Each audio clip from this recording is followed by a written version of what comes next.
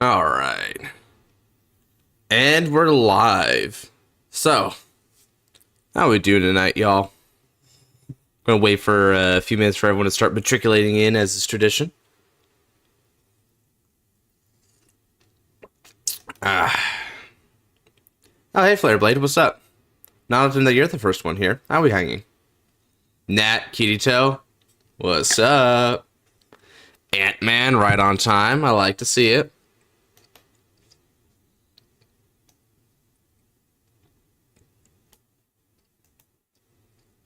All right.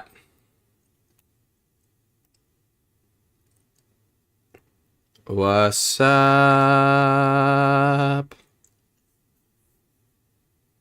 Hello, Tristan. Novell. Okay, looks like we got a bit of a different gang here today. I guess it makes sense, right? You know, these later night streams, and especially because they're anime themed, right? You know, they tend to be a little bit different, I've noticed. But hey, I like the turnout, I like the people just as much. Alrighty, so I'm gonna go ahead and get some relaxing music to start with while we're waiting for more people to hop on in, get the memo. History.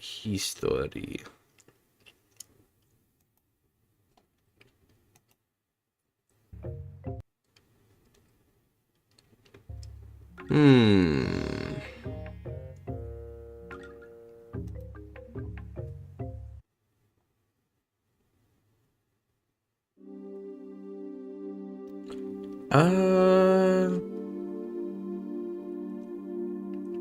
Is that a good one? You know what? No, I think I'll take this one.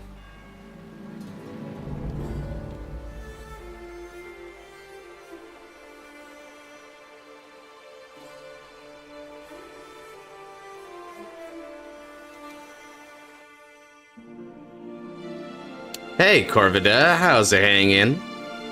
We having a good evening, night, day, time zones be like that?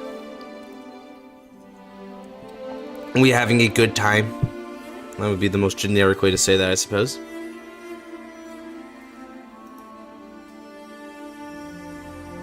Ooh, up to 18, are we?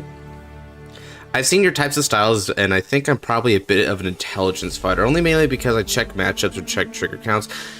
Yeah, that would be a pretty good indication. I know as well that some wisdom fighters do tend to like check amounts and ratios because they want to like gauge the situation. So there is like some interlay between that and wisdom. But if you're a guy who likes to plan out about matchups ahead of time, right, and sort of really study like make these sort of toolbox decks that can address any sort of situation, that tends to be a bit of a strategy intelligence kind of style right there. I mean, intelligence fighting is pretty cool, right? Because intelligence fighting lets you look at the game in a different way compared to how like the other styles look at it, right? Because when you're intelligence fighters, I mentioned it in the video, right? But you know, there's locals, ethos, pathos kind of thinking, and one can be sort of associated with each of the three. And when you break it down on like a statistical level, it really helps reduce the stress and risk management aspect of the game. Hey, Chaos, what's happening?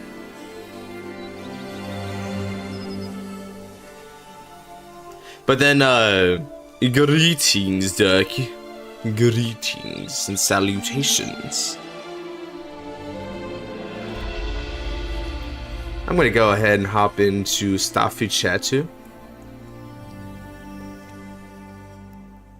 Just in case anyone wants to help out with the bracket here. So anyway, now that we got some more people hopping on in, I think it's about time I start talking about what we're gonna be doing here a bit tonight, right? So this was didn't oversleep this time around. Good. Hey Josh, I miss anything? No, I was just waiting for people to hop on in. You know, people like, you know, lovely faces like yourself there. So how are we doing, Luis? I was about to start explaining, you know, sort of the main goal tonight. I'll get some fights in, I imagine, but I also wanted to just dropping by. Hope you're eating good. Thank you, Sir Shiona. Well, maybe not necessarily tonight, but I'll tell you that come Thursday, I'll be feasting. And if you know what comes on Thursday, you know why I'm saying that. The random Moai. Man, I swear, the Moai is such an overblown emoji. Like, I was doing alright, LOL, was playing Skyrim, almost forgot the stream. Shoot, I almost played some Skyrim music, not even gonna lie. Birthday? Oh, no, no, no, no, no. Boss Sakura is getting her real birthday on Thursday, we'll say. But no, and actually she's just getting her card reveals. So, check out what I got here, chat. It's a tournament bracket, right? So, I was thinking we could kind of make up for what we were doing back in, I think it was 2 weeks ago I attempted this, but then I remembered that we wouldn't really know the bracket, and people said we should wait for this. Okay, enough excited for those reveals. Oh, I am too. Oh, I so am. I'm super curious about the resources behind the Buff Saga cards, right? Because it's pretty apparent what they're doing, but I'm not sure what Mayday is paying for each of those costs, right? Because that really kind of determines what of the pre-existing support you'll be able to run along with it. Now, she was using Shabda, but Mayday has always been on Shabda, it feels like. She has never not used Shabda. I guess she just really likes that card. So, thinking about it from that way, I wonder what we'll be getting for Sephiroth. I think Sephiroth is probably a bit more like concrete, because it seems like the marker generation and what it's able to do and bring to the table is pretty apparent. What I'm more curious about with Sephiroth is if we're going to be able to get like more support dedicated to it, right? So for instance, Dragon Empire and Keter Sanctuary got those mask searcher wretches, and I think it would be nice if we were able to also get that for the other nations, right? Maybe just excluding Lyrical, because Lyrical seems to have just always been exempt from this thing, but Sephiroth lost the Force OT. Yeah, it seems like it lost the Force OT. So it's definitely a much more stable Vanguard though, right? So it's got a lot of resources in its favor compared to the Griffogila style. I mean, not only it's not deficient on soul anymore, but it's actually building you energy even more than the usual, which is really good. Group C looks fun. Tomorrow will be confirmation of Vortex can be played. If Vortex can be played, man, the game is over, dude. That, like, honestly, the uniformers win at that point. Like, I don't know what to say. I mean, like, just turn 4 guaranteed OT and, like, attack 8+ times if you're running Dragon Empire. Jesus, man. Also, I played against Fenrir in Premium, and I got looped to death and killed by Amaru's Stride. Yep. They can do that. They sure can do it. One of the funnest things they can do, Flare Blade, is just ride into Yggdrasil after you do the history collection turn, and then just like go into the premium collection 22 stride and restand it with Norn. So you have that guard break attack, and it's you can do it as many times as you want, and you're attacking twice with the Vanguard on that guard break that can keep looping itself. It's insane. Shri, the one card I can't hate for getting OT, no matter how much people hate Gambit.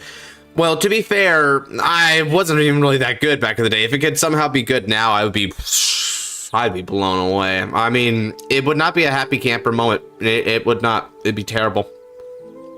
I'm still wondering if we might get a retrain the Mask of Hydrocum cards in a way that lets check the name requirement for old mask units. It's possible.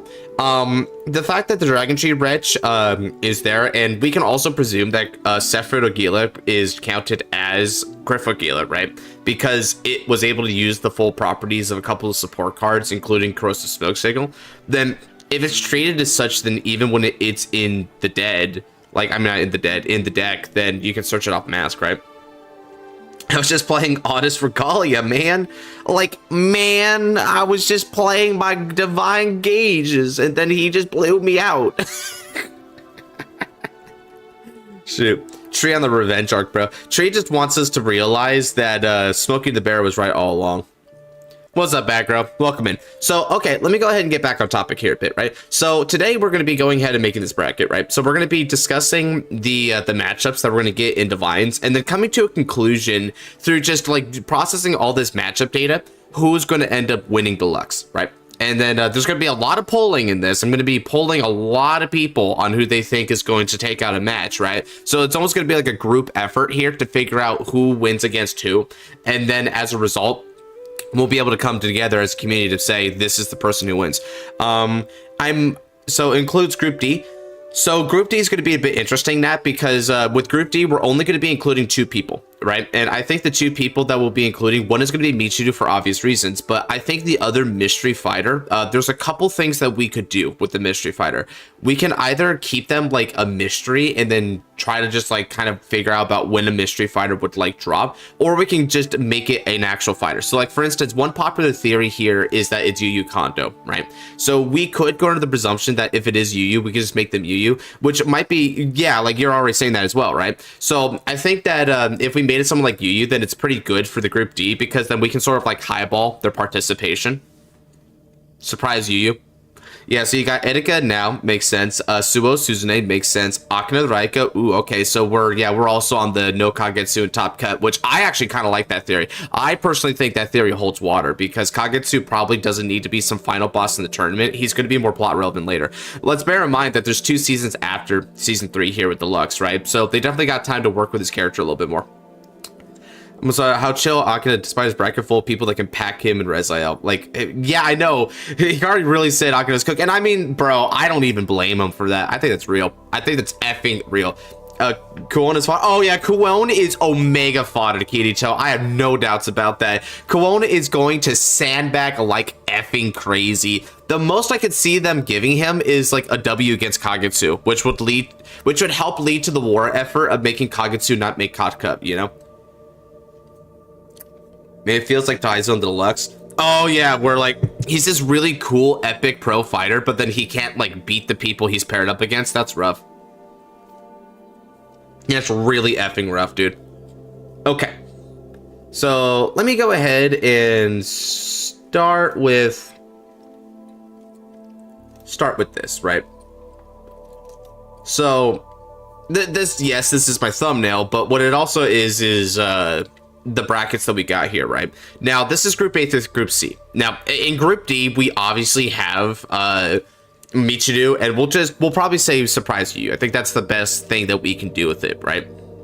Sophie Belvier already on her way home from US on lower wrestling, so possibly Astroya. I mean, considering the new Astroya card, I can see that. I can see her popping in. Wouldn't that be such a cool troll moment? Like, Raika just makes it the top cut, and they announce Group D top cut, and Sophie is there, and he's like, ooh, brother, ooh. Because he does not like her very much. Shoot. Donji? Nah, something about Donji, like, the fact that they're, like, making him talk to Michiru a lot before the tournament here, it kind of makes me feel as though they're not going to include him, but they just want him to be seen and heard so that they can give a nod to him, because they know they're not going to use him, right? That's sort of my theory with that, but I'm not completely sure about it. So let me go ahead and start off with a poll here about which character do you think we're going to be having for the other Group D?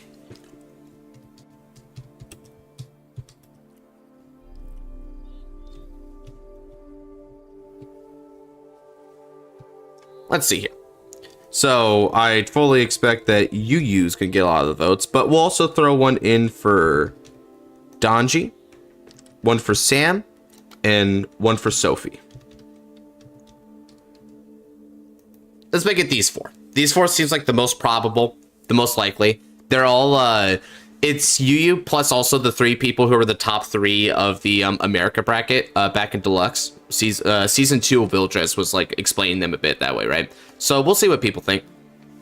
Okay, so Yu definitely has like a solid lead thus far, makes sense, but Sophie is also getting a fair bit of the votes, also making sense. Senka is fodder in Group B, yeah, 100%. Senka is about as bad as Koelm that way.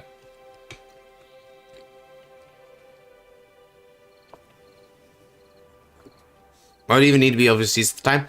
I guess the anime would have to explain that one, right, Dark? I would say Sophie because we got a Biko Stellar for a reason. Yep. I think that retrade is good because Nirvana has been getting like basically nothing, right, Ant-Man? So shoot, that would make sense. Donji is taking a break. He carried the show. Heh. I want Sophie, but I think Yu is more likely. Fair. Shoot, Sophie's actually starting to rise on up a little bit in the votes. Ooh. You think we could actually get an upset here and make it our gal? Oop, well, you just got another vote.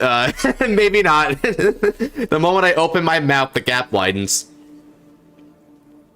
Boss Sagada and Mire come in. My initial rocks I have. Mommy. Oh yeah, that really iconic frame where like they do a close up of her face, the lips, she's just smiling. Oh man, that hit different. That hit so different. I love that frame. I know like there's some folks, I think it was Dark, right, who was like talking to me about that, saying this looks really weird, and I'm like, yeah, I don't know about that, bro. I think it's beautiful. Sophie would be boring, to be honest. Oh, that's an interesting take, right? Because I guess there's not really much they need to do with her character, right? Yugioh would be definitely more hype on the shock value aspect, right? If Sophie returns, I hope she gets paired up with Stomps or Hard. Okay, so you're not a really big Sophie fan, I take it, Corvidae. Okay, I understand that. Because you go with Donji. I would love if Sophie would come and actually find a care for Vanguard. That would probably be the one thing about her character that she could really get going, right? Is defining the joy of Vanguard for herself. But you know, I think even with that, it's not exactly super secure for her to go for something like that, right? Because Sophie has so many other things that she did in her career that I can see where she tries to go for that, but I can also see an argument that she just doesn't have the time anymore. That's kind of been a theme with Overdress, is people play for their own reasons, and then, but you know, they saw their lives to lead outside of Vanguard. Well, most of them. Yugioh versus Rika rematch would go so, that do be true.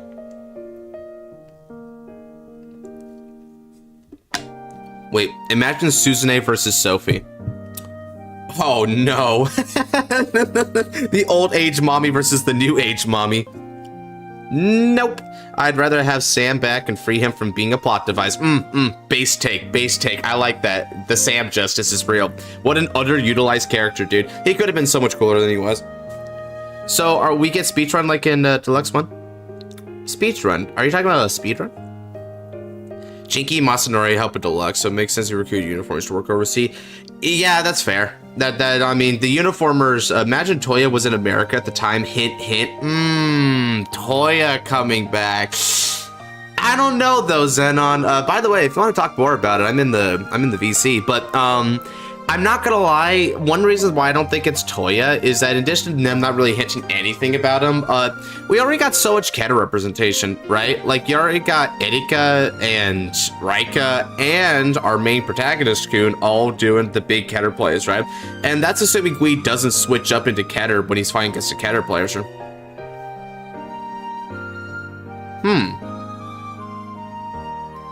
Akane will lose against Rika, okay. Akane beats Koon, he is already dead, Sag, and then beats Kagetsu in the rematch. Oh, shoot.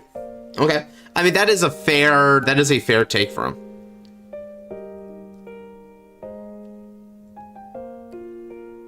I'm leaning towards Yugioh actually because Nirvana hasn't gotten anything lately, and a new form could be added in a later booster set. Plus, they did his VA back in 2 days too.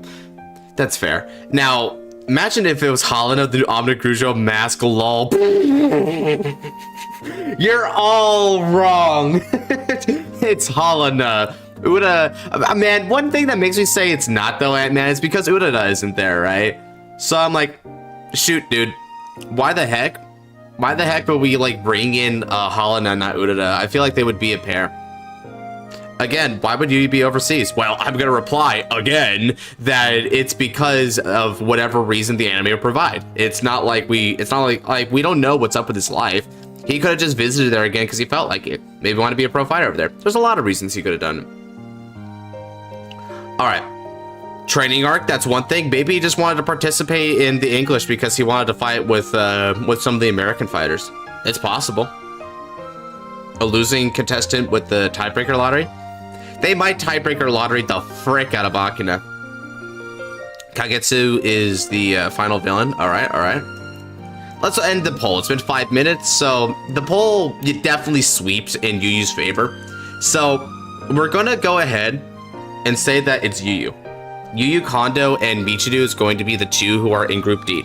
Now, in order to figure out who's going to be in the rest of Group A and Group B and Group C, we're going to have to talk a little bit about matchups, right? I still want to know who the first leader of Blackout was. Yeah, like, they weren't really talking anything about Kagetsu, even though it felt like it was kind of implied, so I don't know if it's him or not. But maybe Suo wants to become pro, and Suzune opens a bit of her heart. Yeah, the real question then, Kazuto, would be, is this a revelation that appears in their match? And if so, is that going to become more pivotal when they're in their preliminaries? Or is it going to become a bigger deal when they're in the top cut? Then why Aichi leave? Toya won't be back because there's too many Keter users. That's what I was saying, bro. There's already 3 of them. There's 3 of them out of 12, 13 players. Like, bro. Imagine, like, the 14th comes in. Like, that would be the same thing as, like, the 14 members of the Destiny Showdown, and 4 of them were, like, Keter users. That's pretty wild, bro. Not gonna lie. That would make sense. Kuon loses to Akina. Akina loses to Kagetsu. And Kagetsu loses to Raika. Akina gets the lottery win to move on. It's fair. That is fair. Okay, so what do you think Dragon Empire boss in set 8 will be? Well, the Dear Days 2 one is off the table as it stands. So let me think. Would it be something new? That's a good question. They might just take its support. Well, no, because they gave us like hounds, right? So it's probably going to be a new ride line. It was Helena all along. She's busy singing the ending of every song episode, bro. The VA. Doesn't Kagetsu still have some unrevealed mythish from the opening? I think he might make it far. Yeah, he might make it far, or maybe that's what they do with him, Chrono, is that they don't reveal all that he has up his sleeve, and he kind of like drops early after losing a few rounds. That might be interesting. I wish there was more lyrical rep. Yeah, I know. Like the Suzune hard carry, bro. For real. Geralda's coming in with a very generous donation. Thank you very much, sir. Helena is possible. She sang the ending, by the way. So, well, okay. So definitely they're using her VA. So if they're keeping her around, maybe she's in there. It's also possible that we get a brief carryover, Geralda's, where, it's like a bunch of the American like fighters are actually having like their respective matchups, so we get to see that for an episode or two, and then that's how they show us who the top 2 will be. So maybe even if she doesn't make it to the top 2, they could still like give her a cameo, right, along with the other uniformers. That would be pretty cool. I think that'd be pretty fulfilling. Who will join Michiru in the top cut in Group D? So, Ray, we just did a poll not too long ago, and the poll decided that we're going to be going with Yu for the time being. Just presume that it's going to be surprise protagonist return, right? So, because that's surprise protagonist return, we're going to assume that it's Michiru and Yu who are both going to make it to the top cut, but we're going to ignore that for a while because we got to figure out the top cutter for Groups A, B, and C. GX. How would you feel about a Vanguard that can use cards from different nations?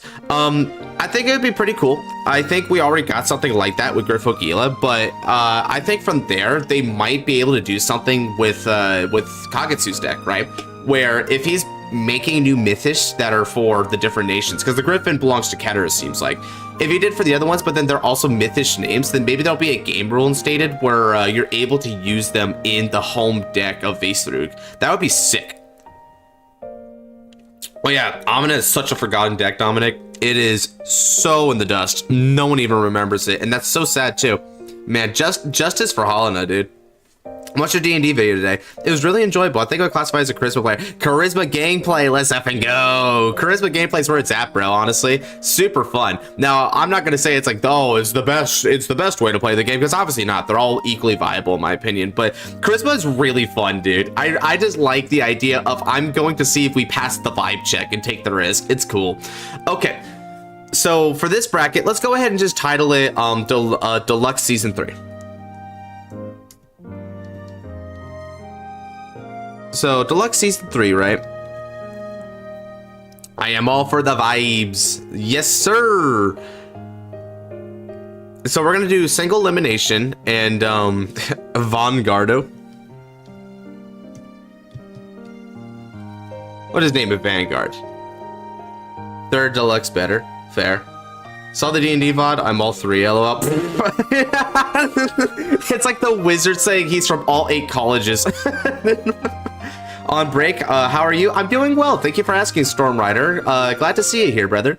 There's a new character I want to have, Tachikaze Remna. I need my Dino. Oh, the Dino Dragon love. Where are you, Zenon? I know you on that. The only time I go charisma is if I'm in a corner out of options gambling time. Yeah, that's definitely like what do they call it? A cornered animal type of mentality there. But I will say that even then, it's not like the biggest charisma fighting, right? Because it's like you kind of had to be pushed in that position. A lot of it tends to be more of a willingness thing, in my opinion, right?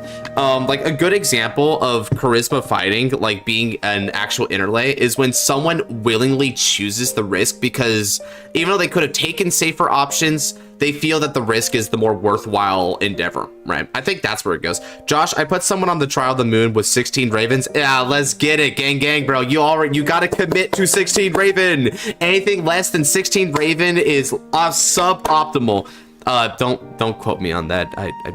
It's probably like a 13, 14 or something like that. It'll probably change with new methods, but no, 16 Ravens. Okay, work building on 1 Dino Dragon Vanguard.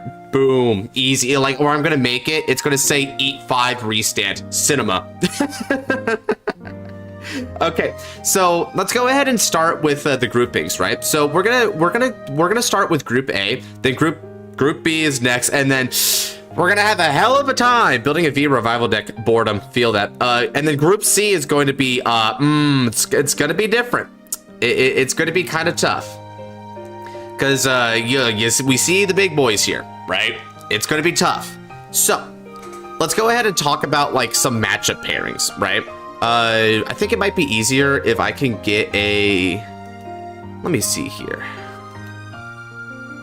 Let me go up to the Vanguard episode real quick, right? Because I think it might be better if I can get the very particular high quality frame where they show it off. So let's see, they show it off pretty quickly here.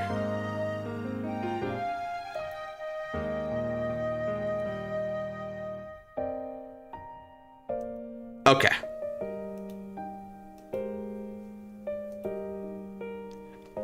Let's see. I think that should be good. No, they're still reacting. Let me see. Kagetsu fans, okay. That's pretty good.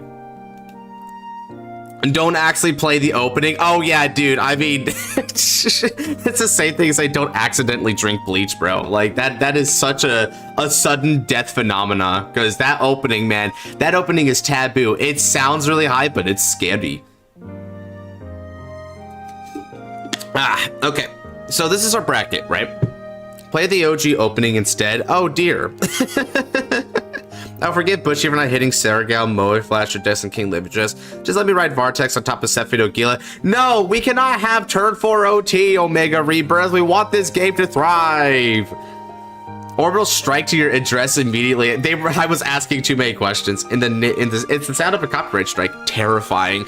Now, we've got Gui, Mide now, and Erika for the Group A. Now, let's go ahead and talk about some of these matchups that would happen, right? And then I'm going to be polling them. So the first poll here is going to be a poll. So since Gui and Mide already fought, that means the next Group A we're going to get is going to be, it's going to be Now and Erika.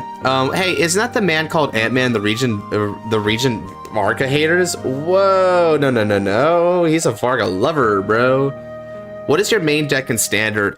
That's a tough question. It's Rezael. It's Rezael followed by Youthberg and Boff Sagara. Those are like my 3 big decks. Like those are my decks, bro. As you see, I have two flavors of Catterdune and a random DE. There's an Overtrigger in the Ride deck. Yep. Oh yeah, that's the thing. Vartex can put the Overtrigger in the right deck, and it's because of the order Escatalagui. Escatalagui says at the beginning of the main phase that you can revive a Hydreigon by putting a trigger of any kind into the right deck face up. No way! So, this is a tricky one.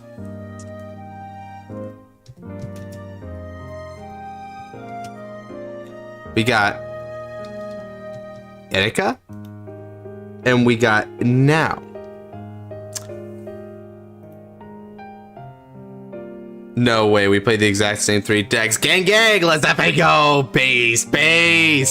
So, first poll up, Etika versus Now. This one's interesting because I think I've never seen two fighters who have a more equal chance of winning in this right here.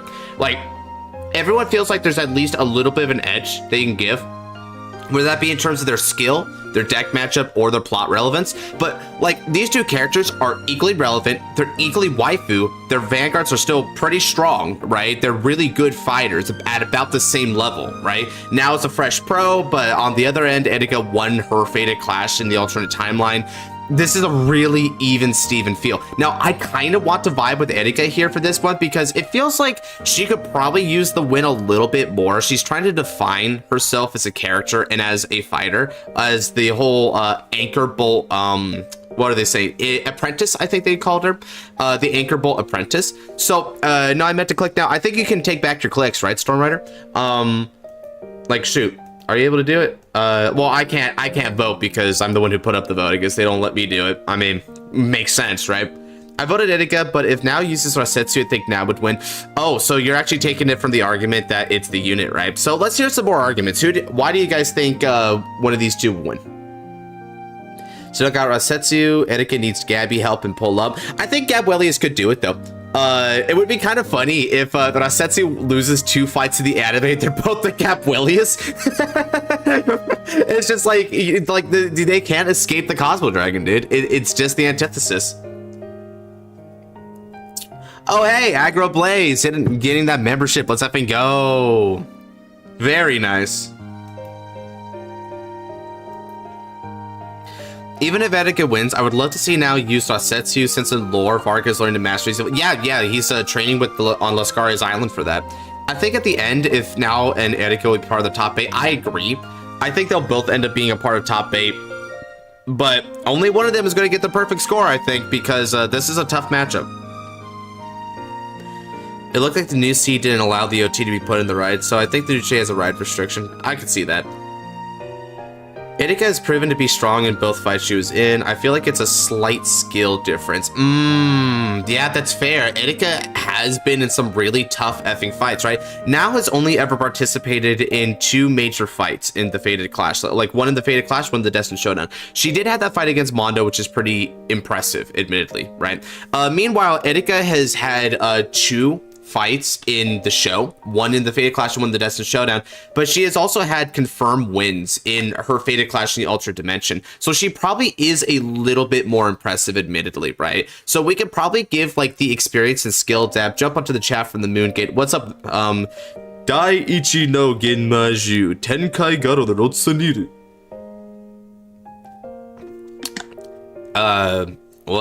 What's up? Now, isn't the egg. Amorta isn't the egg. Yeah, I mean, it's a reincarnation thing. I'm not sure what the egg would be. Gabby the Dragon Slayer. Buffy the Vampire Slayer? Nah, man. Gabby the Dragon Slayer. Now with 50% more Cosmo Dragon. Shoot. Who let the dog out? Bushy. The winner is who Bushy's favorite girl. Ooh. Now that, I don't know, Kirito, because the votes are saying Etika here, but now is definitely good. Now is definitely good for the wallet, bro. Well, for Bushy's wallet, it's bad for our wallet. When Venisai on Amorta has happy ending, potentially. So by next episode preview, next on Block B is Megumi versus Suo. Well, Amenesu and Lily Pichu about to get clapped. So my theory, Geraldus, is that after Suzune and also, so we're gonna have Suzune versus Senka, right? But then we're gonna probably move over to Group C. Now in Group C, my personal theory is that Raika and Kuon are gonna fight right off the bat. And the reason I think it's Raika and Kuon is because we've already seen Kagetsu and Akina fight like beforehand. And now I don't think that would in universe affect the Deluxe pairings at all, but it does mean that from an audience standpoint, from entertainment standpoint, they wouldn't make us wait. Also, Kuon did get like some support cards from set 7 here, so they probably want to show that off while also bridging the gap to set 8 with Skyfall Arms rebuild. So this fight between Senka and Suzune will probably be the capstone of set 7 when they reveal Polyphonic, and then we're gonna move on to some set 8 reveals, which is why then when we panel back over to here, we're probably gonna get something more set 8 related with the next matchup, which we'll get back to there when we get back to there. But for now, okay, so on the 5 minutes past, it looks like Etika Etika has now beat 2-1 from the polls. Okay, I can kind of agree with that. I think Etika just has a bit more fight experience overall. Like, her record sort of speaks for herself in a way, right? The only character that they have both canonically lost to was the same character, which was Akina too, so they're dead equal in that department, except Etika lost to a more experienced Akina. So that's interesting. Imagine during Suzune's fight, Akina sees the similarity between her attitude and Suo's from season 1.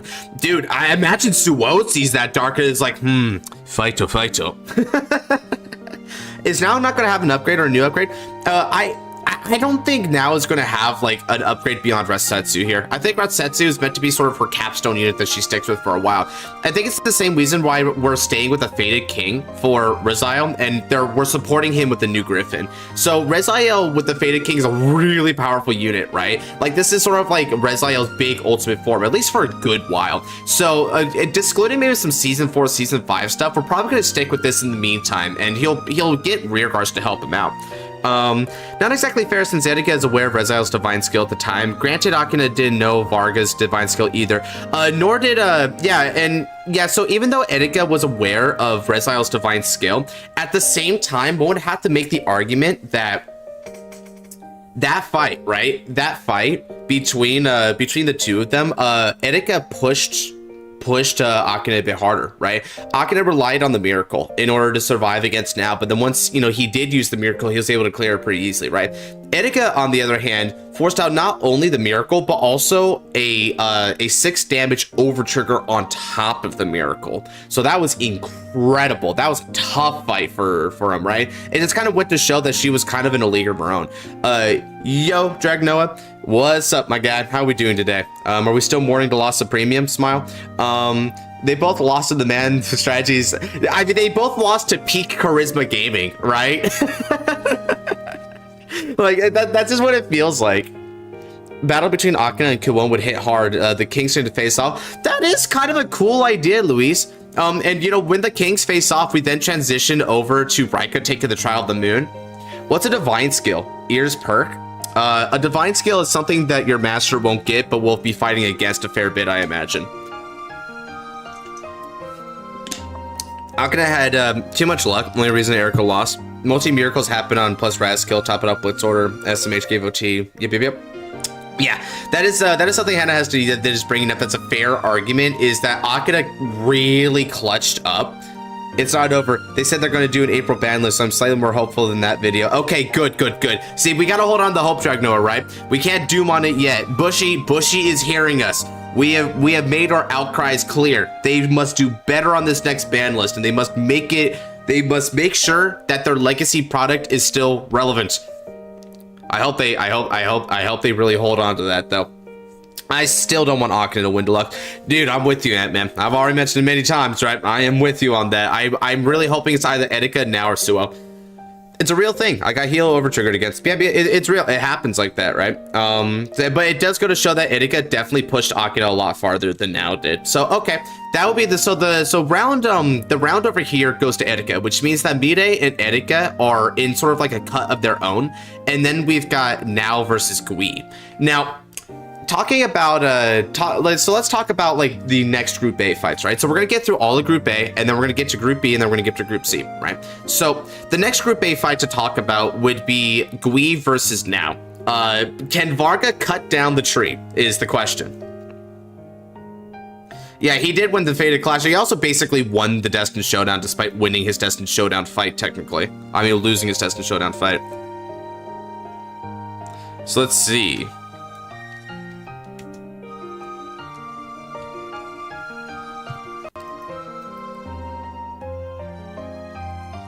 We got Gui, and then we've got Now. I think Now should win it. I think Akina is going to beat Kagetsu, but he'll lose to either Suo or Now.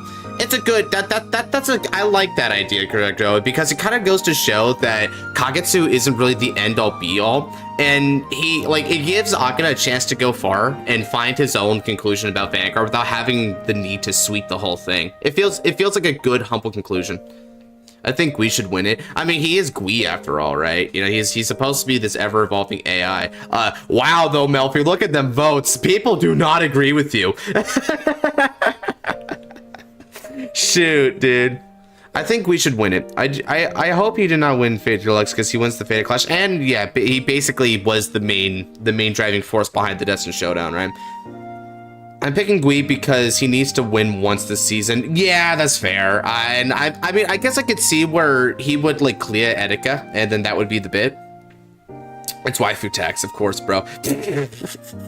I mean, just look at Gui, bro. I mean, depending on how you want to consider Gui, this could be like the all waifu bracket, right? But like, I mean, still, even then, I mean, just look. You got Mire, Now, and Etika. Like that, Group A is about as intense as Group C, but for an entirely different reason, if you catch my drift. I would like Gui as well, but I think character favoritism might make writers Now win. Yeah, if they want Now to make it a top cut, this would definitely be the fight for her to win, right? Like, it's kind of a gimme that way. Now, wife W, for real, for real. Okay, so Now versus Gui, yeah, this is a pretty big clear. Just give it time. Someone make Gui the new Heats and yep. I mean, just give Gui some like pigtails or whatever, right? Some twin tails, just like Gui had in the past. We're gonna get there, bro. My opinion is Now probably build and then get there from the jaws of defeat, making her an amazing card fighter in her own right. It's a good one. I mean, Now is a very tenacious fighter. That's one of her greatest strengths, is that her passion and grit really pushes her to the end game, win or lose. I mean, I think it would also be cool. You know, one of the neat sort of gimmicks for character is when she quotes Sun Tzu, The Art of War. So it'd be nice if she like threw down like a banger line from that literature, and then like that was sort of like the vehicle of her victory. That'd be cool. Yep, Sephiroth is tomorrow. So one thing I'm gonna do as well, I'm gonna be posting it down in the Discord. So if you guys aren't a part of it, do join. But in the Discord, under a video suggestion, when I'm done with this, I'm gonna be asking y'all in a poll which matchup you guys want to see for the Sephiroth fight night. I've got a lot of ideas about who it could be, so I'm gonna have options for like what would be so let's see, like Liel, Varga, those are two because they're the brackets right here. So I think those would be cool, like theory fight nights. I think it's also cool if we could give it to Reziel. We could give one for Overdress. If you want a meme, we could do Griffo versus Sephiroth. Yeah, I know, Kote's saying it too. I almost want to put a caption on the Griffo option that says, please don't pick this. So probably be whoever wins Now versus Erica will go 3-0. The other will go 2-1. That's your idea? Okay, fair enough. How about Destined Alden versus Sephiroth? Dude, that's a pretty good one though. I kind of like that theory, right? Just because it's like they're basically both reborn units, so you just get the clash. Ooh, yeah, that's a good one. I like that. Shoot, that's cool.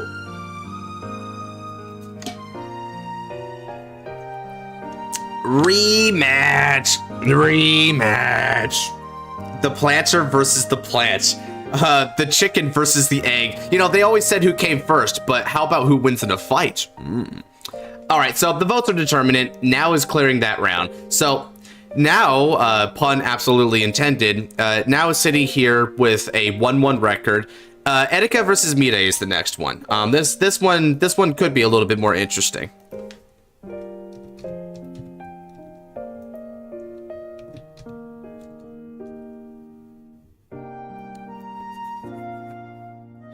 All right, Etika or Mire, who's winning this preliminary bracket? I just can't imagine if it was like majority Etika to the point where it's like almost no one even votes Mire. It's like, well, sad girl. Babs wins this one for lore reasons. Lore reasons. Oh, do tell, Luis. The battle of two Irot songs. They just start blasting. They start blasting their themes at each other and T-pose as they like collide. I have little faith in Mire. Oh man, I'm right there with you. I'm right there with you, Shadow, dude. She's best girl, clearly, but you see, if this bracket was won and lost on waifu ability, I would hedge in my bets here, but it's not, right? It's not, so I also have little faith. Etika will win it hands down because story. Because story, fair. Certainly this seems a little bit more contentious to what we got before. I don't know, I mean, there is also the possibility that we might just get two 2-2-1s going to top cut, right? And then like you have like 2 people who had like 1 win, 2 losses, and then 2 people who had 2 wins and 1 loss, and then so that would be how they get it in. That could be a justice for Mide moment, but actually then again, yeah, doesn't Mide kind of have to lose that? Because if Mide wins that, then that means she's like 2-0. So even if she loses the 3rd match against Now, it wouldn't matter. Ooh, yeah, that's kind of complicated, huh? But please, Mide needs some more W's. I know, dude. It feels like Mide will always get like 1 really good like win, and then that's it. That's all they wrote for her. Like they never want to go too far with this character, right? Like season 2 of Overdress was definitely her season. Shame too. I like Mide's new cards. Yeah, I wonder what they're gonna do in terms of their resource management, right? Like what costs the counter blast, what costs the soul blast, what costs the energy blast in this deck now? Because I have a lot of questions about what we could potentially throw in. Like you already know, I'm gonna try and lab the frick out of Bafsagara when it comes out on Thursday. That is gonna be like my prerogative, is to get a new Bafsagara deck profile for everyone and just explain in detail how this deck should be playing. Probably Energy Blast Restander. I mean, that would be the best way to make it limited, right? If Gui jobs, they can all go 2-1. Oh, if Gui jobs. Oh, but Zenon, that means Gui has to go 0-3. That means they have to go 0-3, bro. Ow. Would they actually do that? Oh my god, that would be so disappointing. I would be angry. Like, poor Megami is going to be the quintessential cannon fodder. You know what, though, Dragnoid? We could see something from her, though. I mean, I'll put it this way. She's going to do better than Senka. That's my theory. She's going to do better than Senka. Senka might dead ass go 0-3 and then, like, get kicked out of the Rising Stars. Okay, so 75%. So basically, 3 out of 4 people believe that Etika will win this matchup. That's pretty determinate. Pretty sure. We know Gui is only going 0-3 if it's plot. Gui isn't that bad. Gui loses the plot again. Yeah, I mean, pretty much. I mean, Gui should be like a top cut contender, right? When, like, if you're talking about, like, okay, let's just say it straight up, right? If you're talking about raw skill level, then it should be Mide and Gui in top cut in Group A. Group B should be Senka and Suzune, maybe Megami. And then if you're going to Group C, it should be Kagetsu and Raika, right? If you're talking about raw skill level, then those should be the 2 from each group, but I don't think that's what it's gonna be. Etika, when your front row gets retired by 2 people, yeah, Etika just like face palms. She just goes boom, right? When she loses her Gabrielius and Ididas in the front row, oof, big oofies. I mean, on the bright side, her deck has multiple ways of like returning them back to deck, so it's like, you know, you can still get them back, but you need to have an extra copy in the hand, though. That's always the problem with that strategy, right? Is, are you able to replenish it with optimal units from like the hand or field? Yeah. Autocorrect is a pain. Isn't it always, though, Louise? Isn't it always? Okay, so now we've got a final couple of rounds to talk about with this bracket. So now we've got to talk about Gui versus Etika and Mide versus Now. So let's start with Gui versus Etika. We got Gui, and then we got Etika. Pretty name, by the way. I really like the name they gave her. Gui goes 0-3, goes evil again. Gui says, okay, screw the rules, I'm writing Vortex. Shoot, I don't care if this deck is more stable, it doesn't win games anymore. Oh, man. Dude, it was just skill level. This would only be front fighters. The point of Deluxe is to show the power of secretly strong counter fighters. I know, Dominic, right? Because front fighters are like chosen. Like maybe you could have like a counter fighter or 2. I mean, Mide is technically considered a counter fighter, as is Megami. So I think, but like they're kind of the figureheads of the counter fighting world, right? Like these are the 2 premier counter fighters they have these days. Gui, I want my Calamity back. And Gui's like, Bushy Road, give me my overtrigger win condition again, and my life is yours.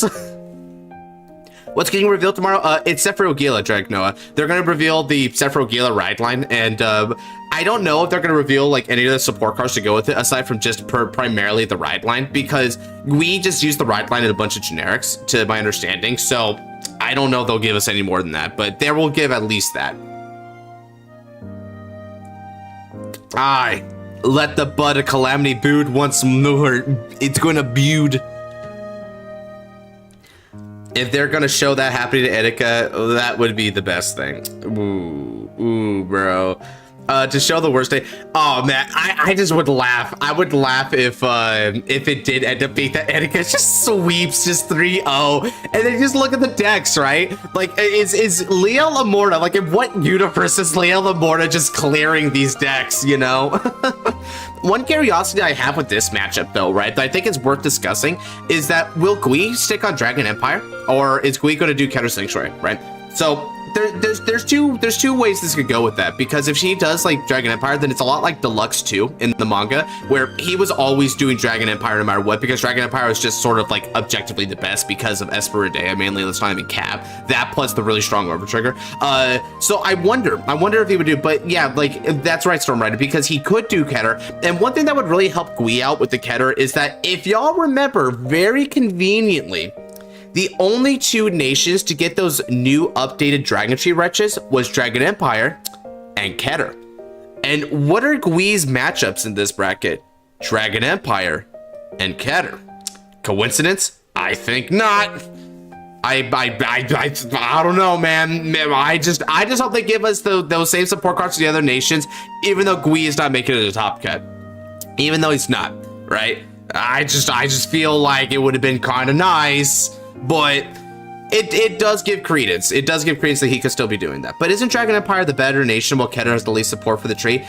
Well, okay, here's the thing, Luis, right? In a way, yeah. Like, in a way, no. So I almost said Keter Empire. That would be Stoicheia, smile. So Dragon Empire has like better win conditions to go with Dragon Tree, but Keter Sanctuary has so many like really strong resource cards that you could play a more defensive version and play a lot of the scry cards, right? Like deck stacking. For instance, there was Divine Sister Palmyr that Gui used against Jinky, which could stack the top 3 cards of the deck. That was interesting. Keter's the top deck stack. Exactly, Kote, right? My same brain cell there.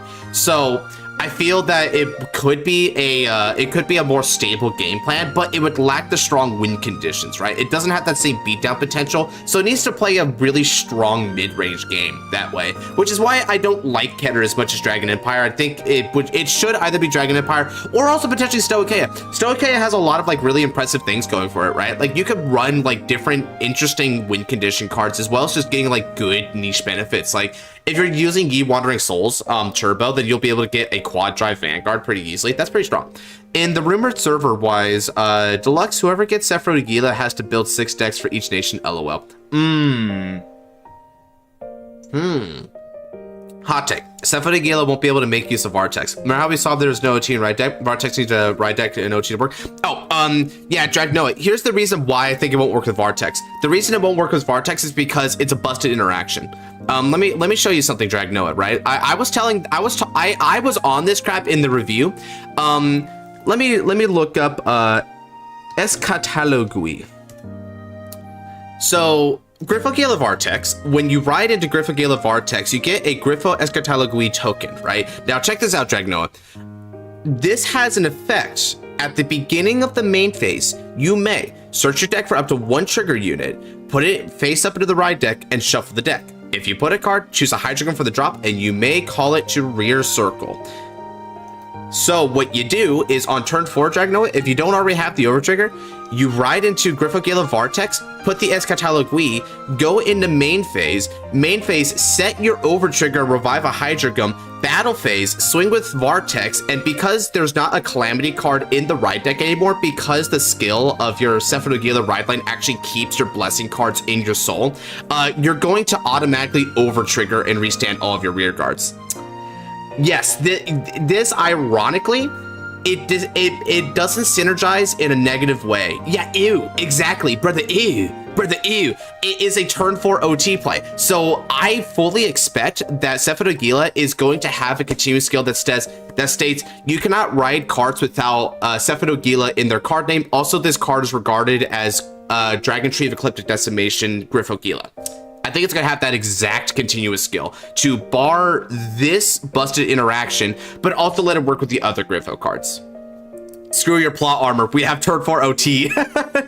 Potential for turn 4 nuke. Exactly. That's the interaction. That is the freaking interaction that you can do with this. Like, I'm not even gonna lie. The moment like I thought about it for a bit, dude, I was like, oh no.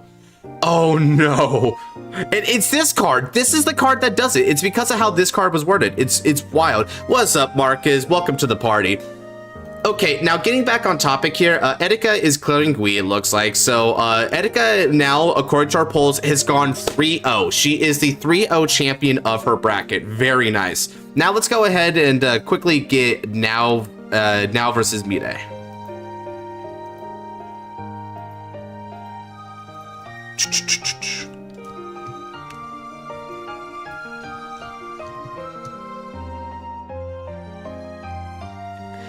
Boom. All right. Let's go ahead and get right over there. Yeah, it's probably now, right? Although I could see where some people might give Mide like a win here, just to, like give Mide a break. But if Mide did get a win here and now loses, then she doesn't make the top cut, and now is obviously getting to top cut, right? It seems like my theory for the Griffin skill is similar effect to Gabuele's drive check. Oh, a grade 2 drive checker, huh, Luis? Interesting. I could see that to try and dig. You know what would be a really cool facet of its ability, Luis, is if it was regarded as a trigger unit, so you can go back to deck when you do divine skill, right? And then when you drive check it, you can pay a cost to give a critical to a unit. So kind of like the OTT cards. What was his name? Tsukimiori. Let me look up Tsukimiori real quick. Man, it's really convenient having this, can I just say?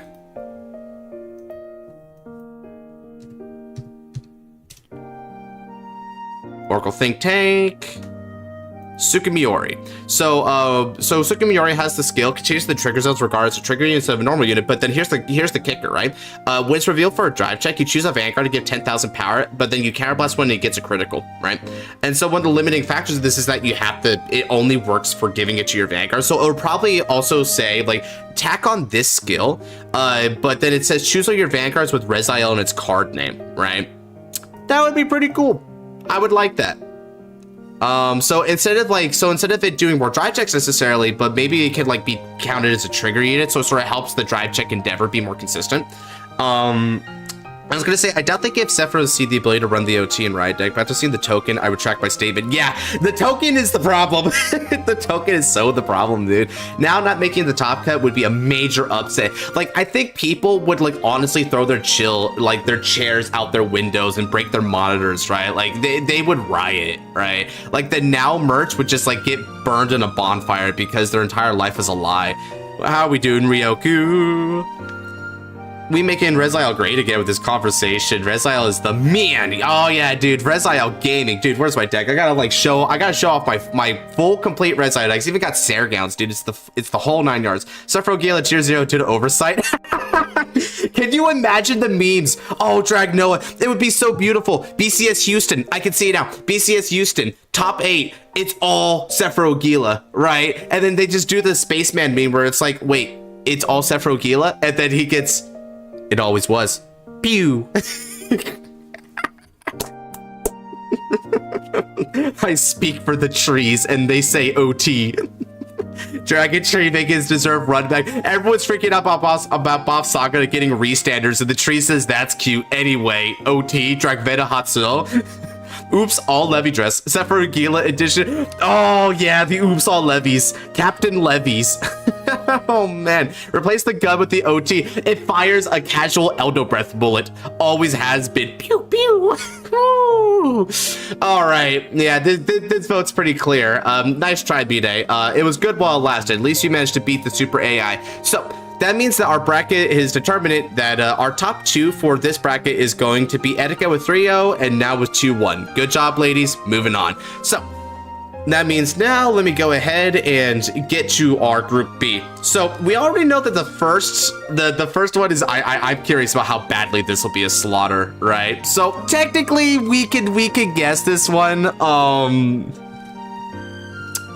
Now remember, Suzune is the green-haired one. Don't accidentally click Senka just because their names sound similar, all right? Because we all know who it's gonna be.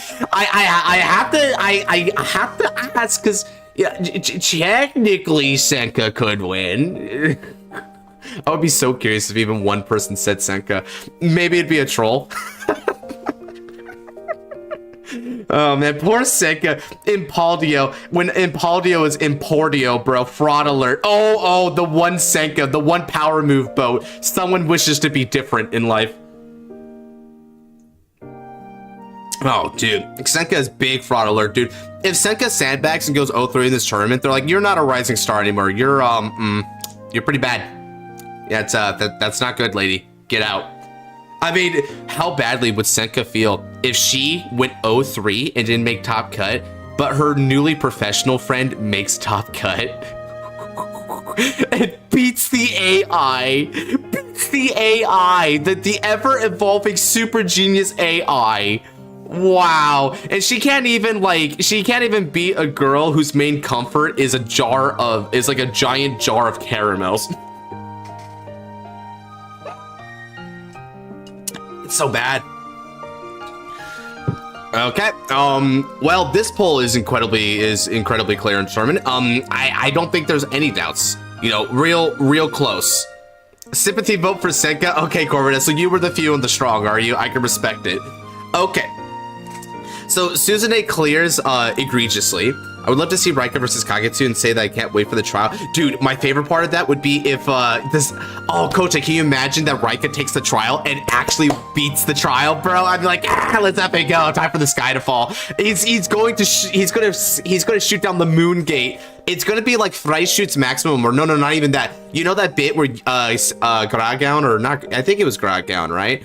No, it's Gargown. Yeah, Gargown like tackles Welstra and like dismantles the entire Yuriante satellite. It's gonna be the same thing. He's gonna throw his spear, right? And he's going to like destroy the moon gate. It's gonna be awesome, bro. I see the slaughter too clearly. Yeah, I know. Like, you know, you could go ahead and go some like Daiichi no Genmaju or whatever, right? Like, you could go ahead and do that, but I'm still gonna break that rock, baby. Got university lectures. Thanks for the stream. Check you later, Rebirth. Thanks for dropping on by. As a Michu beat him, Wildress season 2. Shoot, he needs to beat Michu. That's the confidence booster right here, bro. We need to get Raika to top cut, I hope. All right, so let's go ahead and move on to the next match. So the next match should actually be kind of a curious one, right? Because this isn't a preliminary, so there's still a redemption bit. So we've got Suo versus Megumi. Now remember, one of these characters can lose and still make it the top cut, right? This is interesting. I'm fascinated by what you guys think about this because there's a lot of Megumi love, and Megumi could legitimately win this. In terms of experience, she definitely deserves it. So I wonder about this one. This could be the first actual tight race poll we can get. I mean, look at that. That's already pretty close, dude. Ooh. Let me watch this one a little bit. We're shutting down the gate. The skies may fall. Your other world will fall. He's down with the isekai. There is no more Truck-kun. Only Youth Birke. Oh, would that be funny if that's what he's called? That's why he's called Rebuild. 50-50? But wow, 50-50. Shoot, this is tough. Oh, I mean, okay, honestly, I think with this one, I kind of feel the Megumi, right? Because this would be like a really good opportunity to make Megumi feel very legitimate if she could like beat down Blankmeyer, right? Although one thing about Megumi winning this that would be hilarious to me is it would kind of perpetuate the meme of Suo getting rushed down by Stoic Kea multis and just like losing to that. It would be hilarious. Man, like Kawan would walk him up to him after that failure and be like, hey man, that shirt was familiar, wasn't it? It's still 50-50, bro. Still dead 50-50. Pretty good. That's pretty good. To insert ads. Oh dear. I think it's Suo due to Blankmeyer's skill, unless Megumi plays end picks. Shoot. Okay. Megumi needs to pull up. Justice for Lily, Pichu, and Aminesu. Patriarch needs to spin the block. The finale might be just the preliminaries, IMO. That would, I mean, I guess I could see that, right? And then the 4th season would be the top cut. That'd be cool. And then a part of top cut would have like battles in between, and maybe the plot stuff would start like happening after the fact. I could see it.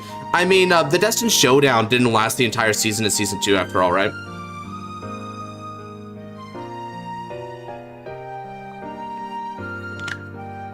Suo wins to his love for Faito Faito.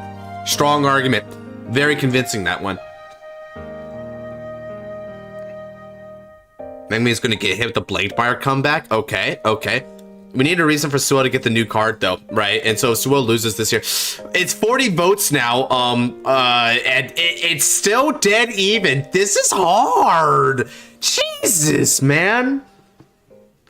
Yeah, that's amazing. I know. How the heck? All right. Shoot. Okay.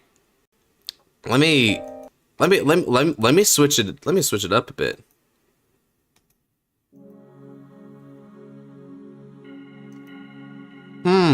Megami has to win or how am I gonna sell? We gotta the memes, Jack. The memes, Jack. This is the battle right here. This is the question. Like how this turns out probably determines how Group B is gonna go. Like this is huge. But there's also a possibility somebody might pull Nexus Ultraman joke. Aw, man, I wish Nabs was here. Nabs would get that one, I bet.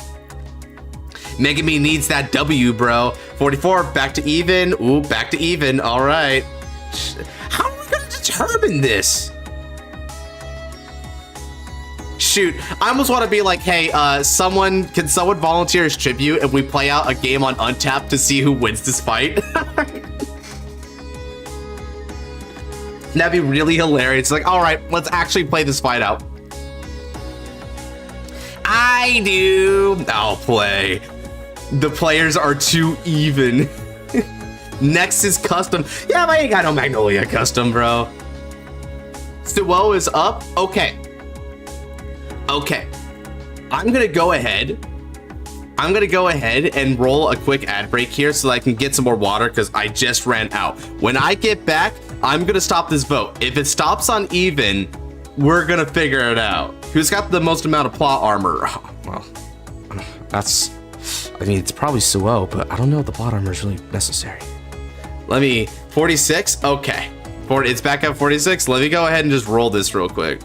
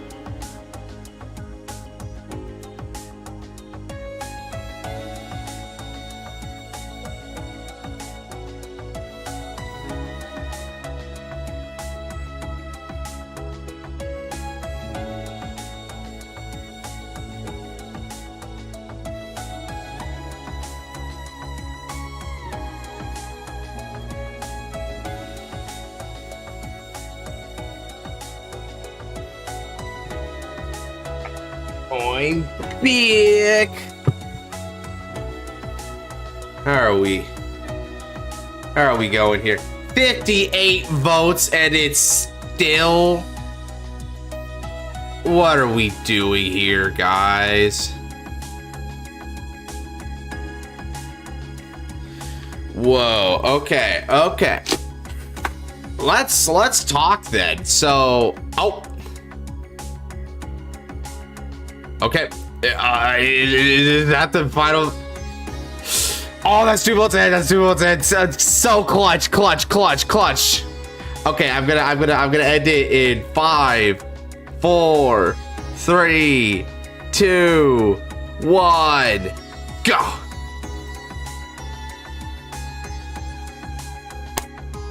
Oh boy. Oh dude, okay. That was real close, guys. What were we doing there? The Megami Bros lost that. Okay. So, that we returning the phrase. Oh, shoot. Okay. So Suwo wins that round by the skin of his teeth. An actual battle of titans there. That is absolutely wild to me. So 50% for Suwo, 49 for Megami. Where? That's indeterminate, but basically the overall votes was it was 31 for Suwo and 30 for Megami. I know the 1% difference is like kind of a lost percent because they round down. They round down Flare Blade, so the 1% is lost to rounding down.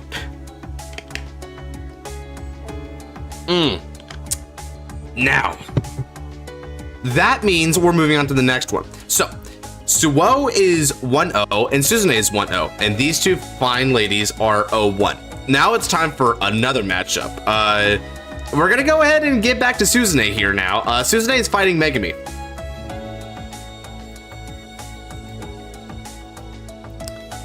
Who is gonna win? Which one is the better field? Is it a field of Shadow Army token, or is it a field of Furry?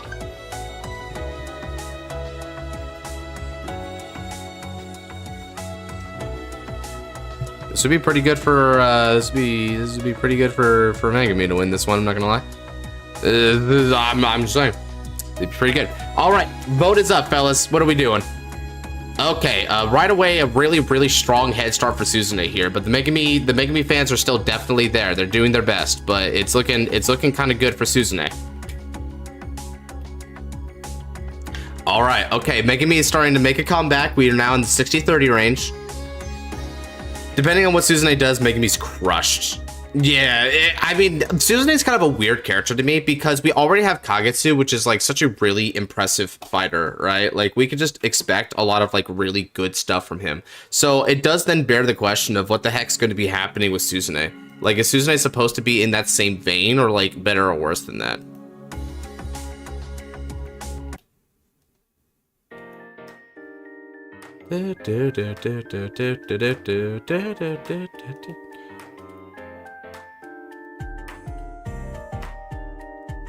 Suzune has the boss fight energy. She might clear a group.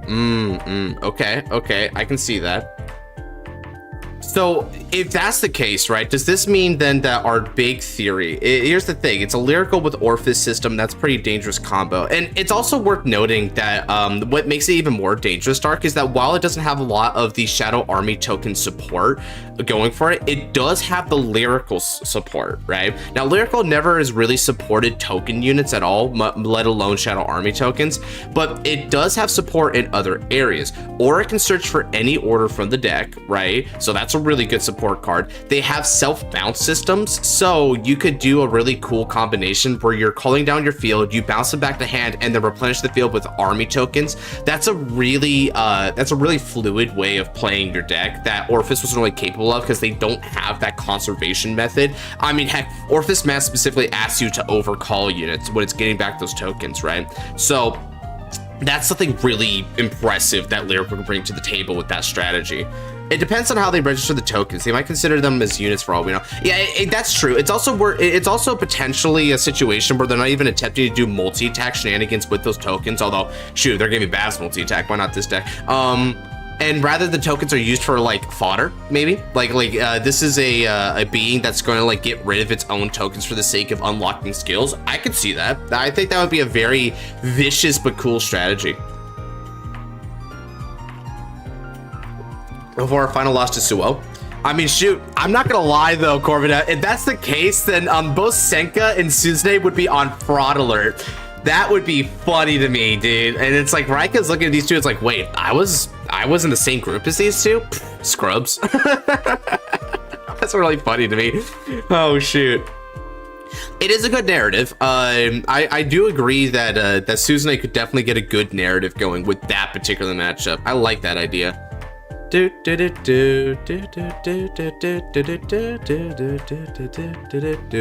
31 votes are in so far, and it seems like Suzune is taking a pretty clear lead on Megami there. I don't think a lot of people are willing to make the daring choice for Megami in this instance. So we're kind of pivoting towards more of a Megami is jobbing mentality, it looks like, which is a little unfortunate, but I get why, because her importance seems to be a little, hey, welcome to grade 2, Novell. What's happening? Welcome to the big leagues.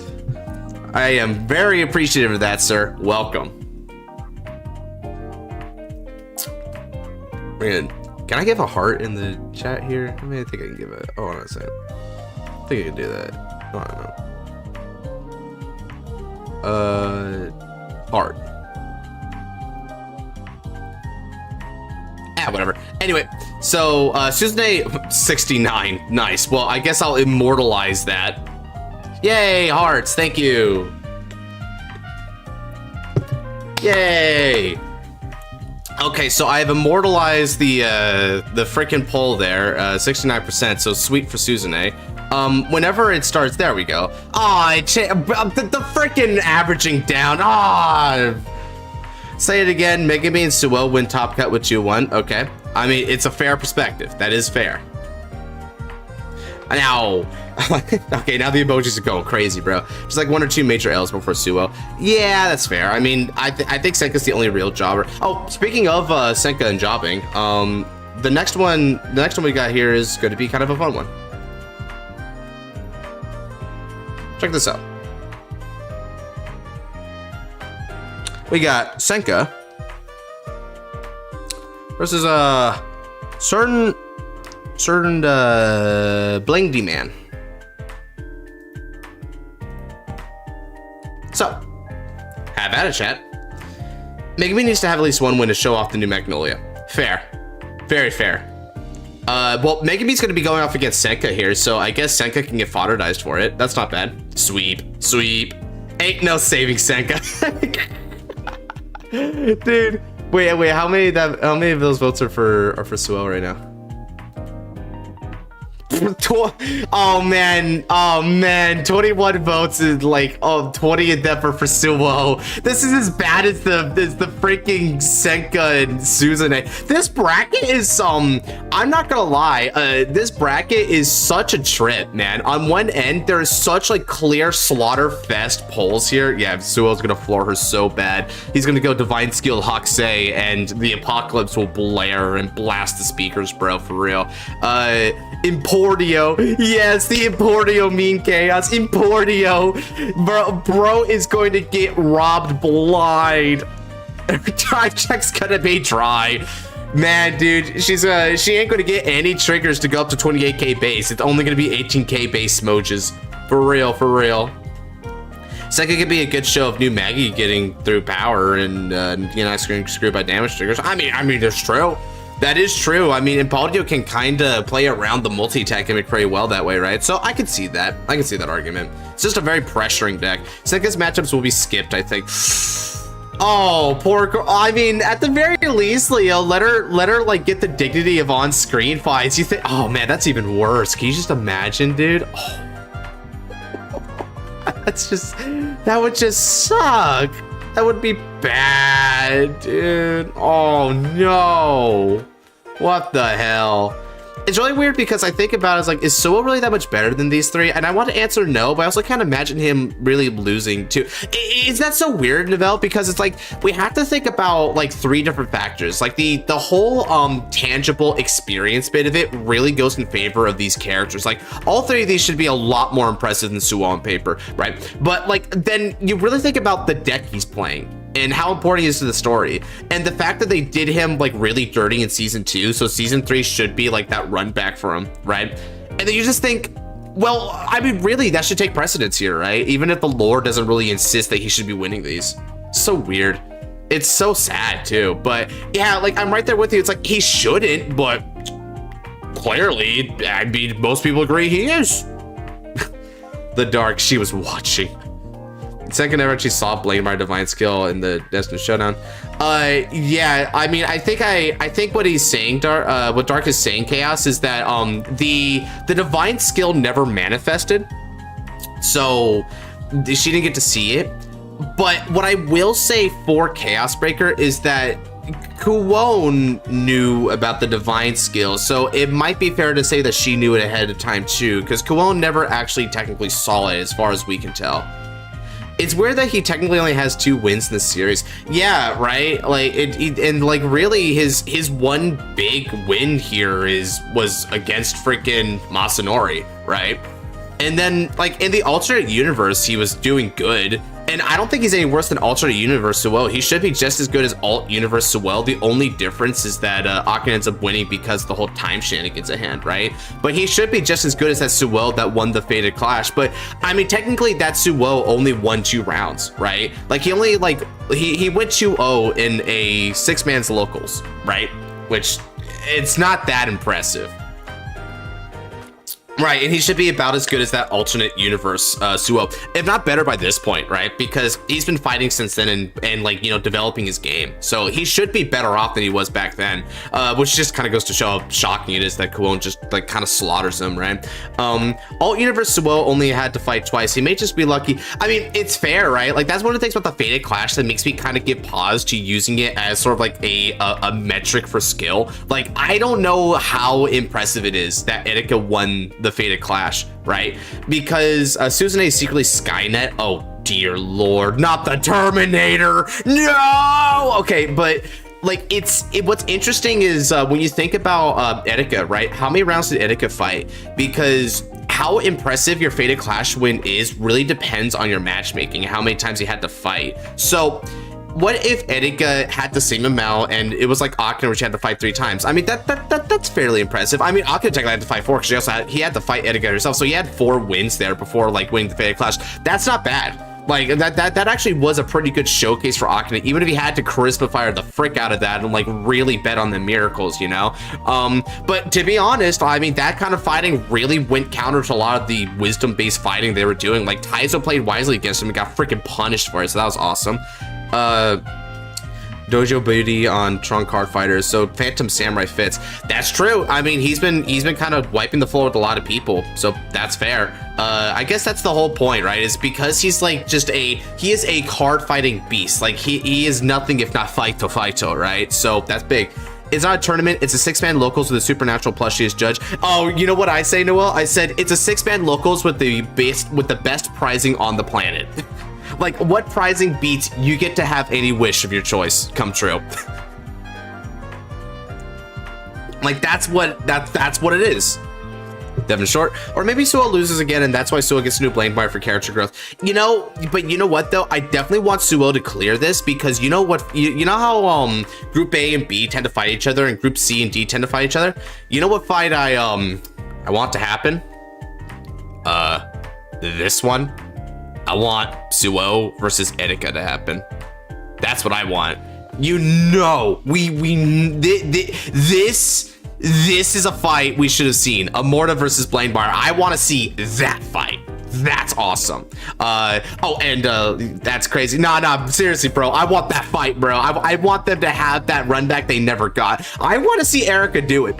I want to see if Erica can do it. Although, admittedly, Suo will probably win that fight. But that would, I mean, who knows? Maybe Erica could actually beat Suo in that fight. This would be a really trippy fight. The grudge match that never got to happen. Right. I know. It's big. Great minds think like, I know, mother and son fight. The lore says it too. I mean, Leia Lamorna was kind of was manifested into being to be a counter to Blankmeyer, right? Now, what would be interesting about that, Ray Hikari, right? Because I agree with you. I was saying just the same thing. So same brain cell there, right? Would Blankmeyer Nexus be kind of like the linchpin? Would Blankmeyer Nexus be prior to this or after this? Because we have to ask ourselves this question, because if he's not on Blankmeyer Nexus yet, this fight's pretty tough. But Nexus could really just like kind of give the middle finger to Immorta depending on what it does, right? Or I could actually do very Immorta like things of calling from the bind zone. So like Immorta like binds from field to call for deck. So if this one just recalls from bind zone, that'd be cool. By that line of thinking, will we see now versus Suzune? I think we would, Novell. I think we would see this fight. Like this would be an interesting fight. But you know, let's hold our horses here. We gotta conclude this bracket and finish up round Group B here. Okay. So Suo obviously cleared Senka. No surprises there. Now let's go ahead and start ourselves with you know what? Let me get an easier one going real quick. Senka versus Megami. Let's start off light. I'm purposely gonna keep the biggest, most contentious fight of this bracket for last. Well, I say that, but Suo versus Megami was honestly kind of a slobber knocker. That was unexpectedly clutch. Because Magnolia Patriarch releases at the same time as Nexus and Youthberg, yeah, this could be like a set 8 fight, right? Like that we're looking at here. So I wonder how badly Megami's gonna, beat Senka. You see, Megami, you're not the worst character in terms of like fight ratio. Senka's gonna get Omega ratioed out of nowhere. Senka is getting shin kicked, and it's not even funny, dude. Oh, no one believes in her, and I understand why. Oh, it's so sad. I mean, I did IRL more of his Blankmeyer Untap, fair. Vote for her goes 0-3 teardrops. You can't see my teardrops in the rain. See my previous message, Jish? I think I saw it. This one, right? Is that Megami versus Senka reveals Patriarch who can outpower Impaldio's defense by gaining power with each. Right. And someone else mentioned that before too, that the scaling of Impaldio is usually good against like low power multi-attack, but this would be a reason why Patriarch would kind of like go past that, right? And be past it, so it's a good showcase. So yeah, like you're kind of on the same wavelength with a lot of us on that one, Zonon. VA needed break. Don't do that. It's like, yeah, can you imagine that's what he said for Rika? It's like, VA needed break. Make him go 0-3. Saggers, big Saggers. It's a terrible day for Rain. I like her accent. Reminds me of Hosue Marin. Oh man, I mean, I honestly, she has such a unique voice. It's beautiful. Well, not the dub one. The dub one is grating, like nails on chalkboard. But the Japanese, beautiful. C is the most controversial group. Yeah, we're gonna get to C in just a second, and I don't know. Like, we have one jobber and 3 champions in this group, so that's really effing complicated. Yeah, dub is. Oh, it's horse crap. I'm sorry. It's the one dub voice that like I actively regurgitate. Like what's the word I'm looking for? Yeah, like it's like a convulsion when you throw up, right? It's like, oh, I just can't, dude. I don't even know what she's saying, but it's not English. As for Suo versus Suzune, that's an unknown. Yeah, we're going to get to that in just a second because, well, let's be honest, we don't need to dwell on this for too long. It's quite obvious Megami is clearing Senka. There's gonna be no magic comeback for her on that. Okay, poor Senka in that case. And Impaldio, finally, I have deck advantage, Patriarch. No, you don't. And then Patriarch's like, Wretch.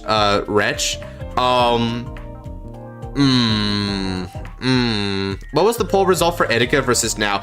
So the poll result is Etika ended up beating Now there. It was a fairly close poll. It was about average of like 70-30 in Etika's favor though. So it was pretty, people did seem to lean about, I think the final, it was finally 66% to 34% grid. So for 2 out of 3 players believe that Etika would beat Now in this preliminary. So that's how that worked out. I'm glad I remembered the number.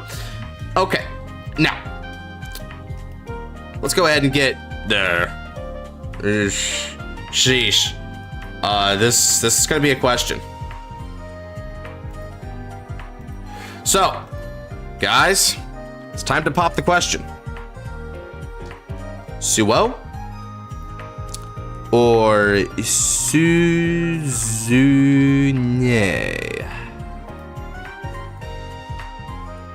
Phyto or Ketamels? Ooh, 2 for Suzune, starting out strong. All right, but Suo immediately Omega claps back.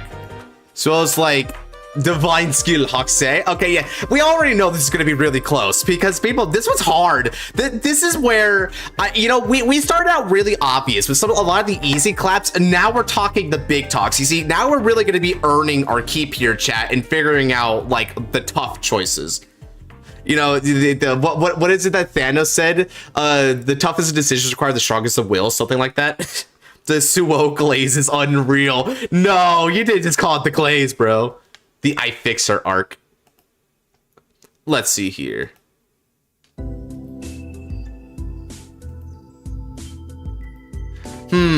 So Suo's holding a pretty solid lead on Suzune. Do you all suppose that Suo is going to have like a really big, who would be fixing who exactly? So the idea, granted, is that Suzune is very reminiscent of how Suo was back in the first season Divines, where he was a very apathetic and I suppose you call cold individual, right? And Suzune is like that too. You know, she's very much in her own headspace. She sort of shutted out the world. She's like a Vanguard machine, they call her. And Suo was kind of like that too. But, you know, now he's got a newfound passion and fire in his belly for Vanguard. And, you know, and he's now, you know, much more pro-social than he used to be. So it's potentially a case where Suo will, quote unquote, fix her by kind of showing her how he came and he broke out of that cycle, right? So that's the idea. That would be kind of the philosophical argument here, where he has sort of the greater debate, right? Like he's sort of in the right here in a sense, where he can kind of pull her out of the position he was in, and that would be, you know, segueing over to victory, but how to take joy in Vanguard, something like that, right? That's what he's teaching her. Yeah, either that or maybe opening her heart to it, because she's simply fighting for the sake of her family, for status, right? She doesn't fight for the joy of it. Suo was the same way. Suo felt absolutely nothing, but now he fights because he enjoys it, right? He just wants to fight. He's all about fight the fighto. And you want to know my theory about this, guys? I have a theory about this, and if this ends up being the case, you heard it from me. If Suo can break through to Suzune, right, and he can kind of like reach her heart, right, it would be really funny if by the end of the season, when she kind of hits a reconciliation point and like transforms. That was indeed a fairy tale reference. You caught it. Would it be funny if Suzune also went fighto? So like near the end, Suo and Suzune just say it like simultaneously, fighto. Like they're both like that now, and so they constantly fight each other like all the time. That would be so cute. I mean, you know, whether it be friends, rivals, whatever, they'd be a good pair. They'd be a fantastic duo. The stereo would be hilarious. I know, right? Shoot, they will be lovers. Oh, I don't know how I would go that far, but shoot, at the very least, they'd be like battle partners. I've heard enough. I'm shipping it. This is it. The Suo X Suzune begins here. The new greatest ship has now arrived. As Now and Akina set sail, we must now embark on a new journey, everyone. Whoa, oh, Nirvana. There's 2 of them now. Man, oh my Chakravarti. Okay, so the vote's been kind of more or less stagnant for a while. Oh, actually, it just kind of grew even the disparity even more. So yeah, okay, a pretty tough fight here all around, but approximately 60-40 in favor of Suo winning that. A very fair debate there. How would a Kuon and Senka ship work? I think it would sink more dramatically than the Titanic, because I honestly don't think Kuon could tolerate Senka. I don't care, I ship it. I will build the ship for you. I will. It's like that bit where Plankton is like, molecule by molecule, atom by atom.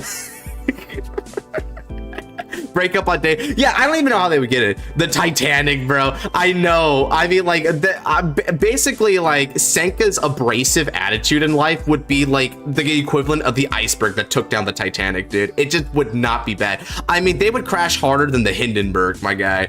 That's not a combination. Like, these two elements do not belong in a chemistry beaker together. I've seen Disaster's Titanic scale. That wouldn't be it. What about the Hindenburg? Okay, so that aside, Senka is only interested in now. Oh dear, here comes the low. I mean, shoot, you know, that would be a real interesting combination. I'm not gonna lie. They would fumble harder than the.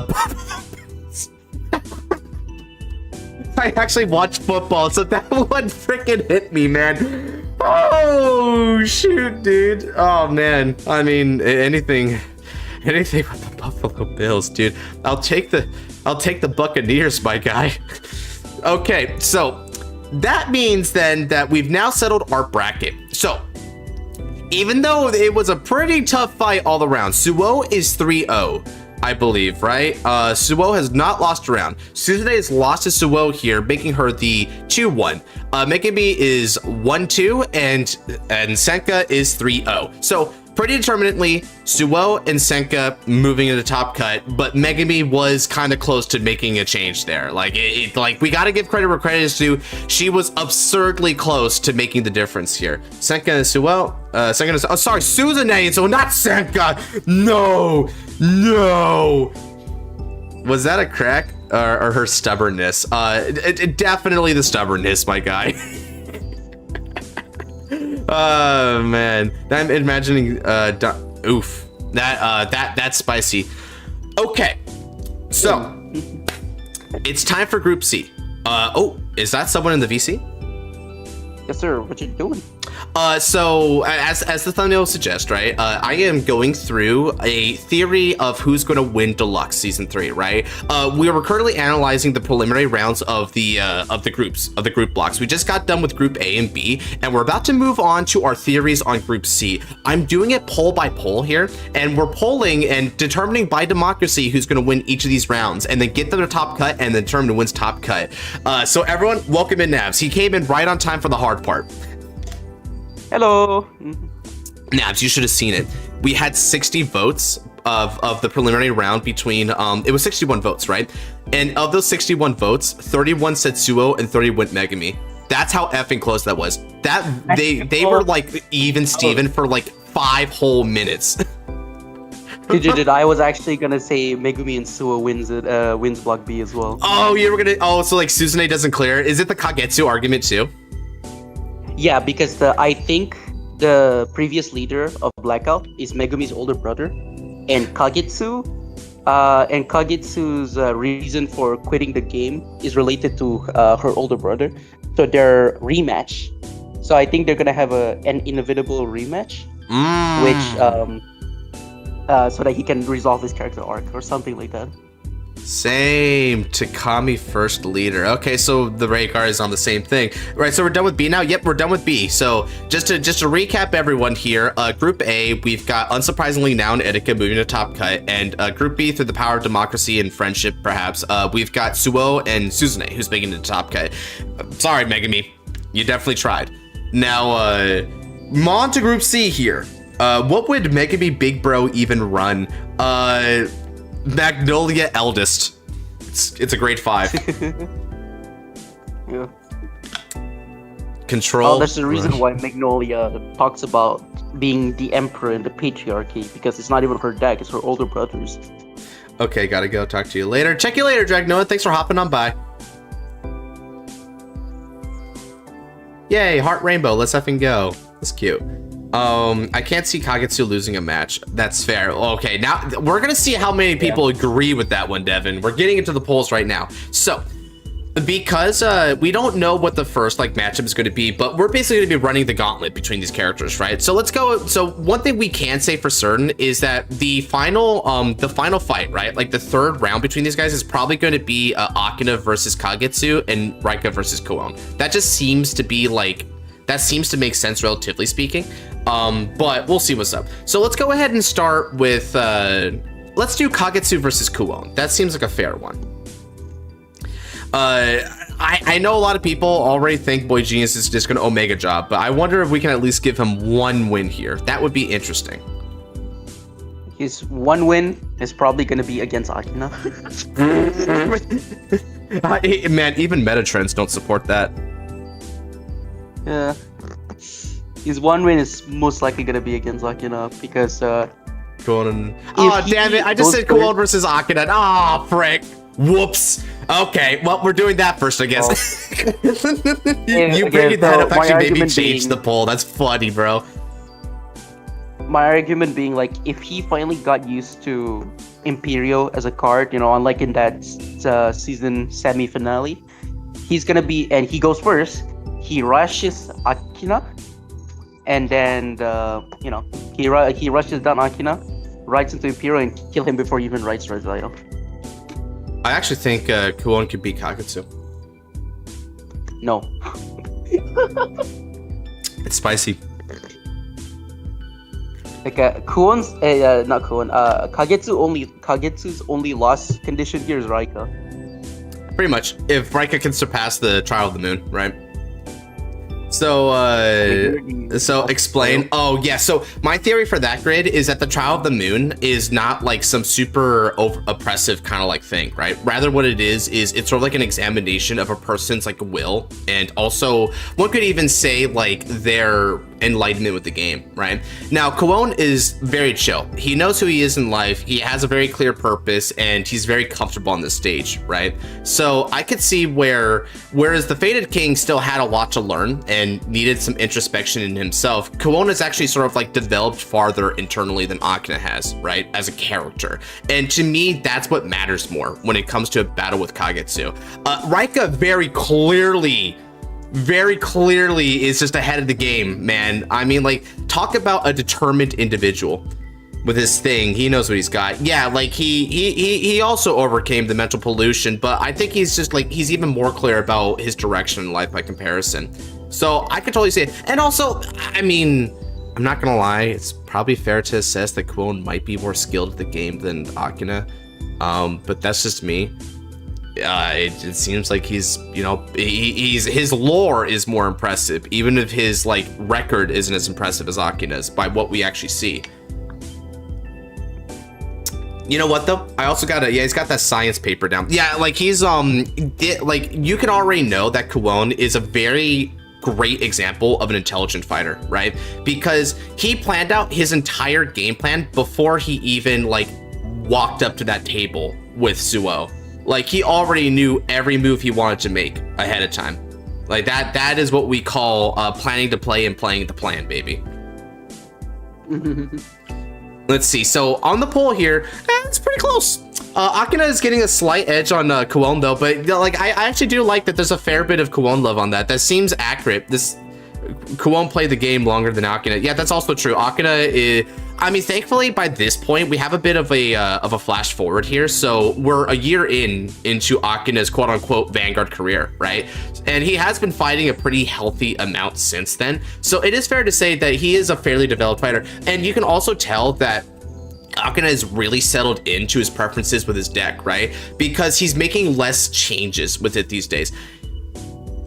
Case in point, he's always playing Garugown. He's always playing Nobia, right?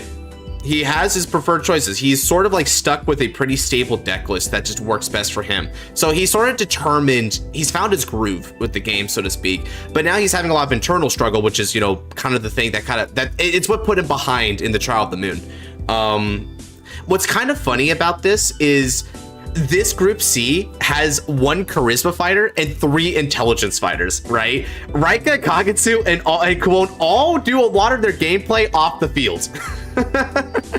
Like straight up, dude. I already know Raika watching Kagetsu's fight, he's gonna know all about like what Kagetsu is doing, unless, you know, if we want to give Kagetsu's potential win condition here, it would be him throwing a mythish that they've never seen before. That would be the potential win condition if they wanted to take it that way, but it doesn't seem that necessary, right?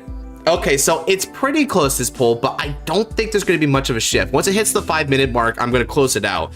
So we're probably going to get an Akina versus Kuon clear in favor of Akina. There's something we haven't considered yet. What's happening? how are they gonna put in the lottery part? This bracket is probably where the lottery becomes important, right? Because if everyone loses once, we're gonna have a lottery, right? Or at least like, for instance, if you have two so here's what like someone has theorized, if I recall correctly. There was a theory that I think there was 3 2-1s. So like no one actually clears completely, and there's a loss on each. There's at least one loss for each of these characters.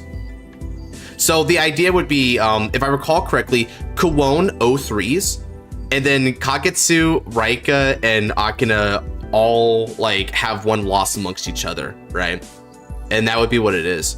So in that case, Kagetsu's one loss would be, I think, against theoretically Akina. Or it could be Raika, realistically speaking, right? If he loses to Raika and then beats Akina in the other bit here. Like that's the really weird thing about Akina. Oh, it hit 5 minutes. Whoa, it's really close, dude. Oh, ooh. Guys, if y'all want Kuwon to make an upset, I'm gonna give you 10 seconds to do it. 5, so 9, 8, 7, 6.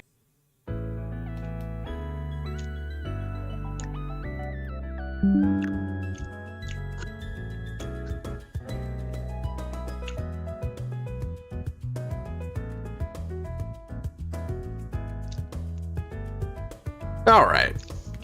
Oddly enough, I see Masanori doing the Akina boy thing. Oh no, not the Akiboy or whatever the frick boya. I think Yugioh would make an appearance. Fair. You know what though?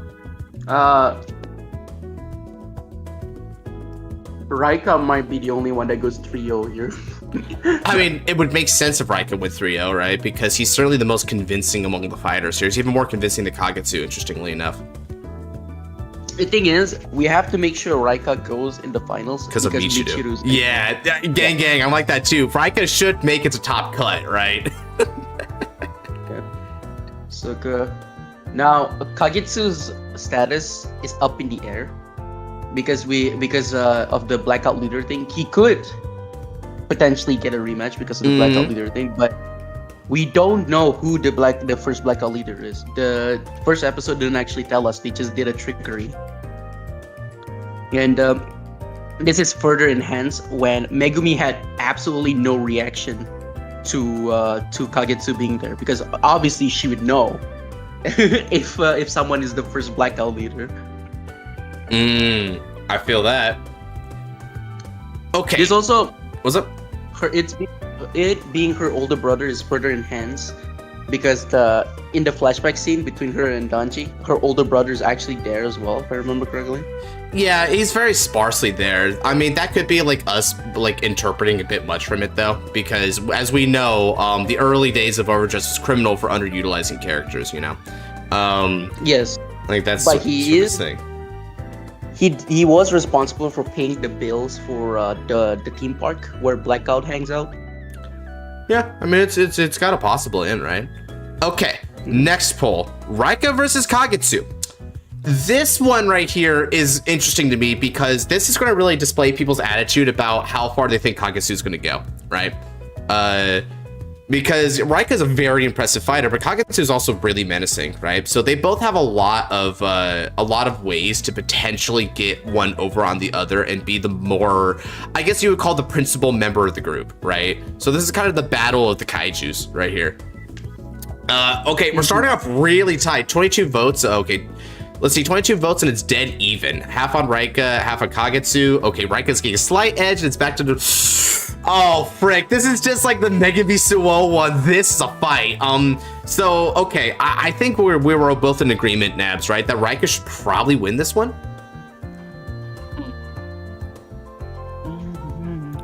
Okay, Raika's starting to pull out ahead here in the polls. I can see Raika taking this as a way to tease Michiru versus Raika, since they were out of their way to compare Michiru to Kagetsu. That's true, and it's also fair to say that defeating Kagetsu here is a way of Raika proving to himself, like this is the final benchmark to say that he's worthy to have that rematch with Michiru, that he's finally reached that level, because now he's taken on old rivals. So go figure. God, if you use the second fighter that comes with Michiru, oh man, the Akina Yu match is gonna be crazy. Dude, can you imagine Yu has one fight and then loses to Akina? It's like, GG. It's gonna be the Bleach moment, right? Like Nirvana is gonna the Nirvana is gonna swing, restand Straw swings with the sword, but then the ice thing happens and Rezaio blocks the sword and it stops Yu's theme song. Curb your enthusiasm. I'm the important character now. I'd be disheartened if that happens, but I also think that, you know, if they're gonna make Akina lose, they might as well make him lose to the previous protagonist. Yeah. I think making him lose to him would be a little unsatisfactory to me because it comes out of nowhere. No, it depends. It depends how they do it, because if it's the finals, if Yu gets more than one game, then, you know, obviously it's fine, right? Yeah, I mean, the thing to me is that the surprise character, you know, I have a theory, right? So we're gonna do Yu here. I could definitely top because he needs to fight Michiru. Yeah, we all know that. Like, that's the big one. We definitely know that this is like the main reason why Raika needs to get a top cut. The moment Raika beats Michiru, which I theorize he would beat Michiru, it's over. He loses the next round. Like, honestly, that's just my feeling on it. What I feel though about that is like that is a good point about this mystery fighter probably shouldn't lose in the top 8 because then that's kind of lame. But also there could be an argument that the mystery fighter could be kind of a fun inclusion that isn't really meant to be an intimidating force, right? Like, you know, one thing that I thought about would be if it was Sophie and then Sophie kind of trolls Raika because he can't escape this girl. Can you imagine if it's fucking Samuel Fritzen and and then everyone's gonna be like, yes, you add nothing to the story again. Again, right? Dude, to the point where he probably still just plays Vanguard or Richter Pass. God.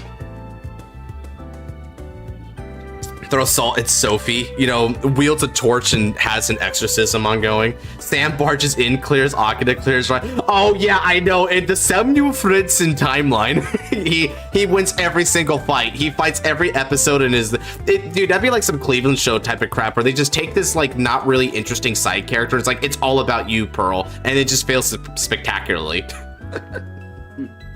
Oh man. Lagetsu, that's probably a typo, right? I mean, L and K are next to each other. So Kagetsu intentionally loses to make room for the new generation.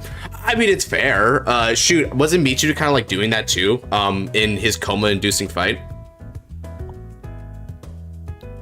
Let's see. 35 votes, 57 for Raika. Kagetsu's at 43%. So this hasn't really shifted very much. We could probably end the poll on this. That's a good poll though. So people seem to favor Raika a bit on that, which I would agree. This is a good assessment. That's going to be a really close fight, but Raika could clutch up because he is the master of clutching up. So Raika is now 1-0, as is Akina, beating Kuon. So that's pretty good. Kagetsu wins high diff. Fair. I mean, it's a fair counter assessment, right? Like, this is the scary one, but really this fight between Raika and Kagetsu kind of determines the attitude of the block a bit, where we need to sort of see the scaling of it. Like, how impressive is Kagetsu? Because surprisingly, Kagetsu isn't as proven as we would be led to believe, right? Because it proves to us that he's a strong fighter that everyone respects, but it doesn't really prove to us, like, if that strength translates to taking precedence in these matchups, you know, like plot-wise anyway. Okay, now it's time for the next matchup. So the next matchup, but let's go ahead and do something pretty easy, right? We'll make this an easy fight. It's going to be Kuon versus Raika. Wow. We'll do a warm up here before we get to the. Wait, oh, hold on a second. Hold up. I think I made a mistake. Hold on, yeah, it's, sorry, not Kuon versus Raika, it's Kuon versus Kagetsu. I meant to say. Akina versus Raika has to be next. There we go, sorry. Kuon versus Kagetsu. Nice little warm-up.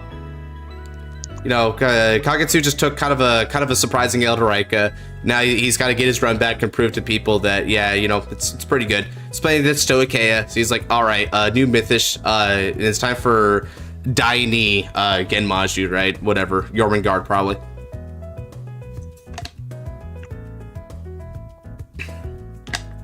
Yeah, poor Kuon. Dude, you should have seen the mad disrespect for Senka earlier, Nabs.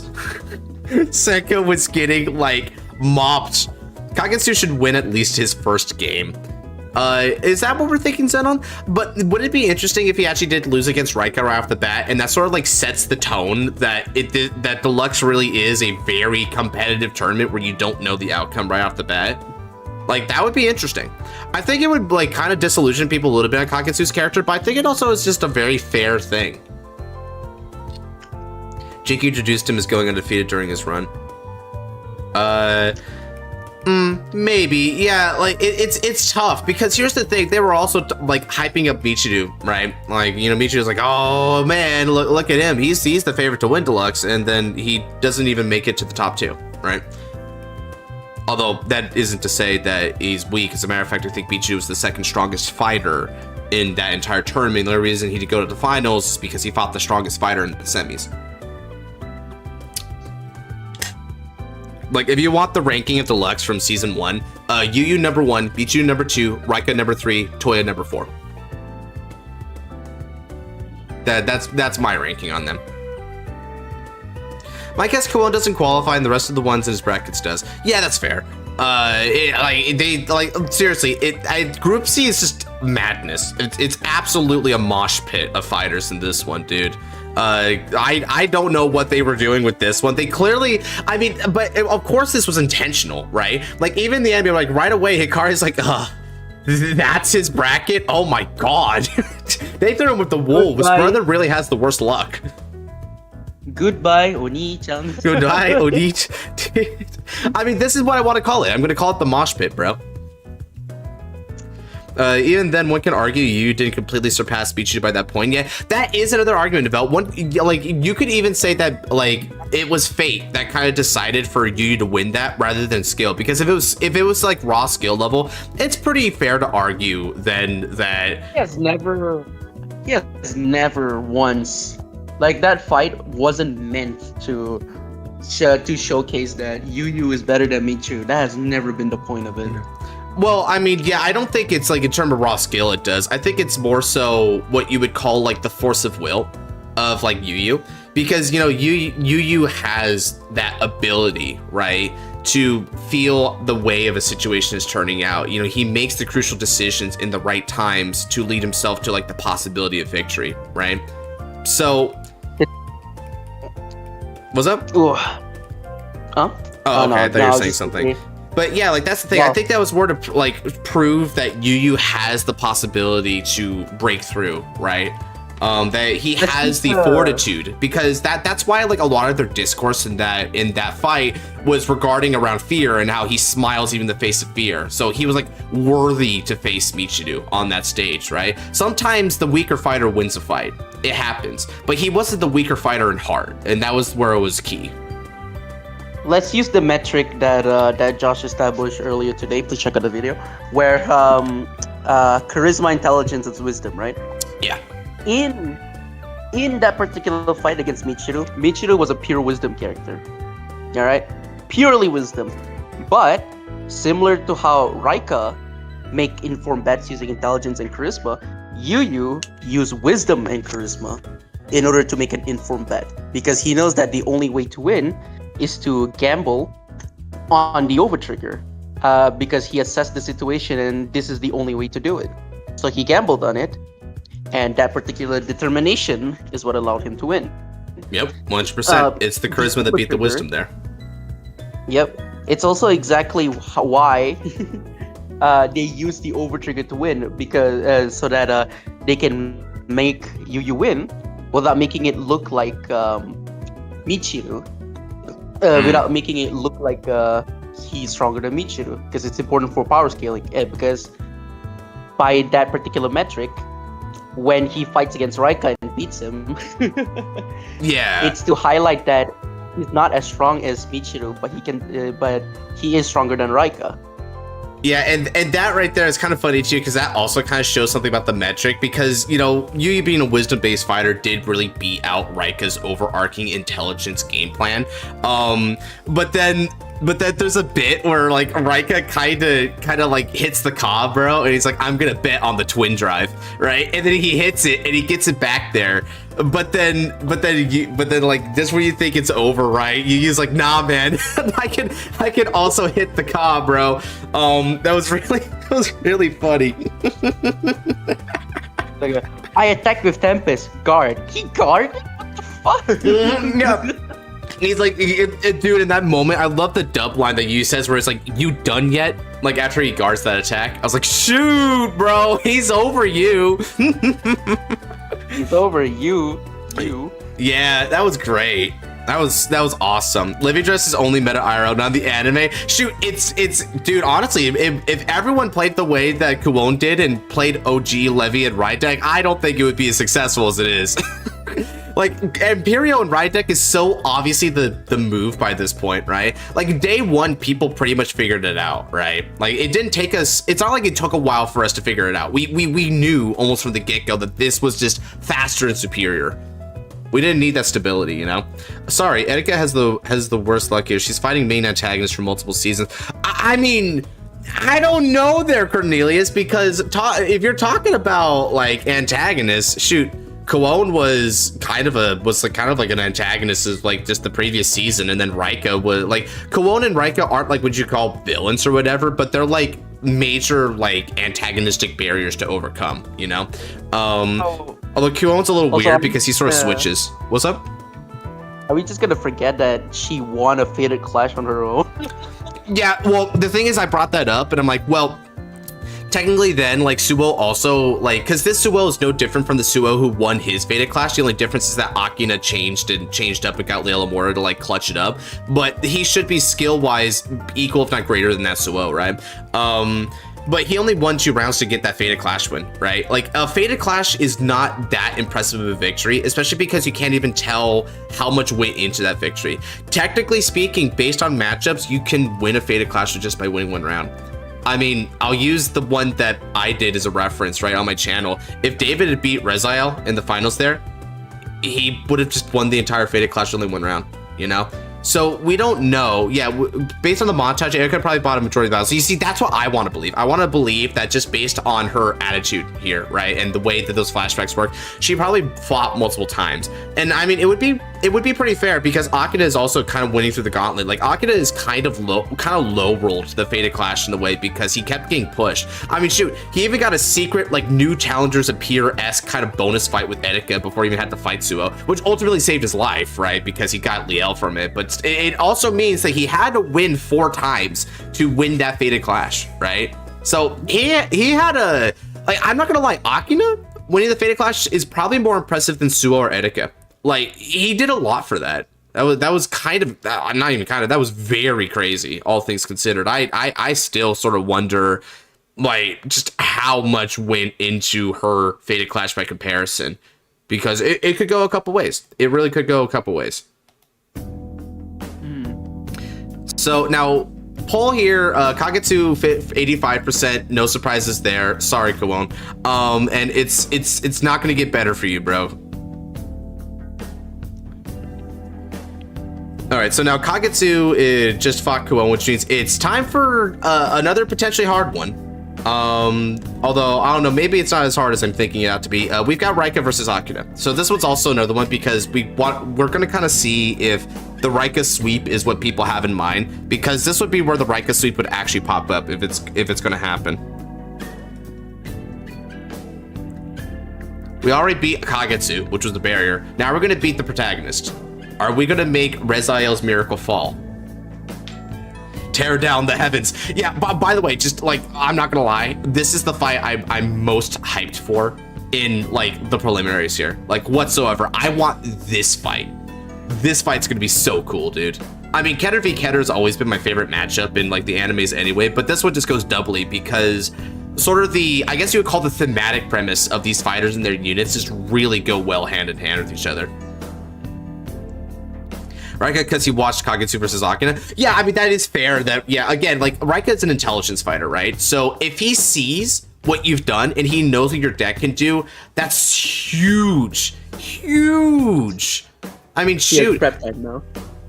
Yeah, he is some, he's kind of Batman-esque with that, right? Where his prep time does a lot of work for him. And Deluxe is a great tournament for that because Deluxe lets you side deck in between rounds. So you can actually build your deck based on your opponent. So he knows what Kagetsu is bringing for the most part. And Kagetsu wouldn't change around for Akina that much. Not for Akina. He wouldn't change around for Raika that much, right? So he also knows what Akina is doing. Now, he probably wouldn't take him too much to study up on what Kuon is doing. That, I mean, shoot, if you guys really want to make the argument that Kuon gets something here and you make it tense, then you could say that Kuon beats Raika randomly and then it gets a little iffy. Gets a little weird. I mean, honestly, if Kuon beats Raika, which I personally think could happen, then that's how they make that lottery kind of pop up, you know? Because then flash forward to what everyone else is going through. So Raika would be 2-1, Kuon's out of it, but then Akina has gotten a win and a loss, and Kagetsu's gotten a win and a loss, which means whoever wins between the two of them, that's going to be like the other person, right? Well, I guess that wouldn't even lottery. In order to lottery, I forget what the condition for the lottery was. There was a condition for that. Zenon, if you're out there, can you tell me what the math was for getting a lottery? Plus a fight against the King of Miracles would be prime point. Oh yeah, no kidding. That is Revolve for material, baby.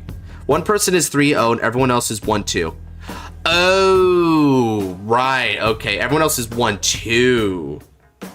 Well, no, I know same record arc, so I'm trying to say like what that record would be, right? In like a group of 4. So if Raika clears, right? But then if Kagetsu lost to Raika and to Akina, oh, but then I think, oh, so that means Kuon would have had to have beaten Akina, I think, to make that happen, right?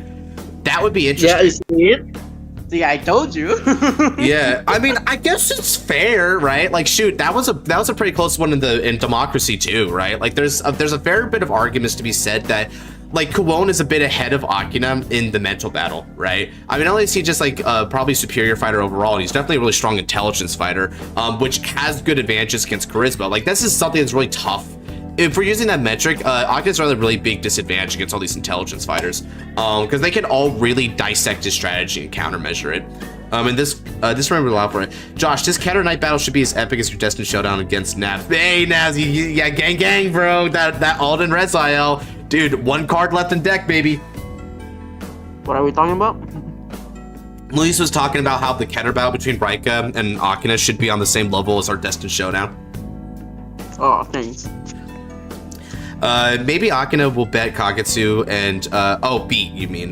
Will beat Kagetsu and Kuon beat Akina. Yeah, I mean, if they did do that, and then it would lottery up, right? And if they had a lottery up, then I guess they would lottery up Akina to go into top cut, and thus that's how Akina and Raika would go up, but it would still make Kuon and Kagetsu look pretty good. I guess that would be the theory, but it seems like we're taking a bit more of a standardized approach with our polling here, right? And not making a lottery go, but I think we we cracked the code, right? That's the code to make the lottery feel good. And I mean, honestly, it kind of makes sense that Akina wins the lottery as well, because that's kind of like honestly, that's kind of a way of him manifesting miracles, right? Like, he also has manifested miracles off the table in sort of a cosmic sense. So by playing against those two, Akina will find out his reason. That's the theory, right? Like, this will kind of be his testing ground. He's fighting a lot of different good benchmark units, right? Kuon wants to find Planet Cray, right? Like, that's sort of his thing. It's a very external reason, and Vanguard sort of keeps him in touch with this. So maybe there's another reason for it too that he hasn't really explained to us in detail. Raika plays the game of Vanguard for self-improvement, right? He constantly wishes to surpass himself and bring honor to those around him. So that's his reason. And also, of course, he has a goal, right? Within those reasons, he has a goal, a mission to beat Michiru, right? Protagonist powers activate, red internet eye shine, Kiseki Koryu.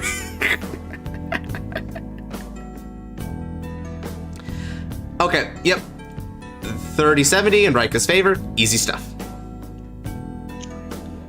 Oh, now because of the round down, Rika gets 69. Beautiful.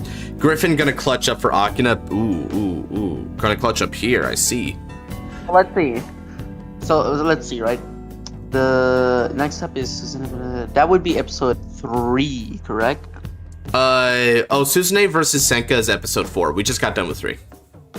Yeah, so Suzune versus Senka episode 4, which means Kon versus Akina episode 5. Right. And then the Rika fight. So Rika, Megumi, and Suo needs to happen after episode 6. Right, and that would be like their segue, right? Because by that point, we basically cleared out all the support for set 7, so now we can go into set 8, right?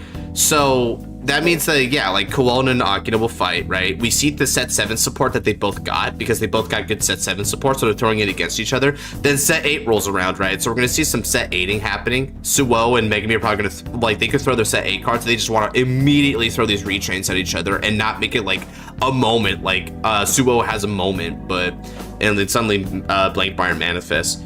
Rika versus Kagetsu. Well, Rika's got to show rebuild though, so that already gets you your 3 big retrains from set A just from those 2 fights alone. Over here in Group A, that one's a little bit interesting.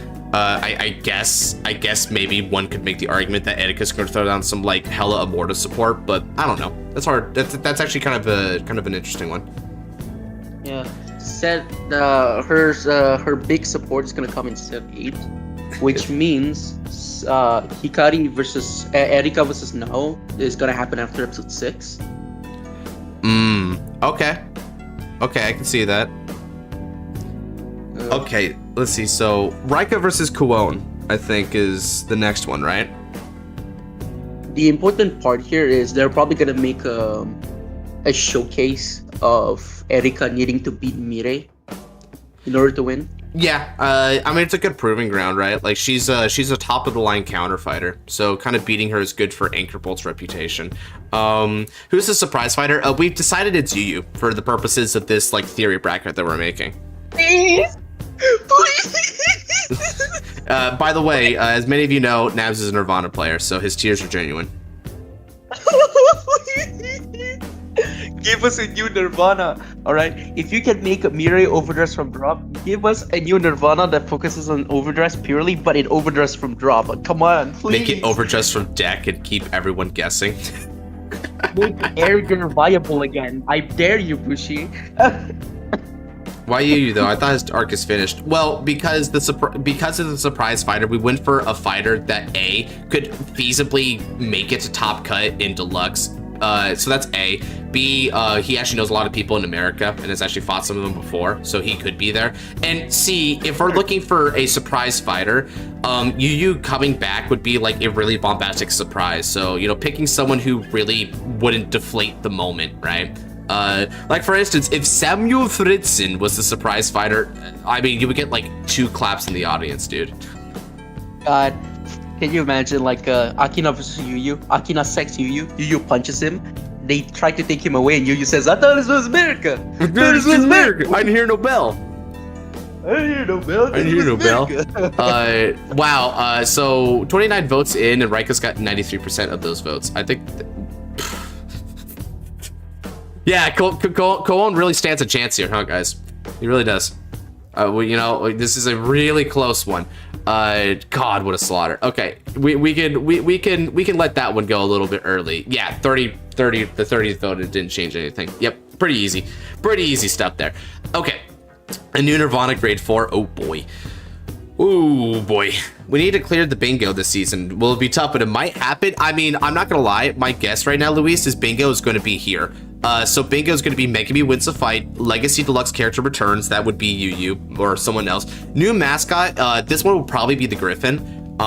More Faded One or Destined One retrains. This one is already cleared on bingo, but I'm gonna wait for Blankmeyer to actually appear in the anime, the Nexus version of him, before I actually cost off the bingo technically, because I want to, even though the TCG is kind of spoiled that this is going to happen, I'm going to let the anime inform us of it. Erika now Suo clear, so this is the debatable one, right? So if one of them actually is the one that like beats it all and like clears, then yeah, this is our bingo. This is probably the easiest bingo that we can do. There's not a lot of other bingos that we can go for. Simple returns, I don't think is happening. Vaseruk doesn't copy skills, so we could chicanery that. New Liel is possible. Plot Cucks Attorney is possible. This interlays with the Legacy Deluxe. That's easy. Polyphonic locks or controls. So this diagonal is the next best one. That diagonal might happen. I guess this diagonal too. Gap, Spirit, Moment, Akina doesn't clear. Free Space, this obvious one. And then TCG exclusive card C play. I mean, if someone wants to break like Gryandra into it like randomly, right? That would be interesting. So I would say this is the most likely one, maybe followed by this diagonal and possibly this diagonal. So we've got 2, maybe 3 bingo win conditions here. Wait a minute, I'm just realizing something. What's up? You know when you said that this new, I think you once said that this new fighter from Block D might be a completely new character. Yeah, like someone totally new and different, and they would kind of be the envoy of the greater plot of like the next 2 to 3 seasons. What if this is the person that decides that they wanted to play C build? You know, bingo. You know, bingo, bro. Yeah, get that bingo, bro. The Shadow Army feels like a red herring. Interesting. How so? You know what? I hope they bring back the old Orpheus playstyle where you call Shadow Army token during the main phase and then you retire them for effects. I would love to have that back. Okay, yeah. I mean, I like that. I like that style too. Like I was mentioning it before, polyphonics can like scale relative to how many Shadow Army. So what if like the shout, right? The shout set order lets you pay certain costs to get more tokens, and then during main phase you eat tokens. Polyphonic remains alone on the battlefield, and she has like this really interesting control style with like good Vanguard pressure. I would like that. I'm more thinking something like the various cardinals in the olden days, like Alvidert, which at the end of battle it attack retires the Shadow Army to retire an opponent's Regard. Yeah, just a lot of like eat them as fodder for effects, right? Yeah, Destigate, which is a title slot if you retire 3. Thumbarino, which draws and retires a column at the end of battle, your own column at the end of battle. Yeah. Or Masureya. It's not like confirmed. I'm sorry to interrupt there. It's not confirmed, Jaden, but it is heavily implied because A, the other upgrades are still around, and B, in the lore, Varga Dragra still maintains that ability and is currently training to master it in the lore with Lascaria, so it's probably still there. Besides, a lot of like retrains, even if lore changes stuff, a lot of retrains still like remain in the physical TCG for the anime there. It's not the only reason why they would like fade out or whatever. It's something like a reverse card, right? Where reverse cards actually burn to nothing. Yeah, they did very much confirm in the lore that he still maintained his Rasetsu. Yep, he still keeps that. Someone asked Kagetsu's reason for playing Vanguard was, I wonder if the surprise fighter is that person, considering that Donji is also in America, if he's in Block D, then it's possible. It's possible. That new fighter, Kagetsu looks at him and is like, ah, crap, it's this guy again. Well, I gotta make room for him. He's the real villain. He's the first leader of Blackout, which is not related to Megumi at all. I'm not gonna lie, that would definitely hit bingo on the twist villain. That would satisfy that condition, methinks. Okay, so the poll is, the poll is looking pretty good for Akina there. So people believe that Akina would in fact beat Kagetsu here in the finals, the preliminaries, which makes sense. That makes sense, right? And that's probably the flashback that we got at the beginning of the season, when we see like Vaserug and Rezael like wrestle and become a shooting star. It was very beautiful, but also really epic. What is budget option for Voltros and Taithful and Rezael? Your budget option is, I guess, Cadwalla, Nobia, and if you wanted to kind of take it a little bit further, you could try to like shill out for Noberis. Let me handle this, Josh. Let me handle this. My brother, you can pray. Yeah, sounds about right. When the non-Rezael player is telling the Rezael player to move aside on this, he's like, I got this. And he's like, you pray. And I'm like, yeah. Anyway, let me tell you what you do. know? Zenon understood that reference. Zenon understood that reference. Bro. First leader being a villain means Blackout started out as evil team. Either that or Blackout was like was a product of when they were still a good guy and then like they get swept up to crap. Noberis is back to 30 plus. God, freaking Keter, dude, I swear. Villain wouldn't be the correct term here. It would be antagonist. Because it could have just been a difference in ideals that led to him quitting, not really them being evil. That's fair. That's fair, bro. Okay. So that clears Group C. So Group C, Jaden Williams reference. Oh dear. We've got Rika and Akina moving to top cut. So that means to confirm, our top 8 is going to be Now, Erika, Suo, Suzune, Rika, Akina, Yugioh, because we theorized it's Yugioh, and Michiru. Those are our top 8ers. So now it's time for the second half of this, right? We got through a lot of the nitty gritty of our theories here. We've come to that conclusion. It's time to make a bracket here. We're gonna go ahead and make a bracket, and we're gonna make a top 8 bracket. Now, if I recall from the show, they randomized the bracket, right? Like, it's not like an A-B thing. Like, let me look at this again and throw in subtitles. Thankfully, the subtitles is all I really need to see to make this work. The top 2 fighters will advance to the final tournament.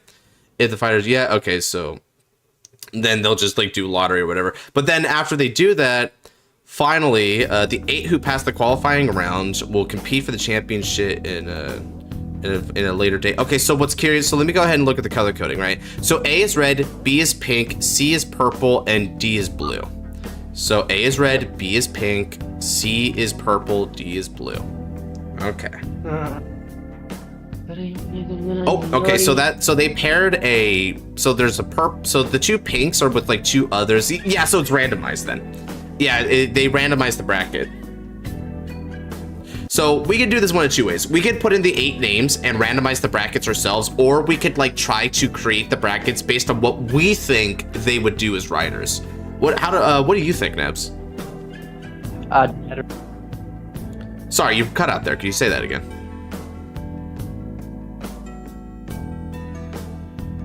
Okay, silence. So I'm gonna assume he had to go. So what do we think? Okay, so Adrian says randomize. Let me go ahead and this is worthy of a poll as well.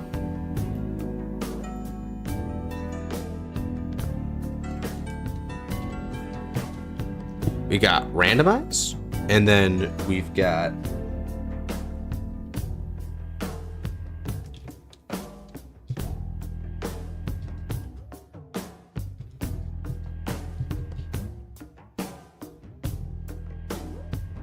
randomize and manual matchmaking, I'll say. We'll probably stumble upon writer's pick. That would be funny. Like, you just imagine randomize is actually writer's pick, and it just turns out they did the same thing we did all along. Alright. Let's see. So randomize is looking a little bit ahead there, but not much ahead. So it seems like a lot of people are also liking the manual matchmaking. That's fair.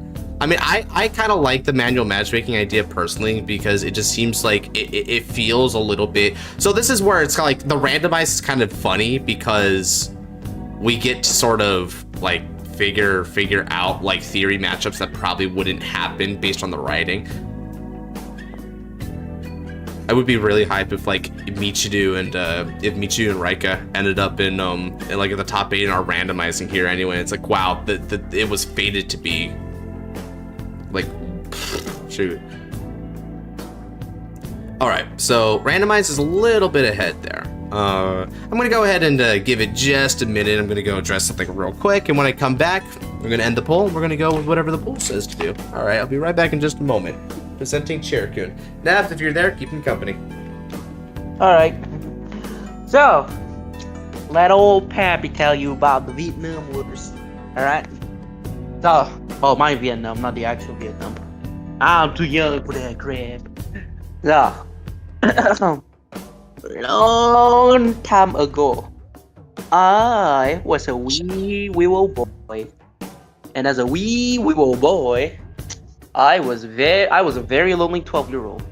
All right, very lonely. So, I was interested in, but I didn't have the money, right? And just to tell you guys how old this was, Google Plus was still around. Google Plus was literally actually still around when I got into Vanguard. So I joined the Google Plus community, and I theorized about deck builds. That's all I did. I didn't make any friends. I literally just made deck lists for Strike Gate G next. Seriously, it's kinda it was pretty sad. Then GZ, by the time of GZ, I quit. And then I heard about the VC's reboot, but I didn't care. But then I started playing again sometime after, like this was right around the release of VBT05. Yeah, VBT05. I played a lot of Maelstroms. I won a lot of games with Maelstrom. It was really fun. It was insanely fun. And then I quit again. I forgot why, but I guess I just got bored. And then the V purge ended up happening, so that was fun. It was not.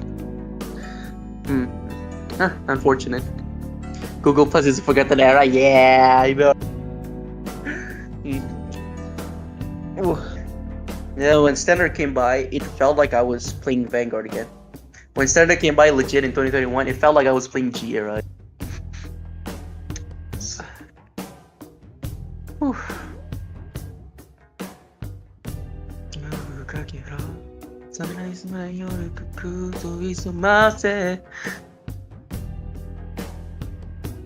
Google Plus, I feel old. That's a killer thing.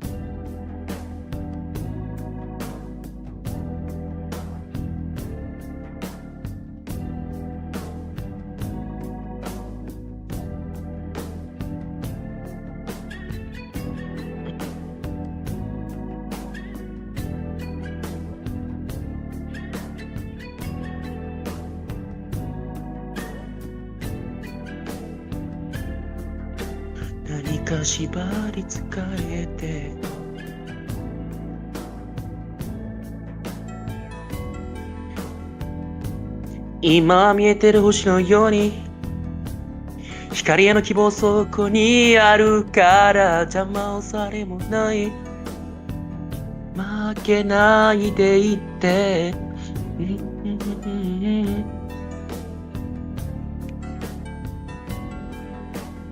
時すませから夜かけろ V is the dark era of Vanguard for many people. Honestly, I wouldn't actually say that. I genuinely wouldn't actually say that. I would actually say V series is the filler arc of Vanguard. Because just to where's that song from? Oh, it's Mera Mera. It's Divine's season 3 opening. But yeah, no. Honestly, yeah, V series is legit just the filler arc of Vanguard because you know the tale of Gize, right? Yeah, the whole story of when Gize died, Messiah went missing and everything, right? But and then V happened. There was literally no lore for Vanguard. They literally just said, nope, screw this. And then when Standard got rebooted, they actually referenced Gize in the trailer for Standard, if you guys remember. They were like, oh, it's been 3,000 years since Gize the bitch died, right? So realistically, V series really was a filler arc for Vanguard in the story because Standard literally picked up where G left off.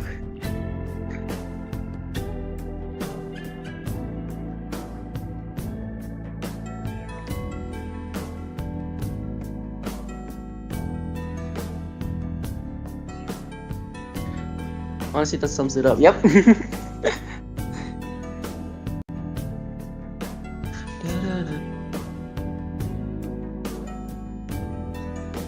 Never-ending story.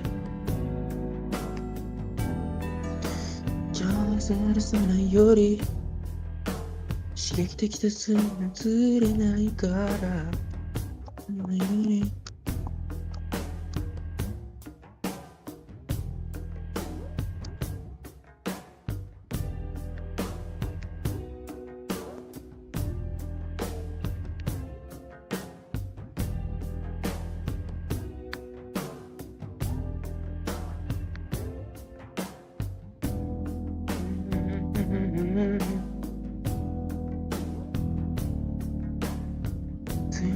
崩れないからより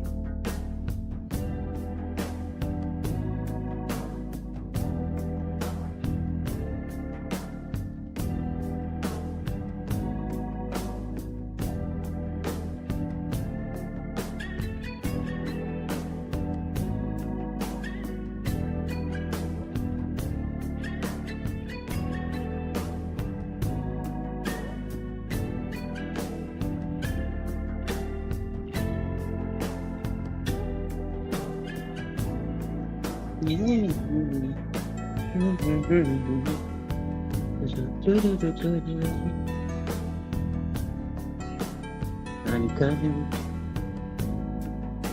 じゃないでしょうだカリカリと迷っただ方でしょう薄に散らばる選択肢に奇跡を調して自分という名の才能に出会えたことに早く気づいて今見えてる星のように光への希望をさす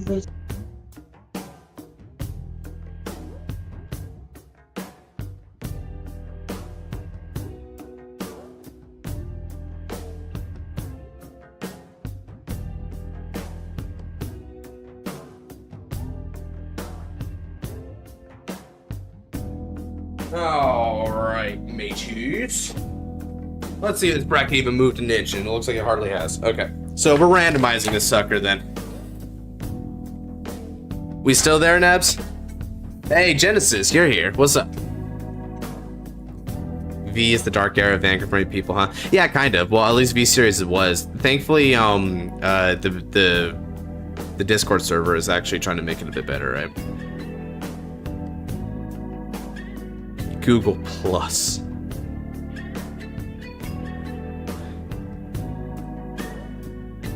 Let's see here. Yo, Timothy Presley, welcome in. V is what got me into the game, and I have my first top 2 at BSF at beat format. I don't like it. Take memory of those. Yeah, that's fair, right? I mean, I also my competitive success as a player stemmed from V series as well in this game. So I can't be too harsh on that.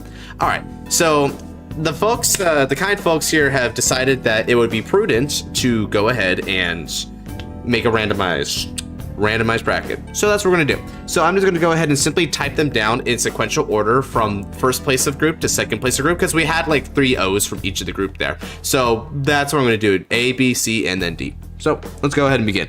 So for group A, Erika, in our estimations, Erika swept, so she's gonna be person 1. Person 2 is going to be Now, who was the runner-up. In Team B, Suwo was king, followed up by Suzune as the runner-up. For Team C, we got Raika, with Akina as the runner-up, the lucky runner-up, I should say. And then for Team D, we can just give Michiru top cut here, like the top of Swiss for his rounds, and then we'll give Yugioh right behind him. Yep. Hey Josh, what we'll do for the second half of the season if the finals are only 7 episodes, 8 if the finals is a 2-parter. I think we're then going to so there's 1 or 2 things they can do, Arxel. Option A is the second half will be related more to the bigger plot of the story, so that's probably where like Kagetsu is going to have some chicanery going on. Might also involve the first leader of Team Blackout that isn't Kagetsu himself, which it seems more and more likely that's not the case. So there's a bigger plot thing that could take precedence there, and they get swept up into that bit. Or the second thing that they could do here is they have like a lot of episodes in between fighters who are no longer in the tournament, and so they give us like some good like fighter fan service in between the rounds of Top Cut. And so the finals here like let's say that the top 2 of the finals was like Now versus Akina or whatever, which is a theory, right?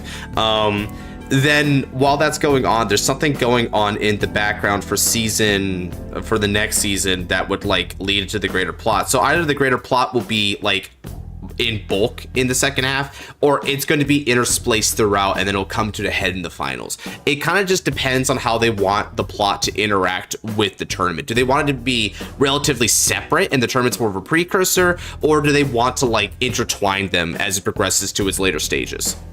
Okay. Well, we got the what was it? You know what? Let's. I have a suggestion that could spice things up, right? All right. Let's. This isn't the actual suggestion, but this is the basis of my suggestion. Let's use shonen anime tournament logic for this. All right. Yeah. And let's have the finals be Akina versus Nao. Well, I mean, if people vote for it, I guess that's because that also depends on their on the switch ups. For all we know, when this bracket randomizes, because that's what folks vote for, Akina versus Now is like the first top 8. Oh, books for the randomized? Oh, I didn't catch that. Yeah, they voted for the randomized, because otherwise I would agree that it would be that, or maybe even the top 4, right? It ends up being a situation where now ends up like losing to someone like Suo. That would be a really interesting match. Okay, Divine's got me playing the Cardfight start deck. Good stuff. I mean, Divine's is like a fresh breath of air, bro. Ooh. Where, you know what, we'll do this one next. I'm occasionally switching up the ambiance in the background. All right, guys, top cut time. So, are we ready to randomize this sucker? Get our bracket, get our own personal Divines bracket. You know, we were the Divines, guys. We were the journey. How's the live stream doing right now? Okay, I dipped on some viewers. Still pretty good though.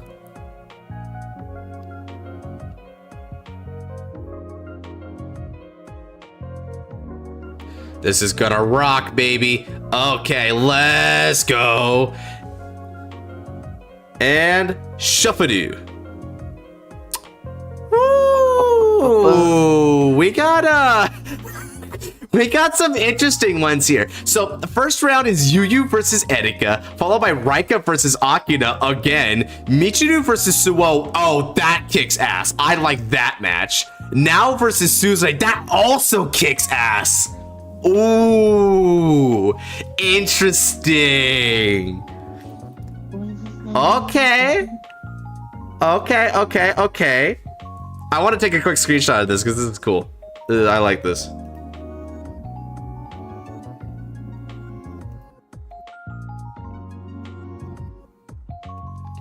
Screenshot that real quick. I like that bracket. Immediately 2 cursed matchups. I know, right? Rika Michiru finals would be so...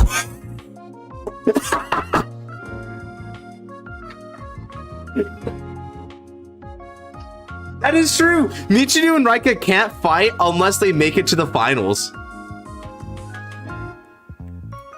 About Michiru reacting to Blankbar's divine skill. Oh, where it's like the same thing as reacting to, I think you were the one who was talking about the Dragon Tree bit, right? Let's see. So this is the bracket we're gonna go with, right, guys? Is this the bracket, or is this not the bracket?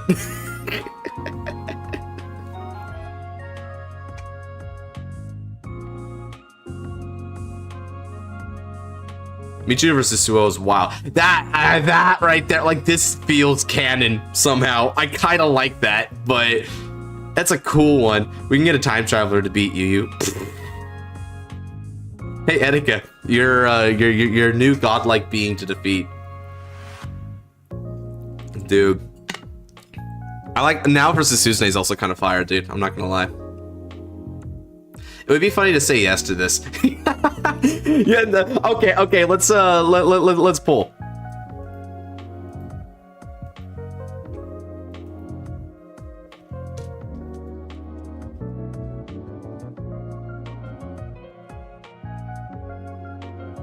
Is this the bracket? Is this the bracket, guys? Because we can reshuffle again if we feel like it. We can get a shuffle. But that is really funny. That is really funny. Like, this bracket specifically denies Rika and Michiru. Now attempts to break into Suzune only to lose for Erika to save her. That's a chain of events. That sure is.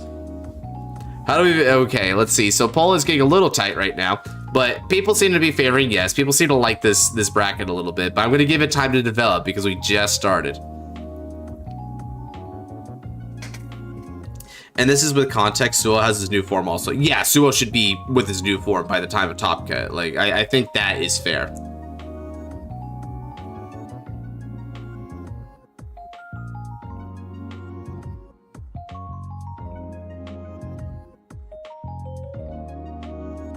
Let's see. So 17 votes so far. Yes is a bit ahead, but it's still in the 50-40 range. I mean, well, no, 59 to 41%. So we're looking in the 60-40 range, more or less. Okay, now just close the distance with that other vote. I mean, yeah, if you guys want me to shuffle again, you gotta vote for it. Are you gonna get the second Vanguard game, aka Dear Days 2? Honestly, I'm kind of leaning towards no, mainly because I'd rather keep to like some other context. A lot of people are going to do Dear Days 2, right? I feel like that's just a given. So I don't think I'm going to stretch into that area, and rather I devote time into focusing on things that my channel's a little bit more predicated on. Besides, when I like to fight people, I like to fight people on like a free-to-play server like Untap, right? And not on a game that requires a, what is it, like a $60-70 barrier of entry. So Nexus versus Aegis would be very meta, dude. Oh, yes. TBH, most of these aren't going to actually be the result because we don't know who's going to have to when the fight happens. Yep.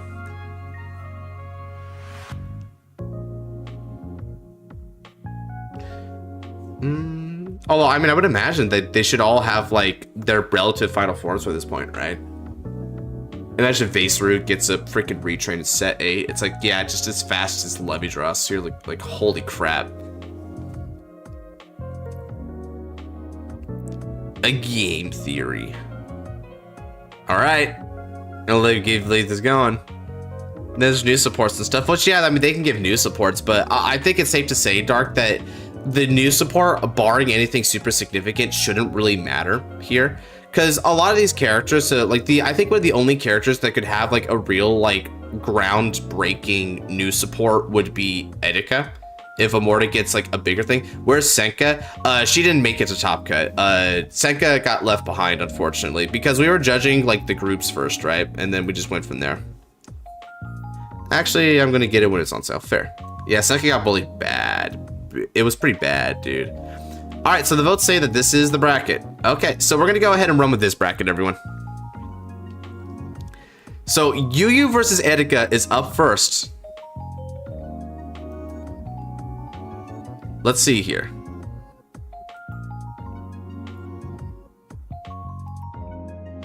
So Yugioh vs. Edeka is up first. So now we got to go ahead and start a poll on that. Who wins this? What a troll. Yugioh versus Edeka.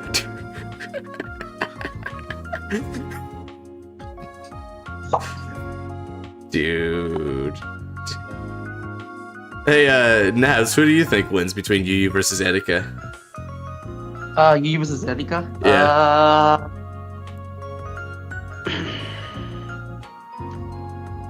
Surprise egg versus time traveler.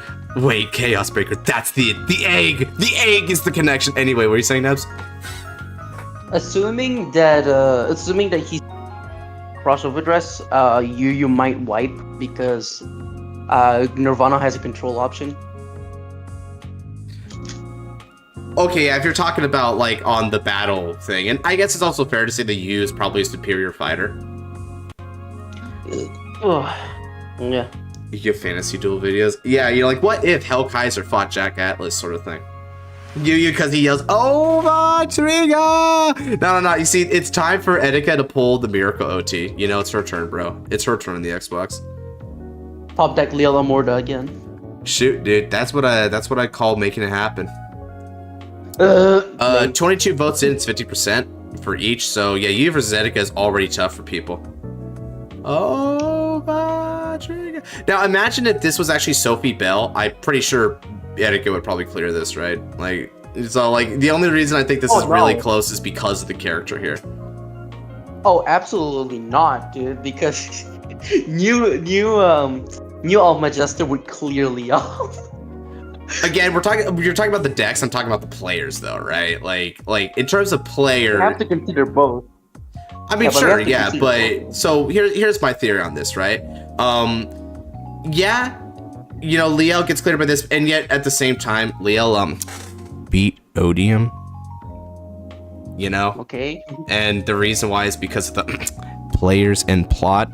You know, the thing that takes precedence. Yeah. It's worth arguing, of course. I'm not saying it isn't worth arguing, but clearly there's something that's more important than the other when it comes to these matchups, right? Look, when someone lost to the plot, they have the writers. Like, yeah, sure. The Fated King, right? Oh, they did it for the Fated King, you know? It's fair, right? But they made Kuon's characters still dumb as hell for that to happen. Yeah, I mean, well, but then again, I mean, Varga's kind of a hard counter in a way, right? Because, I mean, what Sybil did is pretty effing fair, right? Which is just swing Van 3 times and immediately ask them, do you have the card advantage in hand to stop this triple swing without Infinity Eye markers helping you? Because that's what she was asking him, and, you know, he couldn't do it. Right, and he also PG'd a drifeless Varga swing. The reason he did that is because of the number difference. Because Sybil specifically boosted with Storm Slasher on the driveless to try and with what we know was left in his hand, he would have been, I think, 5k short on the driveless swing. So it's only when it swings again without boosts that because that's the thing. Took it, right? What? Like he should have just took it, right? Well, no, because his theory was that he could possibly make the 1-to-pass work because the power will be lower without the boosts. Right. Yeah, because that's the thing. If Varga by that point had already with the first swing hit a crit and 3 to 5 him, so he would have to go up to 7 had he take the driveless swing, and that's just not a good bet. It's a better bet to just make the 1-to-pass happen, you know. Now, of course, the better question then would be, why didn't he just fucking write it from the right deck? You see that is a lot more fair, right? Like, yeah, that final turn was kind of bad for him. Like, there wasn't anything he could do about it. But you see, in terms of deck building, yeah, he could have changed that. He definitely could. Honestly, it's kind of my bad for not opening with that, because right, yeah, because when we just fast forward to that final turn, things had basically reached their conclusion anyway, you know, like there was nothing there, but you know, up until that point, yeah, you know, some things we could debate there, we really could. Yeah, Gasberger makes a fair point too, that Obduracy Glaive was just kind of like chilling there. So there's also just like some pressure for that deck. Now, in fairness though, if Kawon's 1-to-pass had worked there and then Obduracy Glaive swing, Infinity Eye marker would have drawn into that like critical trigger, which combined with the minus 10k from Infinity Eye marker and Sybil under this condition not hitting a drive check like trigger off the new twin drive, he would have had enough to guard it and move on from there. So in those conditions, that Obduracy Glaive could have been blocked had the 1-to-pass worked. Thankfully, that was a pretty easy fight to analyze when you break it all down. The better thing to ask is Gabrielius versus the Virina army, truly. Virina army, there's only one, dude. I don't know how to tell you this, but there's only one. Yeah, I guess, well, it's kind of like Rika in a way with Youthberg, where Youthberg feels like an army of one in a way. Damn. Yeah, fuck Vride. No, literally, in bed. I mean, did you see that meme with like, oh, I can't wait to see who's next in Youthberg's harem. Hell yeah. Okay, so we conquer. So the polls actually swung around and Yu beat Erica. I think this is because people are about to vote for Akina to beat Rika here, and Akina's gonna fight Yu in the semis. I think this is what chat is aiming for, which I understand. Wait, is chat trying to? Does chat want now versus Akina finals or now versus Akina versus Suo finals? Ooh. All right, chat. On to the next top 8. Akina versus Rika. We argue the obvious, right? Yeah, I mean, like, I would like the Suo over. I mean, I think Suo versus Akina I feel a little bit better with, because we kind of had in theory a sort of now versus Akina run back with the Sybil possession thing. It's more of a Varga versus Rezael run back with their improved forms, right? So I feel like it would have been a slight rehashing it a bit. So I like Suo versus Akina as, like, you know, rehashing that, because with Nexus versus the Fated King, it feels like they actually have a bit more of a legitimate rematch here. Yeah, Akina is definitely kicking ass in these polls right now, bro. Ooh, yeah, 80-20 in his favor. Nice, nice. No, I want the twist Akina versus Michiru, bro. Oh shoot, you're gonna vote for Michiru cleaning so well? Whoa, bro. Whoa, man, that's sick nasty, dude.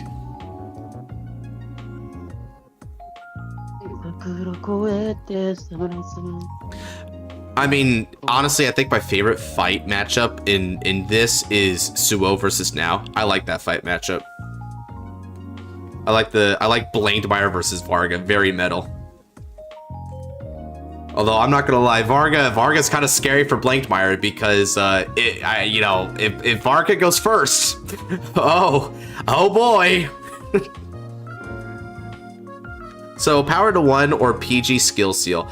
I mean, Blankmeyer has a lot of good card advantage, and we also have to kind of consider that Nexus is probably up to bat by this point. Even if it doesn't appear in the preliminaries, it should be here by this point, right? So whatever Nexus does could really edge out against Michiru.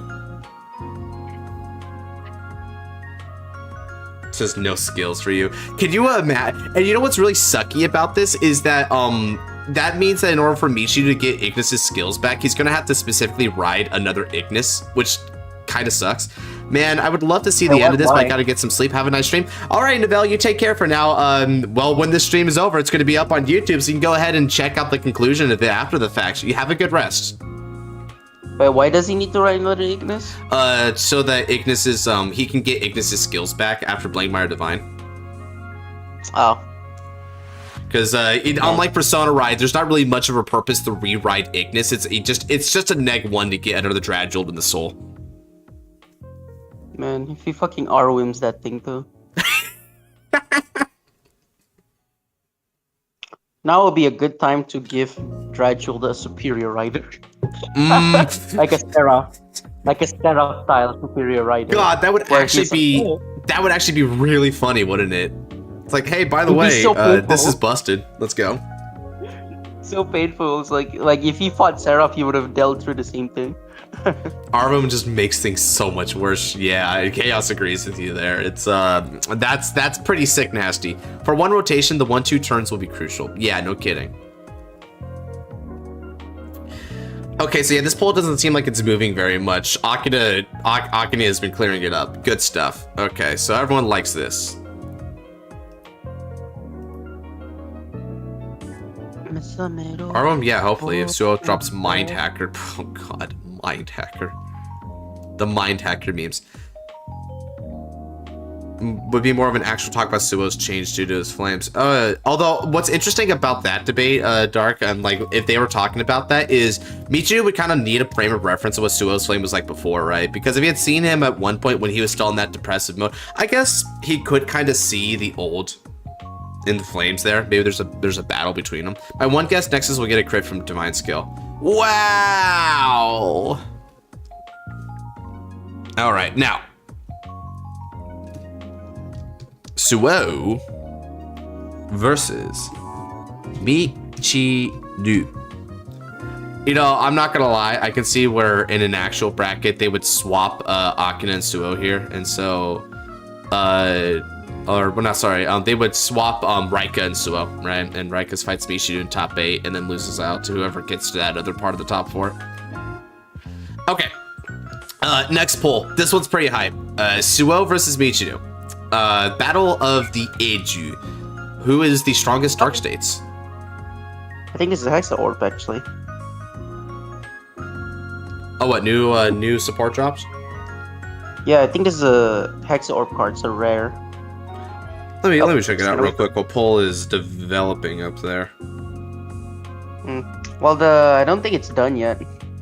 Oh, okay. Yeah. It's like it's still in cooldown, bro.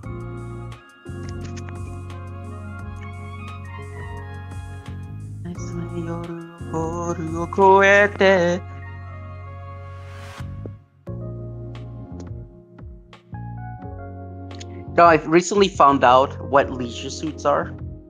They look stupid.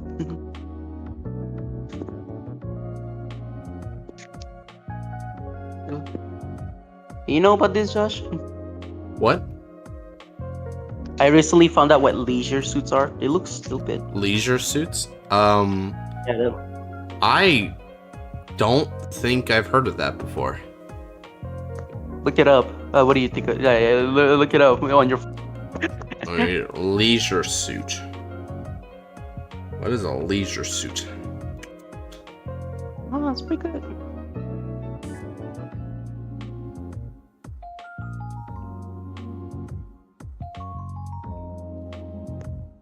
This is the future, baby. It look kind of stupid because like you know, as the name applies, it's for leisurely activity, like going on dates.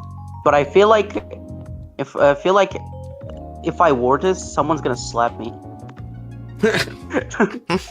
Probably aggressively too. They're gonna make sure I feel the burn. The burn. Okay, so we've been 2 minutes in, 19 votes, and wow, Michu is actually beating Suo in the polls. That's a surprise. I actually thought Suo would clear this. Come on, guys, we gonna let Suo die here? No more Fighto? This is it? I mean, we don't even know Blankmeyer next. Even if it was base Blankmeyer, I'd give it the advantage over Dragula, bro. That's cap. Nah, that ain't cap, bro. That ain't cap. Nah, I'm sorry, bro. I don't think you're making a good case. No. Guys, I just need to say it. I just need to say it straight up. I believe Blankmeyer at base is more powerful than Dragula Ignis. So which one is it? Are you arguing for the character or like I'm so Well, I just swapped that out. Now, of course, if we're talking about who should win character-wise, Michiru should be a lot stronger than Suo as a fighter. But at the same time, Michiru also got comaed for a while, so you know that might have stunted his development. But he never really struck me as a character that really grew that much stronger. He got a bit stronger during the Uniformers arc, presumably, but after that, he kind of, aside from the Ignis upgrade, I think as a fighter he might have stagnated. Right now, he's still incredibly powerful, which is why he's in this top cut. Right, we all know he's going to make it to this point, but from there, it's a little bit of a debate just where he stands with the others, you know? That's such a disservice to Raika, because if this Michiru is them. Yeah, it is, right? But it seems like a lot of like what Raika is doing is sort of like catching up to him. Like his final battle in Overdress is against a character that he believes to be on the same level as Michiru, right? So even in that fight, his fight is also sort of like a spiritual extension of him catching up to him, right? And then now later on, when he fights Kagetsu, if he can beat Kagetsu, who's a former rival of Michiru, right? You know, that's another debate there. Now, it's possible that Michiru is a more powerful fighter than Kagetsu is by this point, because we actually don't know how Kagetsu's development has been, right? Kagetsu might actually be more stunted, comparatively speaking. If you think on how reliant on cards Dragula Ignis wouldn't have enough cards to defend, check Dark Stakes OT during Divine turn. I mean, Dark Stakes OT is just kind of like a win con in that case. I mean, everyone knows that if Blankmeyer hits like the Dark States OT on like Divine skill turn, then you know, you would have to have basically no damage to survive that turn, dude. Like, that's it. That's the only way you can survive that turn, because it's just untenable. You can't interact with it. All right, well, poll seems pretty determined there. The gap just increased. So Michiru clears Suo, which, oh boy, that's a surprise. I did not see that one coming. Wow. Okay, so moving on, it's Now versus Suzune. So this one, I think Now would probably end up winning this, right? It's more of a story thing than anything. Maybe after the Blankmeyer fight, when she makes it a top cut, Miyade Chibi's peak design. Oh, you bet it is. I would imagine that like Suzune doesn't really need the W here, but you know, Now meanwhile, you know, she's hungry, you know. We stay hungry. So, okay, polls already kicking off. Yeah, Now Senpai. It's pretty, yeah, it's kind of sweepy. Now, are we going to continue to sweep the streets? Watch, Nexus Effect would get revealed, and people are like, damn, never mind. Nexus Effect is, it gets 5,000 power for every bind face down. That is it. That is the only difference. Suo's gonna clear Kagetsu. Like if Kagetsu makes it, he's gonna clear Kagetsu because he's gonna bind his set order. Nah, dude. I know how Raika beats Kagetsu. Plays Blethen. Blethen's put back your 16 crows, bitch. Oh yeah. God, if I ever have that happen to me or do that to someone, it's gonna go into the scrapbook. It's gonna go into the scrapbook, bro. You already did that to someone, bro. No, I didn't Blethen a Vaserug player. Yeah, but you're Blethen and Kilibra players, which is basically. Oh no! Man, if Xiaohu can be ran at more than 4 copies, sure. But man, putting back, just seeing the amount of cards you can put back with that is going to be hilarious, Nabs. Like quality over quantity. Xiaohu basic quantity. Xiaohu. Well, yeah, okay. Look. If we're talking about like player impact, it's about as bad. If we're talking about fun factor, definitely Raven is more fun to do. I'm here for a limited amount of time. Hello, fellow nerds. What's up, nerd? Now, it's not the same. I've got a Setsu. Dude, actually, those Chaos, that's kind of a fun point. If Suzune is making like a field full of Shadow Army, and then Rasetsu is like, mow them down. Like, it actually would annihilate all of them. I wonder, yeah, if Suzune's deck is vulnerable to field control, she's got to have a little bit of a hard time here, because that's what like Suwo and Now specialize in a way with their decks. Suzune Eraizu. If you ever do that to someone, you permit them to commit the Godsman manhunt. Godsman man. Boys Godsman man. Godsman 00. Godsman 00. Let's see, 20 votes in, Now's got 90%. Yeah, that's a clear victory in Now's favor. All right, now moving on to top 4. So now we got 2 top 4s. Here's this is a big one. Here's Yugioh versus Akina. Hey guys, this is one people really want to happen. I wonder what people I'm pretty sure Akina wins this, but like I wonder by how much. Remember, this isn't who you want to win. It's who do you think would win in terms of the story and the themes of the story. If this situation happened in Deluxe, who would win? I want to make that really clear, because I know if it was a want to win, you might clear that. It's hard. It's another hard one. Although Akina's has got a pretty clear lead right now. 72% to 28 is pretty big. Is Yu even the anime right now? We don't know yet. We're just theorizing, Scarlet. Godsman's Akina wins because of protagonist powers. Yu doesn't have it anymore. Oh shoot, spicy. Shoot. Yeah, but you know what? Aichi still beat Chrono, so how about that? Yeah, funnily enough, the lore of that too like dictates that Aichi actually has more protagonist power than Chrono. He actually like the energy surrounding him. He's like the true Vanguard in a way. Chrono being the singularity, right? He definitely has like the means to make a lot of miracles happen and stuff, but apparently whatever's going on with Aichi, because wasn't there I forget who said something about that. What was Takuto's role again? They called him something like a conductor or something. Conductor. Yeah, I think they explained at some point that yeah, there's whatever's going on with Aichi was more potent than whatever was going on with Chrono. Yeah, but that one doesn't even have to do with. That one is more relevant. Oh yeah. More than anything, not really Aichi as a person. Destiny Conductor, that's what it is. All right. Yeah. You, the first winner of Deluxe and Akina. I have plot armor. Well, you know, Akina is just gonna be the third winner of Deluxe, bro. I mean, man, we stay hungry. We gotta keep Keter Gang rising on up, bro. Aichi is and was the GOAT. You get it. No, not the Southeast Asian players. He said playing on Yu's final turn, and then the miracle returns to Q and Sanctuary. Yep, beautiful. Catches by Rita's sword. By the way, it's been a long time since Straw was relevant. Says Rezile. But you know his body flowing with testosterone. But even though it's not really true, because Straw is still a very cracked unit. You only had like one fight in the enemy anyway. Yeah, I know, right? Rezoof. Rezusi. Group C is stacked. They all meta decks. I don't want to be that group. They all meta decks. It's actually kind of fair. That might be a fair assessment. That Vaserug and Youthberg would hit up and start hitting the top ranks again. Well, again for Youthberg, for Vaserug, it's brand new. OG Aichi was the GOAT and V Aichi's ass. I mean, yeah, fair. I mean, a lot of V series was pretty mediocre, for being candid about it, right? All right, it's been a few minutes. So yeah, people seem pretty.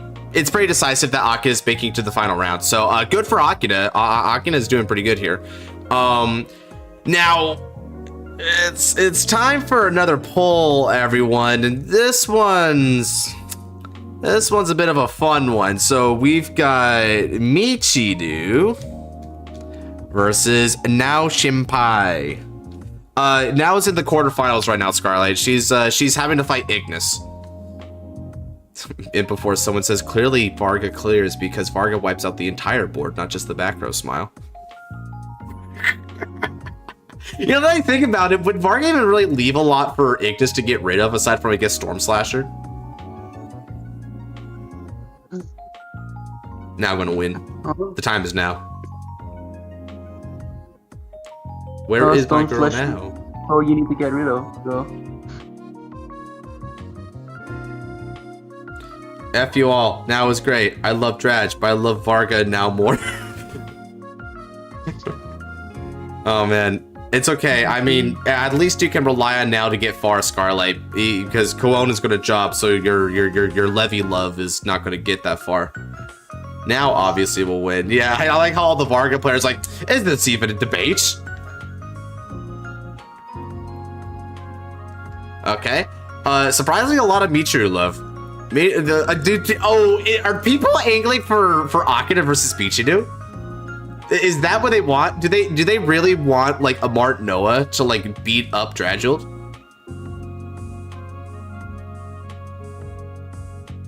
If Rasetsu gets more Malworm support, Varga wins. Shoot, I think even without it, like I'm not gonna lie, I look at Rasetsu and I'm like, this thing can beat Dragult.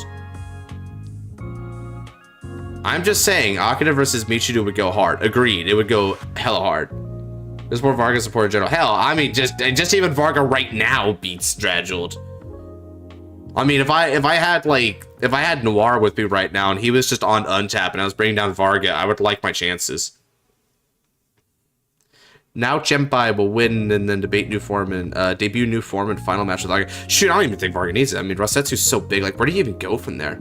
What the frick do you mean now? What do you mean Michiru is beating now in polls? What? Chat, what are we doing? So are we actually like considering decks now or characters? I mean, it's supposed to be characters and who thematically would be winning here and moving on, like who they believe would win if this matchup actually happened in the show. And okay, now it went back over. I have a better idea. How about both? Oh. Yeah, honestly, I think this poll is when they're taking both into account, because otherwise, why is it this close? What the frick? I mean, like, what do you call it? I mean, like, if we're gonna make the bracket randomized anyway. Shoot. Michiru's strongest. Oh, dear. They just want Michiru to win. They're traitors. I know, Ant-Man. Dude, the Michiru glazing is so heavy right now. What the hell?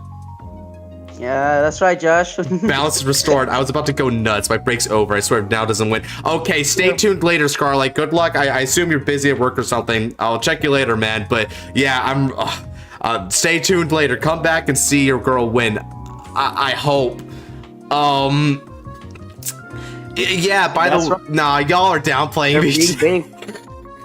But to the finals! To the finals! Michiru versus Kagetsu finals? Oh my god! Can you imagine that, Nabs? That's the finals? Wow.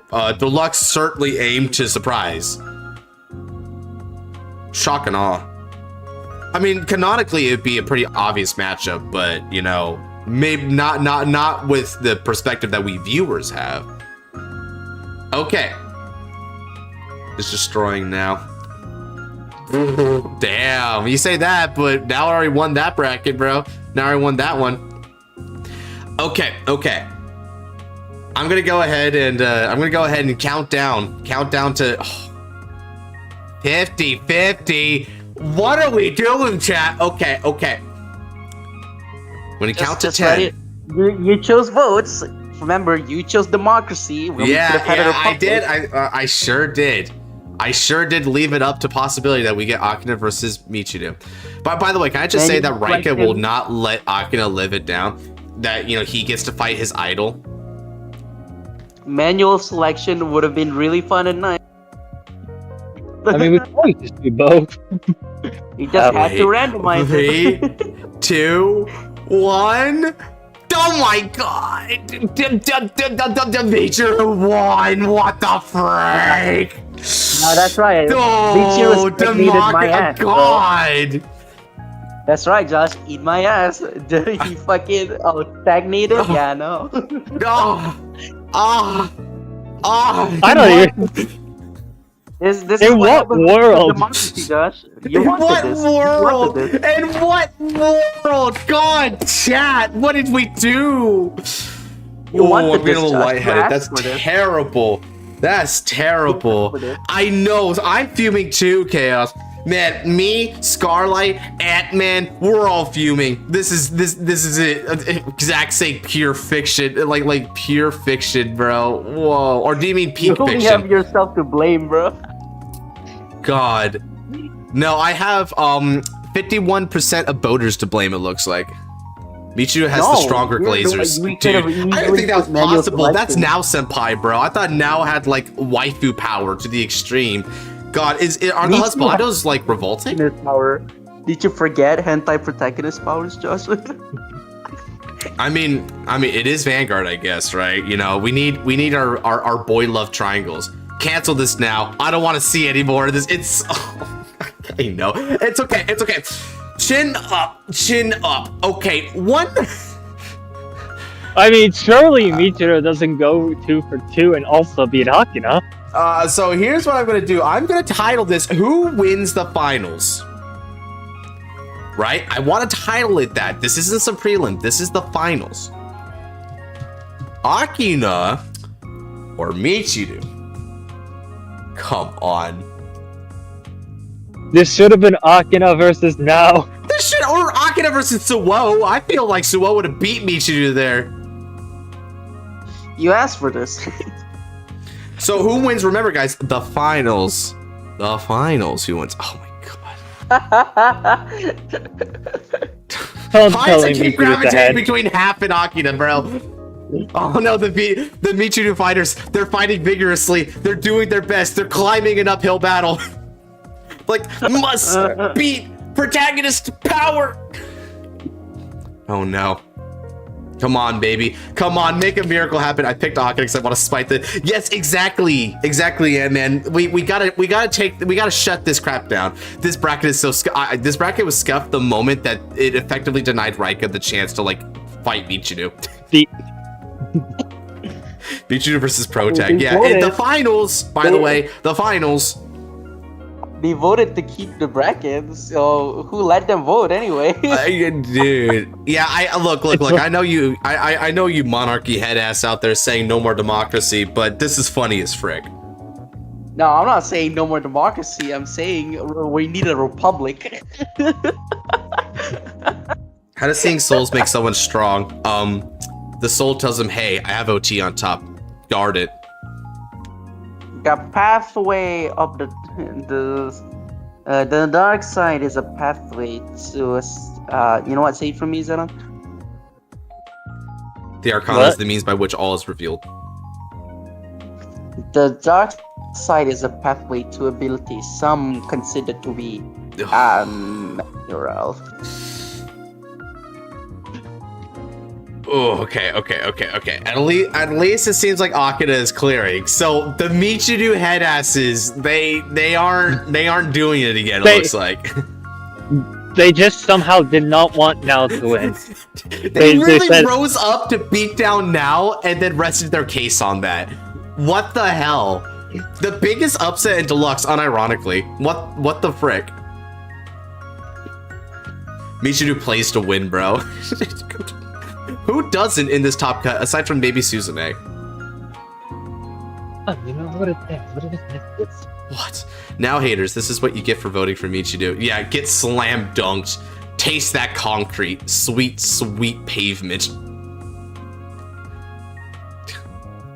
Yeah, imagine Michiru goes back into a coma after this. It's like, deuces, I'm back to my dream.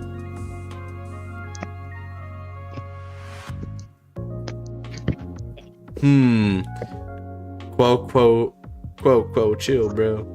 Simp bracket. I mean, if it was simp bracket, I'm not gonna lie. I mean, our waifus got like annihilated, dude. I found this. So I'm gonna just mute for a bit. I'll talk to you guys later. All right, check it later, man. There is no Stoicheia deck in the bracket.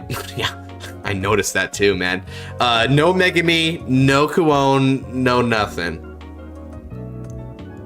I voted for Michiru to beat now, and I voted for Agano win since Red Sail's like, Luis, you were one of them? Aw, oh, come on, bro. You know how close that was? I'm gonna blame it on you now. I'm gonna blame it on you. Okay, 3 minutes passed, 30 votes. That's pretty clear. All right. So, by popular demand, the winner of Deluxe is Akina Miyoto. Please clap. Whoa. Wow, that was anticlimactic. Oh, with the 69%. Beautiful. 69. Nice. Wow, they really fucking hyped up Michiru for nothing, man. I know, just... Alright, so can we go back to being a republic, please? Alright, so what do we do from here? Do we shuffle up bracket again, or do we just make our own bracket for what we think the bracket would actually turn out as? What do we do from here, guys? Or do we just rest on this and move on with our lives? Don't let us see that Now's fans are toxic, bro. Fine. Y'all wanted to, thank you, Blair. You guys made this happen. Shuffle again. Okay, so Adrian says shuffle again. Make our own. We make our own bracket. Pull.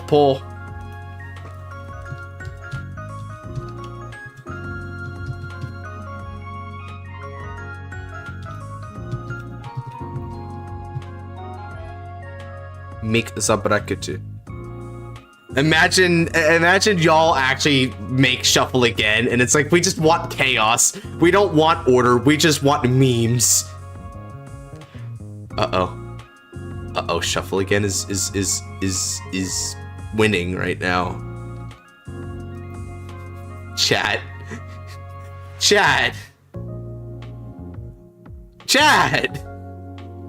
May I ask why you use there? Because he's the theorized other contestant from Block D that's progressing to final cut. Somebody fucking ask one more time. By the way, I just went 3-0 my locals using Resile. Bet. Good stuff.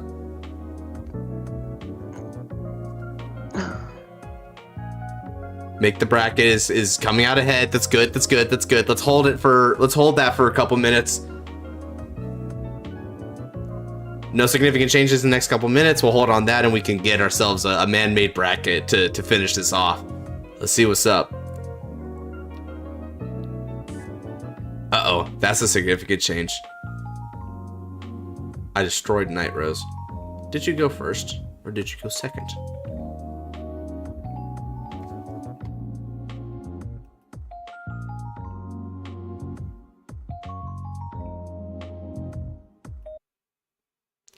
They're probably mad that Erica was eliminated, so they spite now as payback.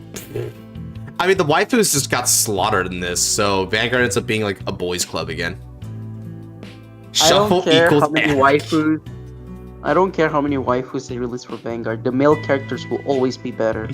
People say, oh, Misaki is really hot. Oh, Korin is a really pretty girl. But none can ever come up close to the waifuness that is Miwa. That is Miwa, alright? Nobody has ever come out to Miwa. I think it would be a great time to remind people that Kai knows how to cook. Yeah. Miwa also knows how to cook. In fact, Miwa cooked for Kai. on a daily basis. Yeah, So you know what? and isn't he also the one that's like, bro, why do you like your onions like that?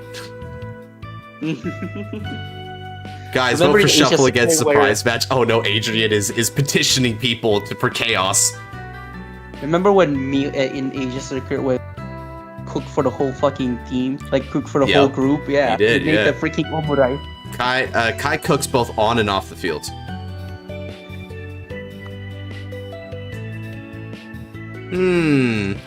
All right, it's close. A lot of people want Shuffle again, like Chaos Rain. I'm not picking that up. Should Shuffle again. Oh dear. Polls are polls sure is fun sometimes, I must say. Kai made crab fried rice and Legion made.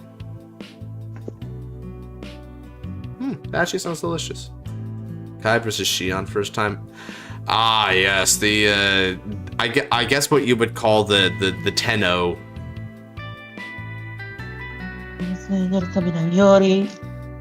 Alright. I'm gonna need I'm gonna count to 10. No significant number changes, then we're going with that. 10. God, January 9, is almost over, 8, gosh. I'm fucking dying. 7, 6, 5, 4, 3, 2, 1. Clear. Alright, we're making our bracket, baby. Thank you. We had just enough sane people. To actually say, make the freaking bracket this time, please. Okay, so let's go ahead and make how Deluxe would probably actually go down. I am one of them. Thank you, Kirito.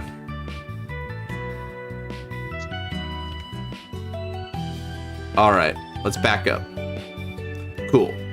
Now, we're gonna call it Deluxe Day 2. Single elimination. The sport is still Vanguard. And then we're gonna add participants. So let's talk about it, right? So right away, one matchup we need to talk about is Raika versus Michiru. Like this is pretty obviously going to happen, right? Now, what are some other fights that we can probably anticipate, like in the top 8 specifically, right?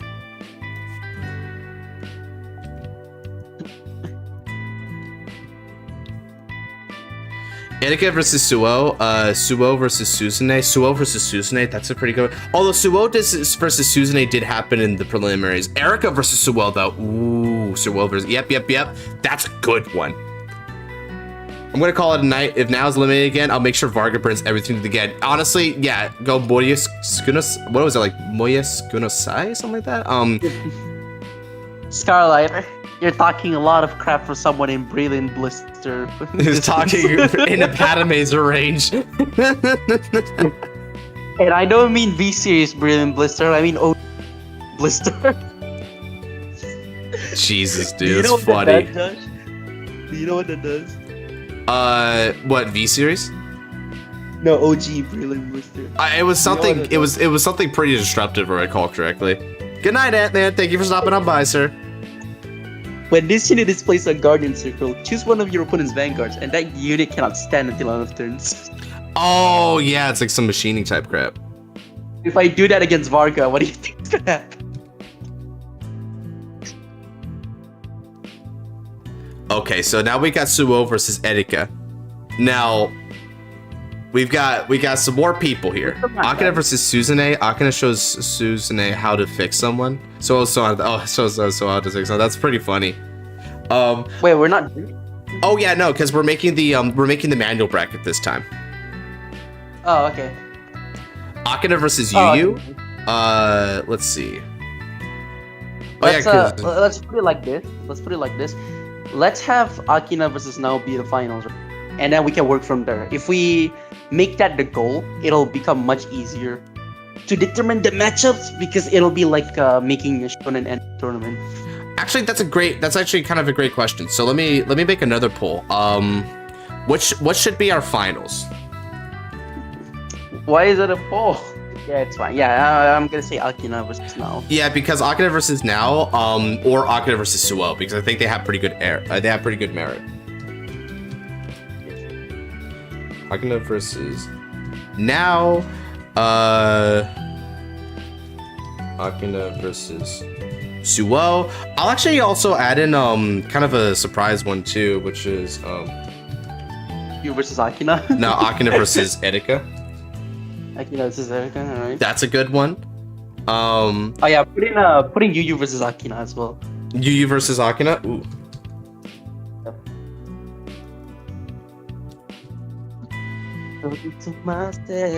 Yeah, well, we can determine what the final match is based on these votes. Yeah, let's see what these votes should say. Because this will be interesting. Raika, he's the champ, bro. Ah, right. I mean, shoot, that's a good point too. Raika has some good. Although, would he make it to the final? I mean, certainly skill wise, he can definitely do it, right? Oh shit! Not a lot of people are opting for the Akina versus Suo. Damn, I think my vision isn't like hitting, bro. Oh shit! People are voting for Akina versus Yu. What the? Oh, a lot of them too. They're beating up the Now Senpai. Okay, the Bargain players are gonna riot. Apparently, I underestimated how much Yu means to other people as well. Okay, so yeah, okay. Now we can determine the brackets, right? The manual selection. So the manual selection, we should probably not do voting. What do you think? Oh, I get the. Yeah, actually, maybe not. I don't know. Now versus Aki, that's beautiful, Luis. I do appreciate it. Although personally, my favorite is Akina versus Suo. That's always been my favorite. That's right, Luis. You dumb piece of shit. What the? Don't say that, Nabs. That ain't how I feel. It's like when you make a choice in a Telltale game and it's like no, and then he says no, you dumb piece of shit. It's the Pro CD clip, the prompt. I'm gonna kill your whole family. We actually got Akina versus Suo. Yeah, but then we also get like Akina versus Now, and there was even like a version where it's the Fated King versus Rasetsu. So we even got that sort of rehash.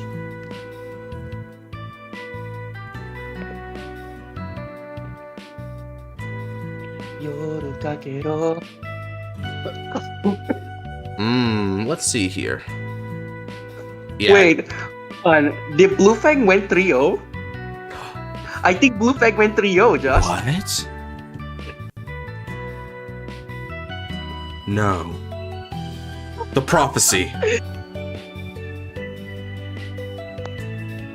Yo.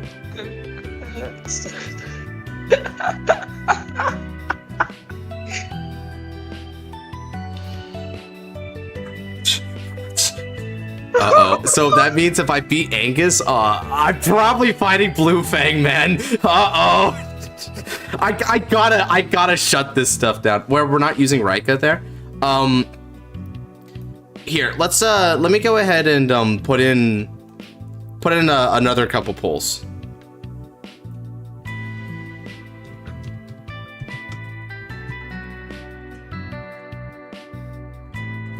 Let's see. So, don't put up a new poll. well, no, this is just like alt stuff to see what people would like gauge as interest, right? 21 votes. Someone said Akina versus Chrono. That's funny. That's funny. Come on, bro. Alabrak Saburo. Aichi returns, bro. Oh, shut up.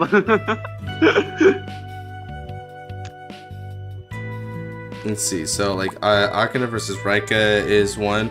They could also even do, like... You know, there's one thing we're also assuming here, which is Akina even makes it to the finals. Whoever even said that, right? Yeah. That's a good question, actually. No, the thing is, we can determine the rest of the bracket based on the final. So let's stick to that particular graph first.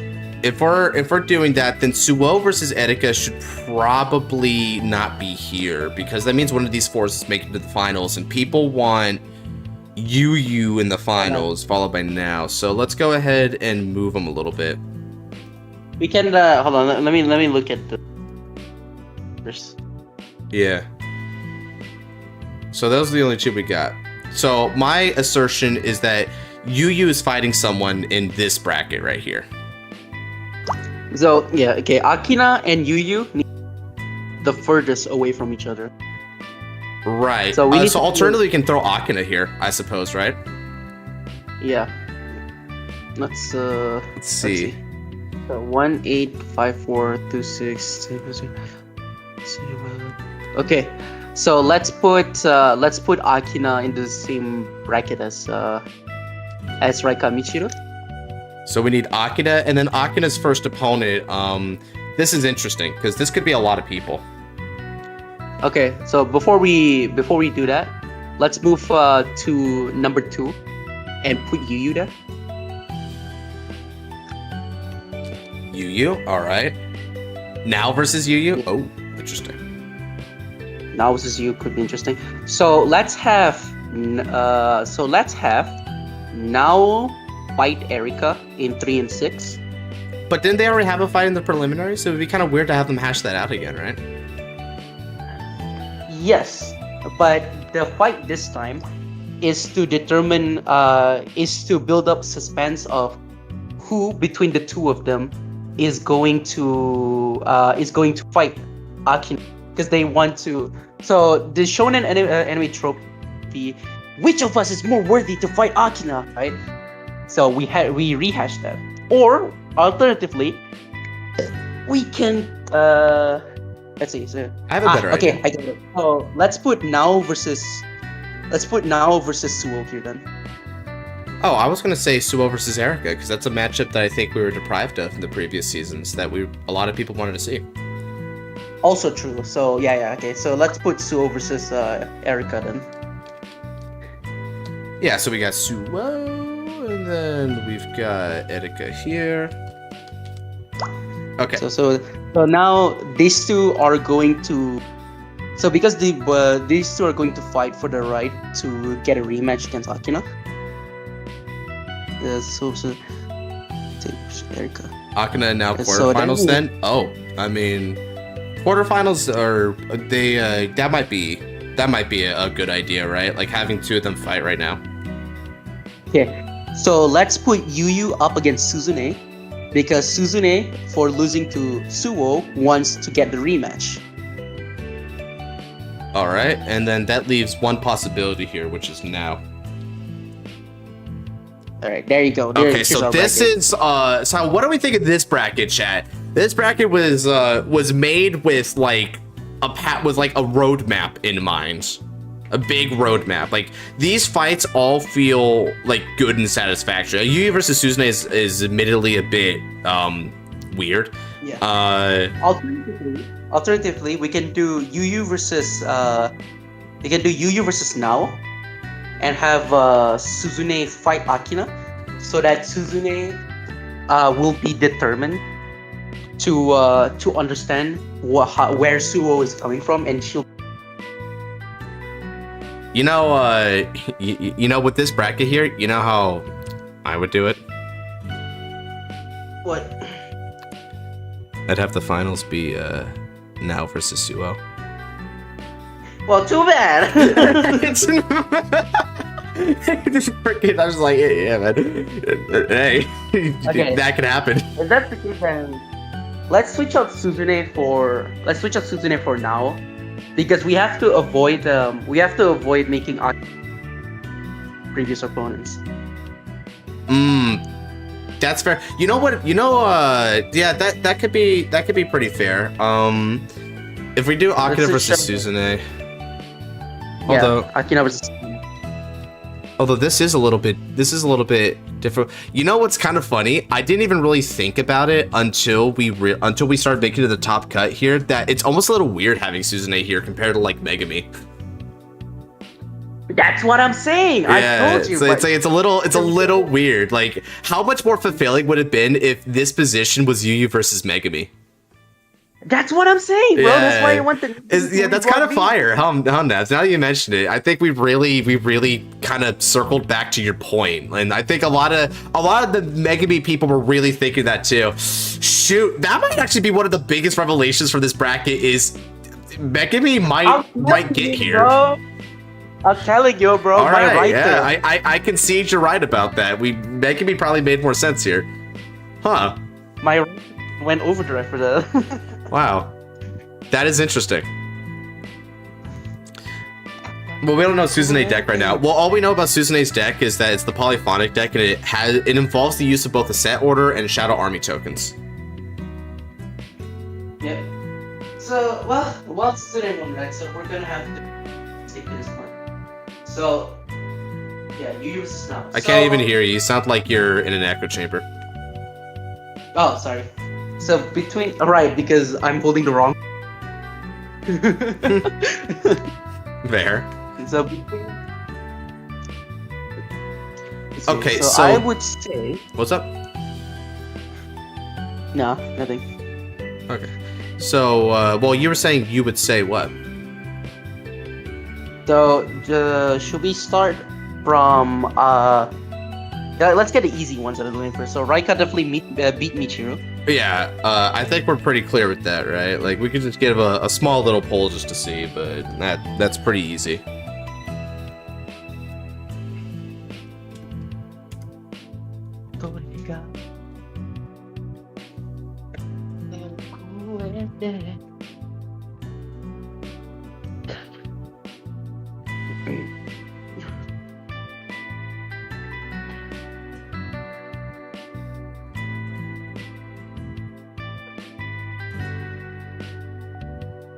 Would it be so funny if people wanted Michiru to win this? And it's like, guys, come on. We have yet to peak, Raika. Smile. It's like, come on. Raika's done literally everything to beat this guy except actually beat him. I had to do it. I picked it. Luis, what are we doing? To be fair, Raika did beat Michiru already, if you count the hologram bit. Which I don't, because even Raika himself doesn't consider it a true victory against him. Yeah. They could be like, oh, Michiru won. Why? Yeah. Because he still has a long ways to go. See, that's why I actually, and I also agree, Zach, I actually do think he's just straight up better than Michiru by this point. But that's my point as well, is that Michiru's done, like, Raika's done literally everything he can to beat Michiru without actually beating Michiru, including beating a hologram of him, bro. Like, yeah, she said you didn't. Yeah, he fought a hologram, he fought all of his rivals, like, bro, come on. I'm just saying Michiru narrative is strong. Yeah, Raika's is stronger, my guy. I'm just saying it. Because even the character bios that they released before Deluxe started, right? When they were showing their like bios and they were like giving quick descriptions where they're at in life, even in that bio, they're saying that his goal is to surpass Michiru.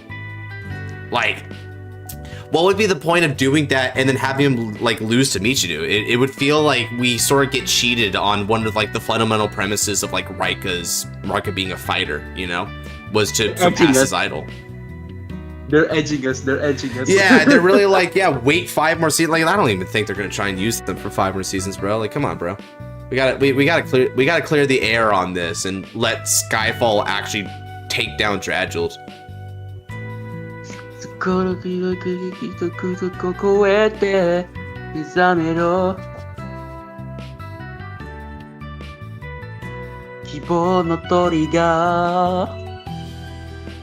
Okay, so the votes came in, and it seems like, yeah, Raika is taking that, which was obvious. I'm gonna close on that. So Raika moves on. Next is Akira versus Suzune. I mean, I'll give it a minute. We don't need a poll here.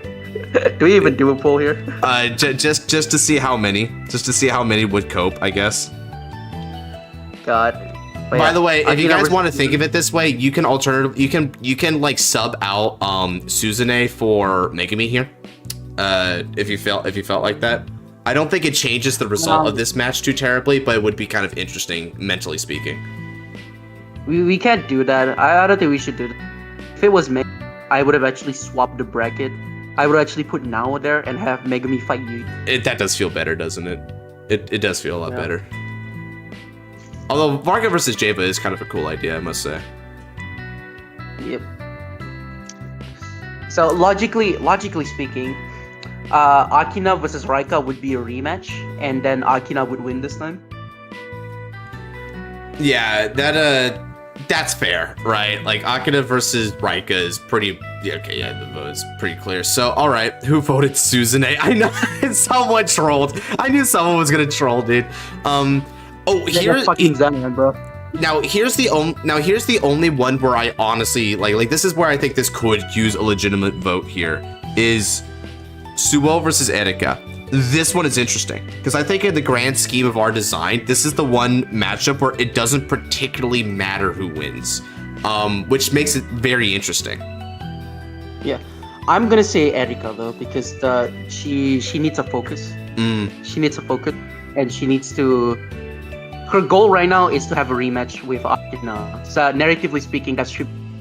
I'm going to argue for Suo here. I think as a part of his whole redemption to her, it would be good if he's able to sort of like beat her. But in beating her, it's like how when in Vanguard, right, the battle is sort of like a vehicle for their philosophical argument, and so he can sort of prove himself to her in a way. And also just kind of be kind of cool if he beat Amorta, which is kind of it was designed to counter Suo. It's what lost him the Fated Clash. So it'd be cool if he can kind of overcome that, kind of like get justice for Blankmeyer players.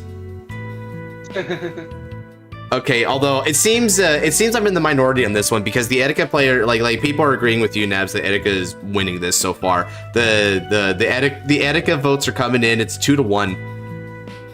Yeah. Suo's got brand new card, bro. Automatically win probably. Damn, Flare Blade. Damn. Are you gonna do that against Yu? I mean, I'm gonna guess that Liao might get a new, or at least a card that allows her to recycle Lil Amortas. If there was a new Liel, that would fit the bingo here. Fit bingo. All right, votes are only like growing disparities. So yeah, okay. So Erika wins and moves on to the semifinals. Now versus Yu. Now, here's the thing, right? I think from here you and I could like make the basic assertion of what would happen afterwards, right? Akina wins the semis against Raika. Yu beats Suo. Yu beats Erika, and then the finals would be Akina versus Yu. That's how that wins, right? That's how that goes. So we could see the pathline from here. So because that's the obvious pathline, I now want to put a poll between now and Yu to see if people would rather push for that in this scenario. Oh, did Noir just join? Let me see. Zenon, hi. Welcome back, sir. There's still a chance that they can prevent the Varga players from like throwing their chair out their windows. There's still a chance they can prevent a riot, bro. Why the fuck would we want to do that, bro? Bro, they're gonna go Beyblade, let it rip, just like their dragon deity. Blue Fat, no shot. Hey, I think I might have to fight Blue Fang if I beat Angus. Now I'm scared because it's like he's done some crap, bro. Blue Fang has done some crap in this tournament already, so I'm like, shoot, dude. Is he just a force of God right now? You can handle mass retire? I'm sorry, bro. Wait, isn't like the whole point of Java is that it can constantly like recall its units back? Yeah, no, I don't think this guy actually has ever fought against Java, but Java has infinite recursion, near infinite recursion. Come on now, fans. We just need a little bit more. We need a little bit more to push past Yu. Come on, bro. Come on. Oh crap! It's getting wider. Oh crap. Agreed with Devin. Who's Devin? As someone who voted me to beat now, I just gotta vote now here. Thank you. Yeah. Now it's getting thrown in the bin. Can now not really progress to the finals, bro? Like no one wants it. Like what matchup does she win here? These units are pretty cheesy. I guess Suzune is the only matchup that chat will let her win against. People are just mean to now, bro. They just don't think the time is now. They think the time is past. I'm sorry, Devin, Zach, but I don't think you guys fought to know that that deck is pretty consistent in its. There's literally a combo with Armias that allows for a infinite. Yeah, it's true. Can recall. Now. Might not look impressive enough. Not day. All right. Just like Beery, there's set things can't be changed. Yeah. Okay. Rika versus Akina. So. Oh man. Okay, so now the question is, so now this is an interesting branch because people might push for so from a writing perspective, this is the point where people would get excited because there would be a potential rematch between Rika and Yugioh. Yeah. How random would it be if it's like the finals is Etika versus Rika? Like, how did this happen? It's so random. Because of shonen anime-ism, right? It doesn't happen because yeah, it just doesn't. That isn't how it should be, right? Yeah, and a lot of people are voting for Akina, which just makes sense here because I mean, at this point, Rika has already like he swept 3-0 his preliminary. He beat Michiu in top 8. He's done his job. You know, he did good. He can retire for a bit. Imagine Akina wins Deluxe again in this bracket. Shoot, dude. I mean, they're taking him to the finals, and something tells me they're not gonna let Yugioh beat Akina in the finals, bro. I don't know. Why would they? There's just no way. I fear he would lose to Protect. Shoot, dude. people just want Akina to win the whole thing. What the hell? Like, is this like the mind virus, or do people are just really that confident? They know if they let Now win, Now will absolutely wipe out Akina, so they can't let Now win. They can't let Now. I also think Blackbriar Nexus would wipe him out. Possibly, yeah. Blackbriar Nexus Divine Skill. It doesn't prevent perfect guards. Rather, protagonist power. We have more in the pin now. See, there's this funny I've been wanting to do, like, with my own Blackbriar build, and that is running Quen, like a singular copy of Quen Lu. Oh, that's really mean, dude. Come on. Wait, what it's like, there will be no PGs this turn. Jesus. What would it even do, though?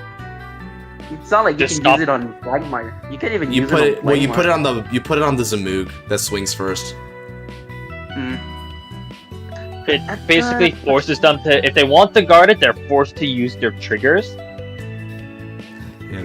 I mean, you know what I would like the Quen Lu there? Especially because you would actually probably have enough soul by that stage in the game. Is a Quen Luing on turn 3 so that the first Blankmire swing is also just really hard to guard.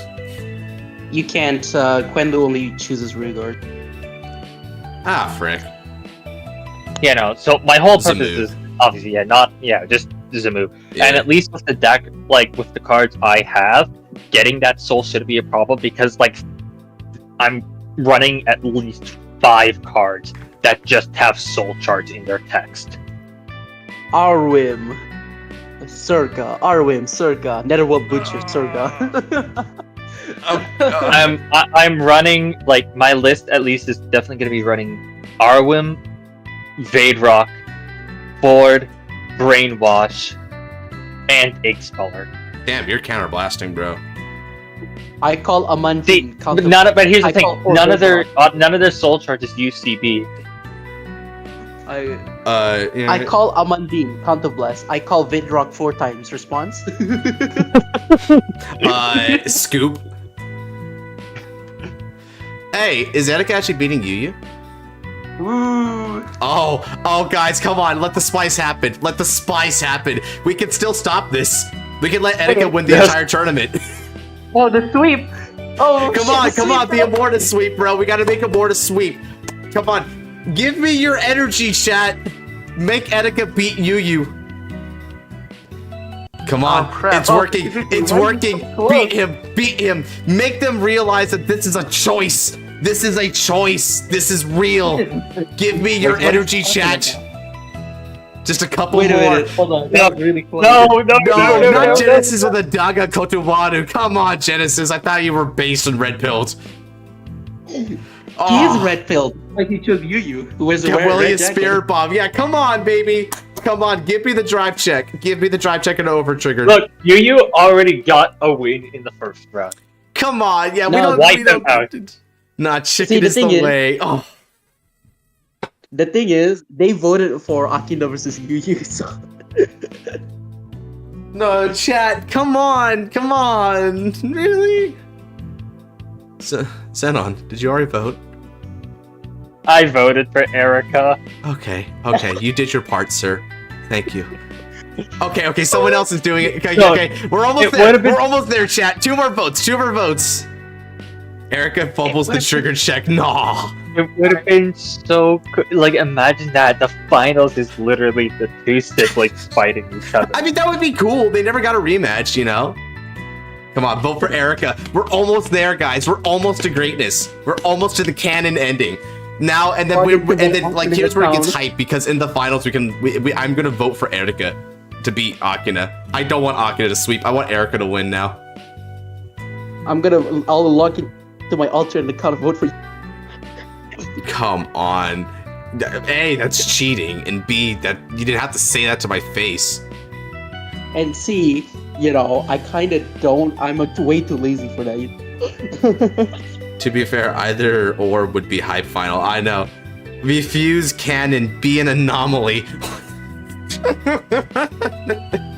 Oh no. Like, here's the thing. I truly believe neither Not Michiru doing and it whoever well. who comes with them should make it make it the final. They should definitely both lose, at least in the quarters. Fine. Come on, baby. Okay, I'm gonna give it to the count of 10. Somebody, 10. if this vote doesn't change to make it a, because Yu's win right now. This vote doesn't make it at least a tie. 10, Sasaling, keep the countdown. 9, 8, 7, 6, 5. Punk asses. This is 4, 3, 2, 1. 1. Ding, ding, ding, ding, ding. I mean, relax, Josh. You're just gonna lose the fight. The problem is he's gonna lose to Akina. Yeah, I want Akina. I don't want Akina to clear. What are people doing? Look. You decided this when you said you're gonna put everything in vote, alright? This was your fault.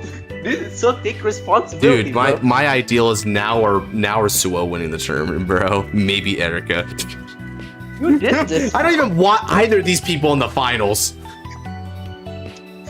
You brought this on yourself, bro. Nah, chat is bringing it on themselves. I don't own that. I'm not owning that. Oh, you're the one that gave them the option to. Yeah, and I'm not gonna lie, I don't regret it because it's really funny. But man, Aki does clear, unfortunately. I called from the beginning. Ugh. Yeah, Akina's gonna win this. Josh. Shiro, shame. I see that, Genesis. I see that. What? I hope your next Himiko game has no criticals. What's up, Zenon? Did you see what I tagged you in general art?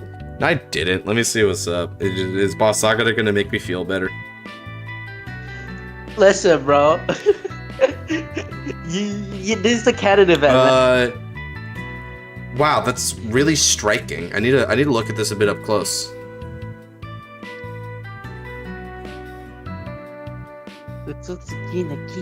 Whoa, that's a hell of an art. It's the same person who did that, like the one art with Mirai holding her hand out to the side. and the he's pretty Galtaga. abstract. Yeah. Okay, so it's the same guy.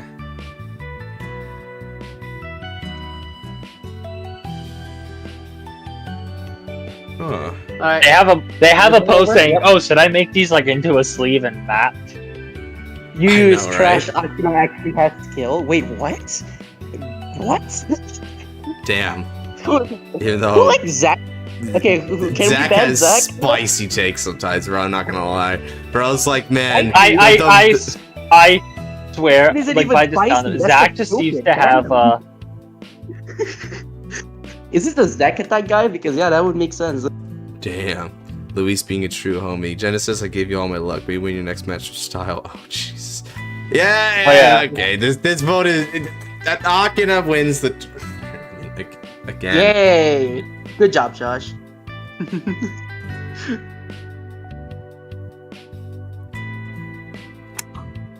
Well...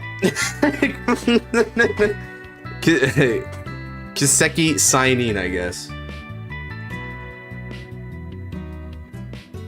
That means... Don't worry, you have... Oh my god. Bro, welcome to Purgatory. You know, you would think I wouldn't be disappointed by this, because this is like one of my favorite standard decks, right? And I really like Akina, but I'm just like... it's Man, just as a chat. character point. It's like, why him? Like he doesn't need this. All right. Miracle Boy swept twice, dude. Both in random. I almost want to say like shuffle, and then people are like, no, it's still Akina. It's like, shoot. He like literally imagine if like the quarter, semis, and like finals, right? It's like he fights Suo and wins. He fights Erica and wins. He fights Now and wins. And it's just like they just won't let the All right, the other ones do it. So I have two ideas for Akina in the Deluxe. One, he doesn't even make top 8, or two, Spicy. he makes finals and loses. Yeah, It's I like one the of latter. those two. To all Akina Glazers, wipe when you're done. Dude. Oh man. I'm just saying Etika probably would have had a better chance of beating Akina than Yu here in terms of polls. I'm just saying. Alright, so that's the poll.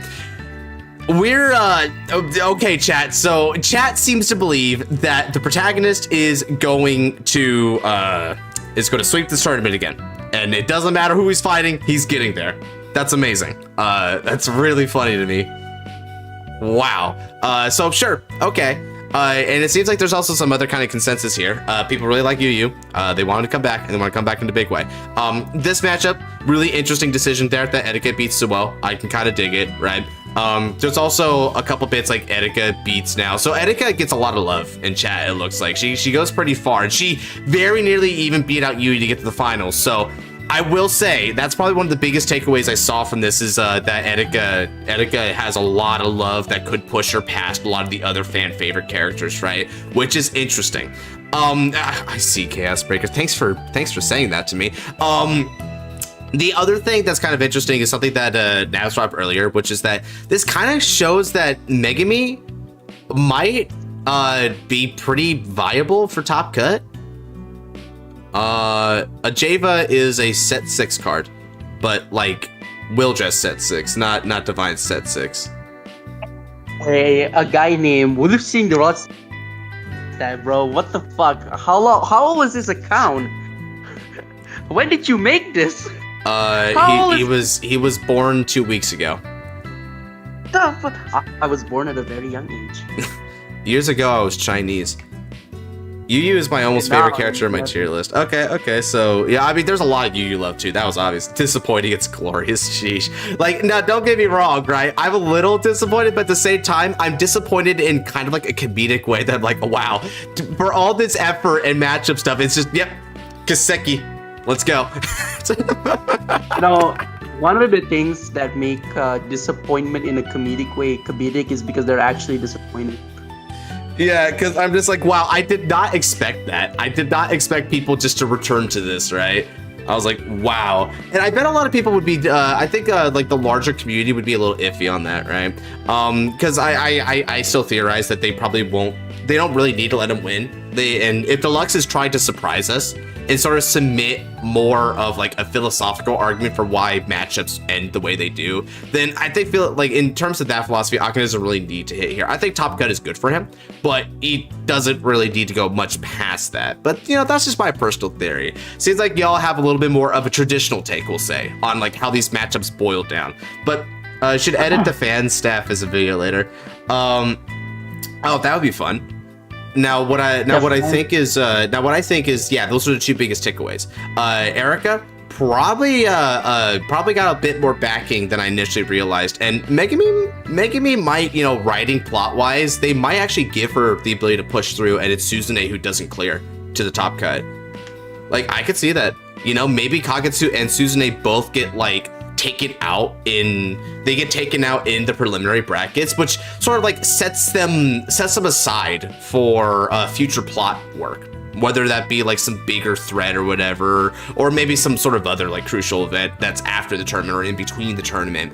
But that could be an explanation why Suzune doesn't get up to this point, and it's less awkward because, you know, Megami has a lot of chemistry here, right? There's a lot of fights that she could be doing. She'd be getting a run back with Raika, which is interesting. Trying to have that like big fight with Yugioh, which is really cool because they haven't really had a really serious fights. And like the very beginning fight they had wasn't really that serious of a fight, right? I mean, most people like low-key forget they even fought. I could also see her fighting like Erika. That'd be a really fun one. Shoot, she already had to fight Suo, so I don't think they would rehash that. You know, there's a lot of good stuff. So there's you know what?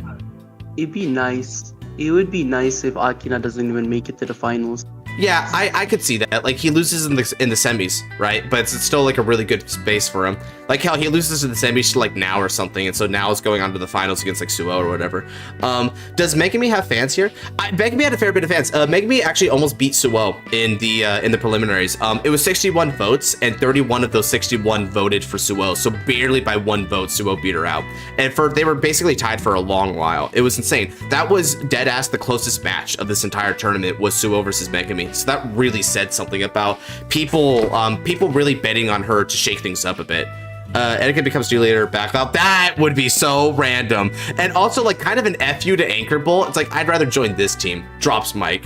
Like, thanks, I guess. Like, Taizo's like, I thought we were family. What happened here? Shoot. I mean, that's a pretty good 3-man block, right? Like they were bringing like 3-man teams, like in a lot of the old school tournaments in like OG Vanguard. Then yeah, just Taizo, Kyoma, Erika. Good solid three people. Impregnate her very fertile body. Bad take. Her very fertile body. New leader of Anchor Bowl. Yeah, I mean, I guess that could be something. Now Urara become Blackout leader. Shoot, imagine that's actually the final Blackout leader was Urara. Like, think about the pathway to that conclusion. If Megami is here instead of Suzune, it would be crazy if one block had Overdress, Will-Dress characters, the other block had Defiance characters. Oh, they just sort of like cannibalize each other as they make their way to top cut. That would be interesting. I could also see where it's the opposite, Ray, and what happens is they mix them. Like, every Overdress has a Divines to go with it. But I kind of like the idea that the Will Dressers sort of like fight between each other as they hash out, right? Because then you can get some like really cool runbacks and sort of anticipated matchups. So for instance, Raika versus Pichu, very anticipated. Then Yugioh versus Megami, really cool. Maybe and regardless of who it is between Megami and Yugioh that wins, they both have some beef with Raika, right? Like, well, rather Raika has beef with Yugioh for his Deluxe loss, not like menacing beef or anything like that. It's just, you know, kind of like a friendly rivalry there. So that's some really good chemistry. Meanwhile, we have a lot of good chemistry the Defiance crew amongst themselves. So it actually might be a little bit more narratively impactful to keep them separate in this top cut rather than to like mix them together, right? And then it's like the final sort of comes to a head. And maybe in the final, I mean, that would probably be a pathway to let Raika hit the finals, I guess, and fight. Yeah, I mean, shoot, imagine the finals is like Raika versus Suo and Suo clears the tournament. I would like that. That'd be a cool one. That would be a cool one. Okay, anyway, I think that's enough of this topic for now. How do you feel if Mute somehow won Deluxe? I would be elated but confused. Because, yeah, if we're talking about Deluxe trying to surprise us, it's a pretty epic big surprise. I'm not gonna lie. Which, by the way, means that either Now or Erika is not clearing. if they made Top Cut. So yeah, good luck with that, Riders, trying to make one of those two not be here. But yeah, that's gonna do it for today. Thank you to everyone who came on stream for this anime theory. I guess it's kind of an anime theory stream in a way, right? So yeah, so we already mentioned our big takeaways. This was pretty fun. It was cool talking with y'all about your guys' takes, and even though a lot of the polls were fairly predictable, there were some times where y'all were, y'all want to be different. We wanted to be funny. We wanted to push I wanted to push that Michiru agenda a little bit, I'm not gonna lie. Yeah, Ray, it was a manga fight. That's why I'm bringing that up. And so, yeah, with all that said, if you guys did like the stream, then do be sure to like, comment, subscribe, and turn on notification bell for next time I do a stream or upload a video. We're trying to push to the 3K right now, so definitely a bit of a journey heading up towards that. So, every little bit counts. Thank you again, everyone who participated, and I look forward to seeing y'all in the next one. And with that, take care. God bless. Have a good night, y'all. Bye. Good night. Bye.